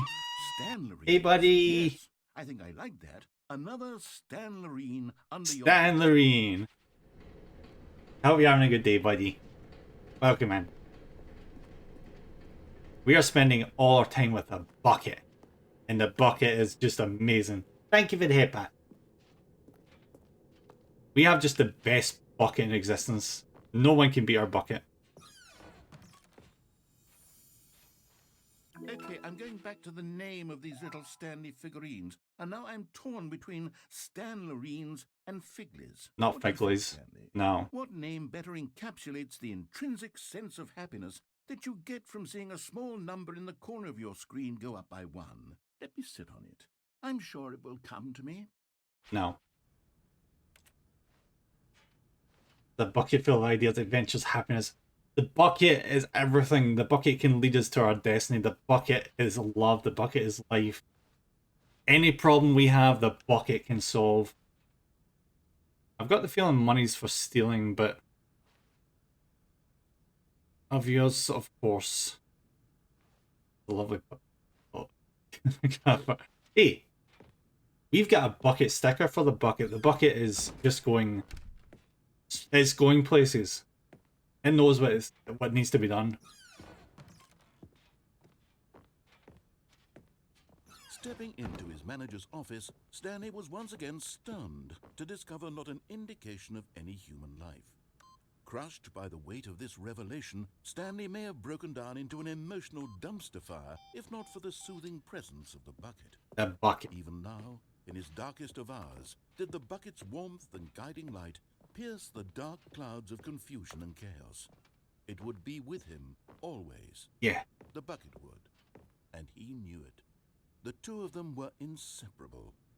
At this point, Stanley was so absorbed in the tender spiritual connection he shared with the bucket. Is the bucket there for you like your refrigerator is with food being there when you need it? Nor in his bliss of simply I mean, being near the the bucket, refrigerator did he have betrays you. any The notion refrigerator will of the break. The number of the refrigerator key will frost was over and kill all your food. 245. The bucket will not betray you. It will hold that water. Yeah, but you can freeze the food and put it in a Stanley bucket. just sat around twiddling his thumbs. Trying to input anything on the device was useless, since he could never possibly know that the combination was 2845. But Stanley guessed the correct code by sheer luck. Was it that the bucket knew all along? Was the bucket guiding him? Yes, this is certainly the most logical explanation. Yeah. Only the bucket can lead us to victory. No worries, buddy.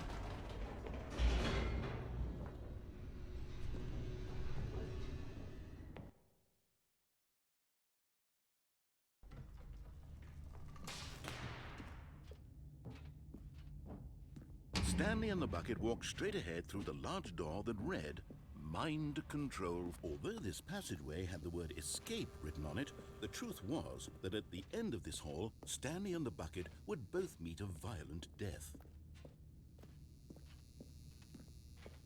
The door behind them was not shut. Stanley and the bucket still had every opportunity to turn around and get back on track.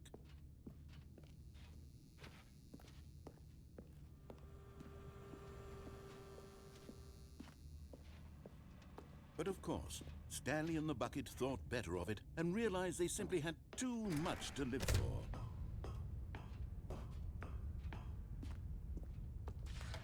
The lights rose on an enormous room packed with television screens. What horrible secret did this place hold? Stanley and the bucket both wondered to themselves.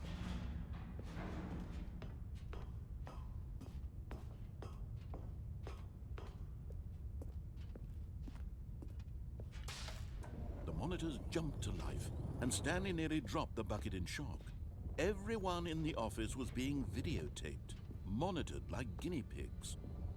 The bucket had never seen anything like this, and it very nearly burst into tears as Stanley cradled it gently, reassuring it that everything would be fine. Was the bucket under the mind control facility's influence as well? Had the bucket been told to do things it didn't wish to do? What kinds of things does a bucket want to do or not want to do in the first place? These questions raced furiously in Stanley's feeble mind. No! He screamed into the bucket. He couldn't accept it. His own life in someone else's control, never! He squeezed the bucket tighter. His one friend in the entire world. At this point, he could trust no one except for the bucket. Yeah, because we can wear the bucket as a helmet. It will protect us Here was the no proof. matter what. The heart of the operation. Controls labeled with emotions, happy or sad or content. Walking, eating, working, all of it monitored and commanded from this very place. And as the cold reality of his past began to sink in, Stanley decided that this machinery would never again exert its terrible power over another human life.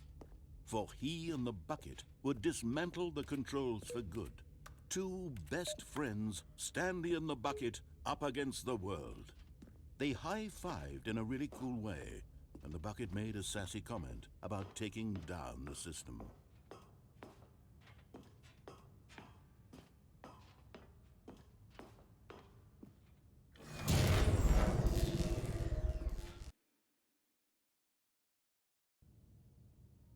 Stanley and the bucket waited in blackness. Was it over? Yes, they had done it. Stanley and the bucket had defeated their greatest and darkest enemy, freed themselves from the tyrannical grip of the evil mind control machine. Freedom was now mere moments away. Excitedly, the two of them began to discuss the kind of life they wanted to live once they stepped through this massive door. The bucket wanted to learn to roller skate. Stanley wanted to sneeze in every country on Earth. Both of them wanted to begin watching a movie, any movie, but then stop it halfway through and begin watching it in reverse from the end. True, it was a simple life they envisioned, but it was one they'd lived together, with one another to lean on, to trust, to support, and... Oh, come on. What? Wait. What was happening? Why had the door stopped? Was Stanley and the bucket not about to be freed? I would just run and jump that. Silence filled the room, lingering in uncertainty, until finally the truth hit Stanley square in the face. This building did not want the bucket to leave. Oh. Even the facility itself recognized the incredible calming presence of the bucket, needed the soothing warmth of the bucket, would go to any lengths not to part with the bucket. No, no, no. Stanley can't leave this place. Not while he has such a precious bucket in his arms. Not while this building has anything to say about it. Stanley realized he would never again leave this very room. But at least he has the bucket. To be trapped eternally in darkness isn't really so bad, Stanley thought to himself. As long as I have my bucket with me, right? I'll be okay, won't I? Stanley gulped. Very soon now, he was about to find out.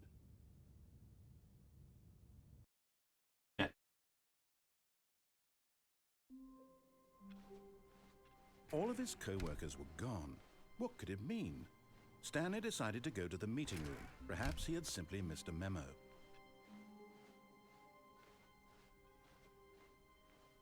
When Stanley came to a set of two open doors, this was not the correct way to the meeting room, and Stanley knew it perfectly well. Perhaps he wanted to stop by the employee lounge first, just to admire it.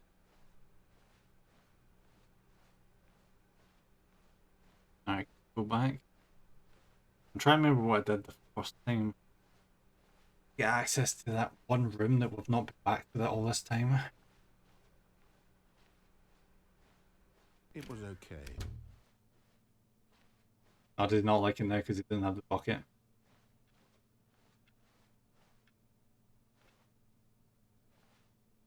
Yeah, I don't think he's happy now that the bucket's gone.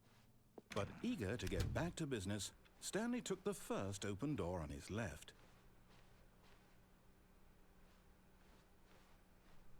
Stanley was so bad at following directions, it's incredible he wasn't fired years ago.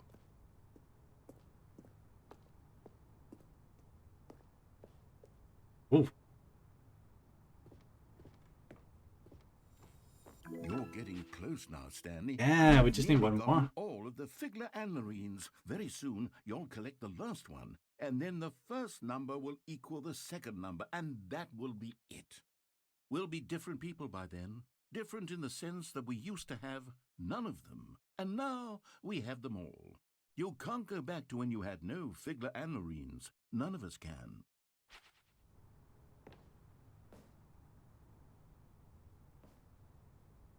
I think it's gonna let me jump.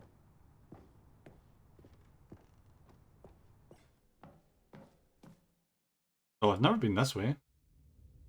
This is new. Stanley had now gotten himself so far off the beaten path that it seemed the office had begun from so far off the beaten path that it seemed the office had begun from so far off the beaten path that it seemed the office had begun from so far off the beaten path that it seemed the office had begun from so far off the beaten path that it seemed the office had begun from so far off the beaten path that it seemed the office had begun from so far off the beaten path that it seemed the office had begun from so far off the beaten path. You didn't think I was actually just a recording, did you?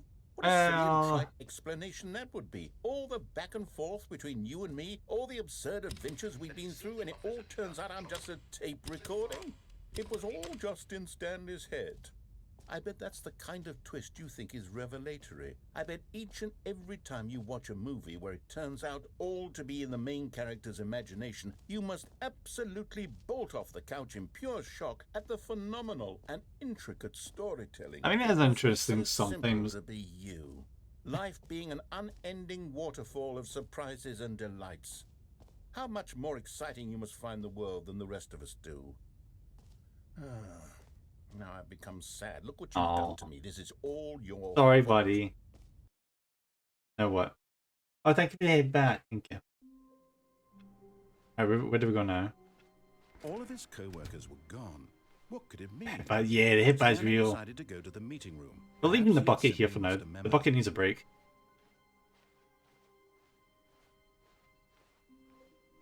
When Stanley came to a set of 2 open doors, this was Nope. not the correct way to the meeting room, and Stanley knew it perfectly well. Perhaps he wanted to stop by the employee lounge first, just to admire it. It was okay. Yeah, it's very okay. But eager to get back to I've got a business, bucket of Stanley dirt. took I've the got a first jar of open dirt. door I on got a his bucket of dirt. Guess what's inside it? Classic. Stanley was so bad at following directions, it's incredible he wasn't fired years ago. Look, Stanley, I think perhaps we've gotten off on the wrong foot. Nah. I'm not your enemy, really, I'm not. I realize that investing your trust in someone else can be difficult, but the fact is that the story has been about nothing but you all this time. Well, I'm great. There's someone you've been neglecting, Stanley. Someone you've forgotten about. Please. Another person who did that video did a remaster of the classic. I was like, oh my I'm god. not asking for me. I'm That's just asking this perfect. is Stanley. Your chance to redeem yourself. It was like a To dubstep put your remix or work something. aside, to let her back into Or did they your play it like life. 50 times at the same He's time? been waiting. That's her, Stanley. You need to be the one to do this. To reach out. Oh, no, no, no, no. You Nope. can't. Did you just unplug the phone? Yep. No, that wasn't supposed to be a choice. How did you do that? You actually chose incorrectly? Yep. I didn't even know that was possible. Let me double check. No, it's definitely here, clear as day. Stanley picks up the phone. He's taken to his apartment where he finds his wife, and the two pledge themselves to one another. Music comes in, fade to white, roll credits. Not picking up the phone is actually somehow an incorrect course of action. How is that even possible? Because it is. None of these decisions were supposed to mean anything. I don't understand. How on earth are you making meaningful choices? What did you... Wait a second. Did I just see... No. You know what they that's need not to bring possible. back? They need to I bring can't back believe it. Big How Bad had I not Beetleborgs. noticed it sooner? You're not Stanley. You're a real person. That's what the world is missing. The world is missing Beetleborgs. This is why you've been able to make correct and incorrect Beetleborgs, choices. And to it's- think I've been letting you run it's around by, in this game for so long. If or you'd was made it- any more wrong not choices, you might Bandai. have negated it The entirely. company that It's made as though you Power Rangers. completely ignored even the most basic safety protocol It's basically of real Power world Rangers. decision-making. Or did you not grasp the severity of the situation? Well, I won't have that Ever heard kind of that? risk on Oh, my you should watch. look it up, buddy. I'm going to stop the game The for a opening minute song so is we can just educate you 90s properly on classic. safe decision-making in the real world. Same with VR Troopers. Observe this helpful instruction. Have you seen VR Troopers? Choice. It's the best part of being a real person. But if used incorrectly, can also be the You put most the dangerous. Alright, okay. For example, in this scenario, a hypothetical real person named Rupert has a choice. He could invent a machine that eliminates food shortages across the world to make life better for all people. Or he could spend years of hard work forgetting how to read. Which choice would you make? Remember that unlike here, the real world makes sense, and at no time should you make a choice that does not conform to rational logic. If you find yourself speaking with a person who does not make sense, in all likelihood, that person is not real. Allow the person to finish their thought, then provide an excuse why you cannot continue talking. Turn to a partner and practice saying, "My goodness, is it 4:30? I'm supposed to be having a back, sack, and crack." Excellent. Making choices on a regular basis is the best part to a healthy decision-making process. Most medical professionals recommend making at least 8 choices per day. Do you make more than 8? Probably. Less? And finally, if you begin to wonder if your choices are actually meaningful and whether you'll ever make a significant contribution to the world, just remember that in the vast infiniteness of space, your thoughts and problems are materially insignificant. Yeah, but they're and important. the feeling should subside. At this time, your instructor will guide you in an exercise to test and reinforce the material covered in this video. Ah, welcome back. Hello. You may have noticed that this room has begun to deteriorate as a result of narrative Yeah. contradiction. But not to worry. Now that you're properly informed on good decision-making, we're going to revisit a choice you made just a few minutes ago and see what the correct thing to do would have been. Oh. This way, please.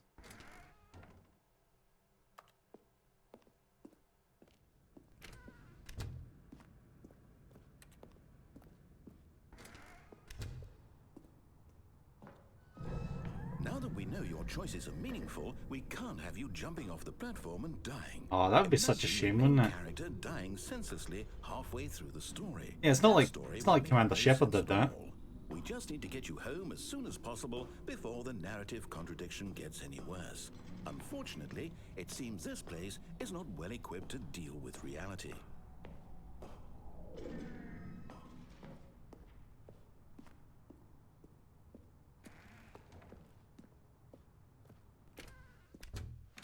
Alright, I think I know what we need to do.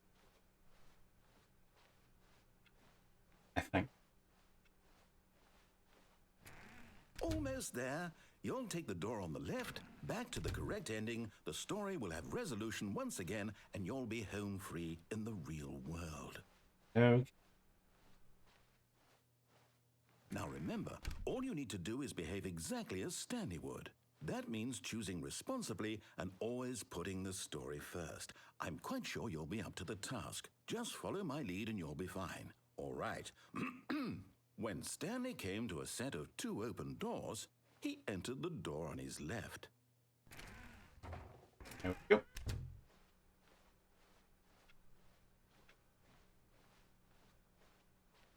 And we are Not a back. single person here either. Feeling a wave of disbelief, Stanley decided to go up to his boss's office, hoping he might find an answer there. Coming to a staircase, Stanley walked upstairs to his boss's office.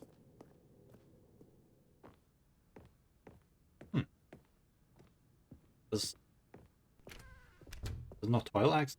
Oh, we hit the right one this time. Good.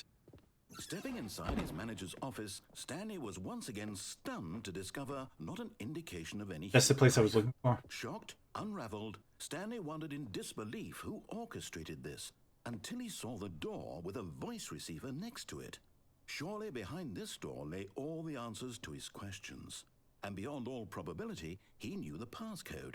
He had seen it on his boss's computer just last week. Night Shark 115. Was this the code to open the door? Would it still work? There was only one way to find out. Stanley had been trained never to speak up, but now he would draw from within himself the courage to face the unknown. He drew a sharp breath and then spoke the code.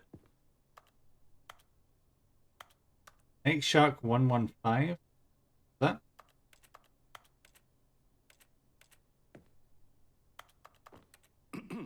Stanley spoke the code. Night Shark 115. He spoke it into the receiver, right there on the wall.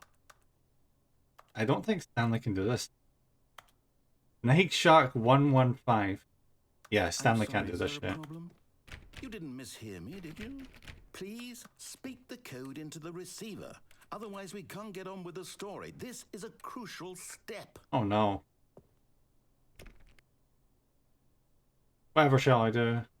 Okay, fine, you're not gonna do it, but you know what?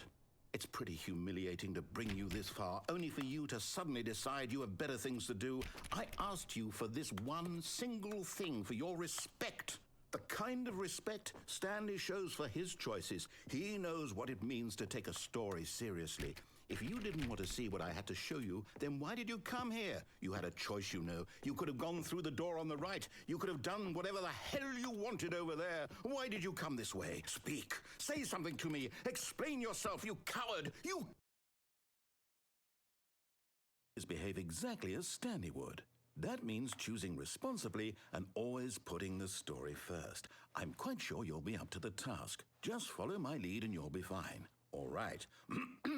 When Stanley came to a set of 2 open doors, he entered the door on his left.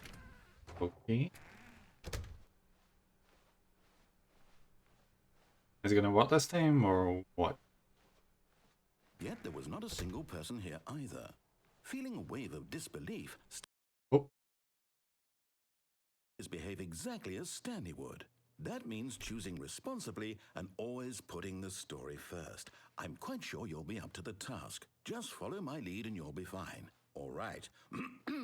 When Stanley came to a set of 2 open doors, he entered the door on his left.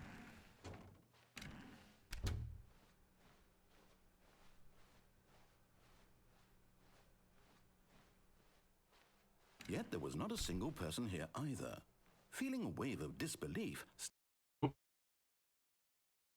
behave exactly as Stanley would. Oh, I That think the means lift is choosing broken. responsibly and always putting the story first. I'm quite sure you'll be up to the task. Just sure about follow my that? lead and you'll be fine. All right. When Stanley came to a set of 2 open doors, he entered the door on his left.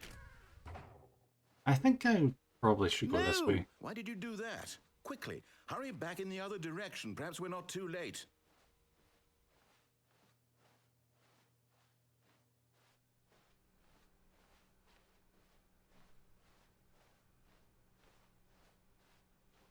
Oh, it's shit. ruined. I can't believe, after everything we talked about, that my story, you've destroyed my work. Oh, Why? no. For what? What did you get out of that? What did you think was so special about seeing the game undone, left here like so much garbage? It's worthless now. And what am I supposed to do? Even if there were a way to continue, would it be worth it? To know that my story is now incorrect? How can I go back to that? I can't erase that knowledge. I'll have to live with it forever, reliving its impossibility forever. I couldn't live that way. Is it better to shut the game down entirely? To willingly destroy all of my work? I don't know. What's the answer? What do I do? What do I do? What do I... No, I have to. I have to shut the game down. I have to. I have to.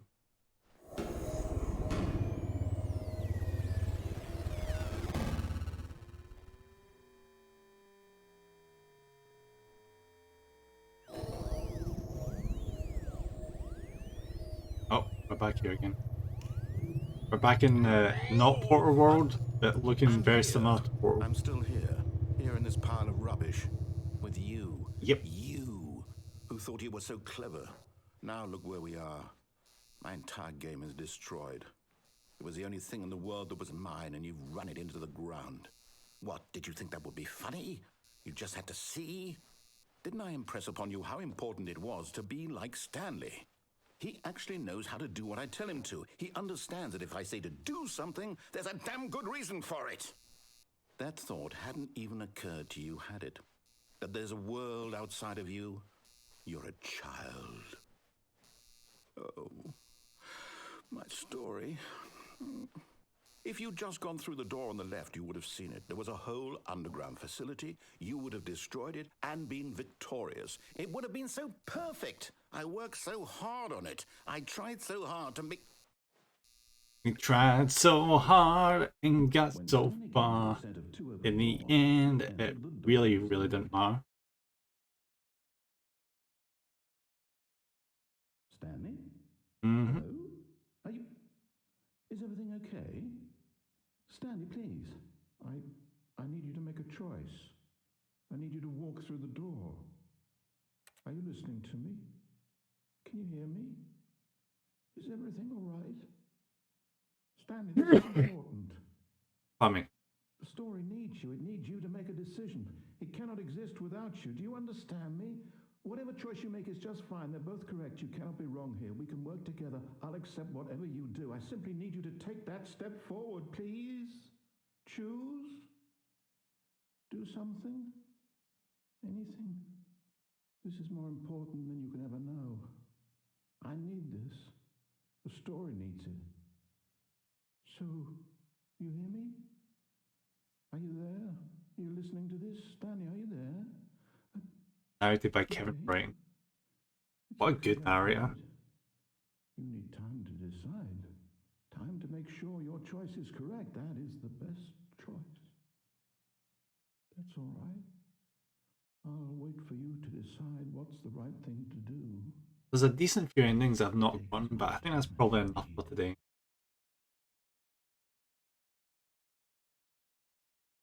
There's a few little tweaks and stuff to get, you know, little endings, but I think we've seen the vast majority of what the game has to offer. I'm gonna try out the menu. And now it permanently says the Stanley Parable 2, now that we've done the DLC. Like, keep playing the music. Oh, it plays the music in the background. Lovely. Love it. We will keep that playing in the background because it's nice. Go. Love it. Anyway, let's see who is online right now. Read out who. Oh, MP's online. With bread. Nice.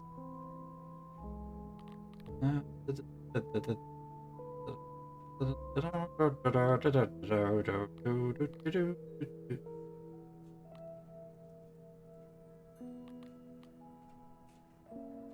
might read Bread. Bread has got the lower amount of people watching, so yeah, fuck it, we're gonna read Bread. Because I could not tell you the last time I actually raided Bread. It's been such a long time. And we'll also get Ace along for it as well, so that's just icing in the cake. They're both awesome. Just get the spelling right. Good.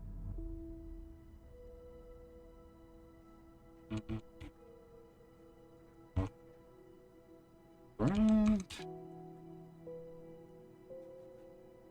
God. God, I actually got this. I actually got that right. Socials. I think I'll come down with the code just a little bit. Alright guys, thank you very much for watching. I'll be back on again on Monday. Not sure what with yet. I still need to decide. Is we've mostly cleaned out the games from Mondays and Fridays. So we're going to be playing something new next week on Monday and Friday. I just don't know yet. But look forward to that. I'm sure we'll be playing something good and fun. Maybe multiplayer. I don't know. I might organise a collab. See. That's the fun of it, isn't it? But anyway, let's do this up. Do.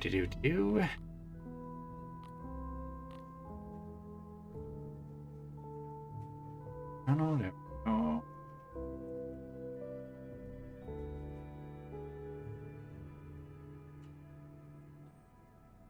Okay. Wonderful. And here's the big commands. First one is if you're not subscribed, and the second one is if you are subscribed. Make sure to copy the right one down. And thank you once more for watching, guys. And I'll see you on Monday. Bye, guys. Bye. Go show some. God, I'm getting mixed up. Go show Bread and Ace some love. Right.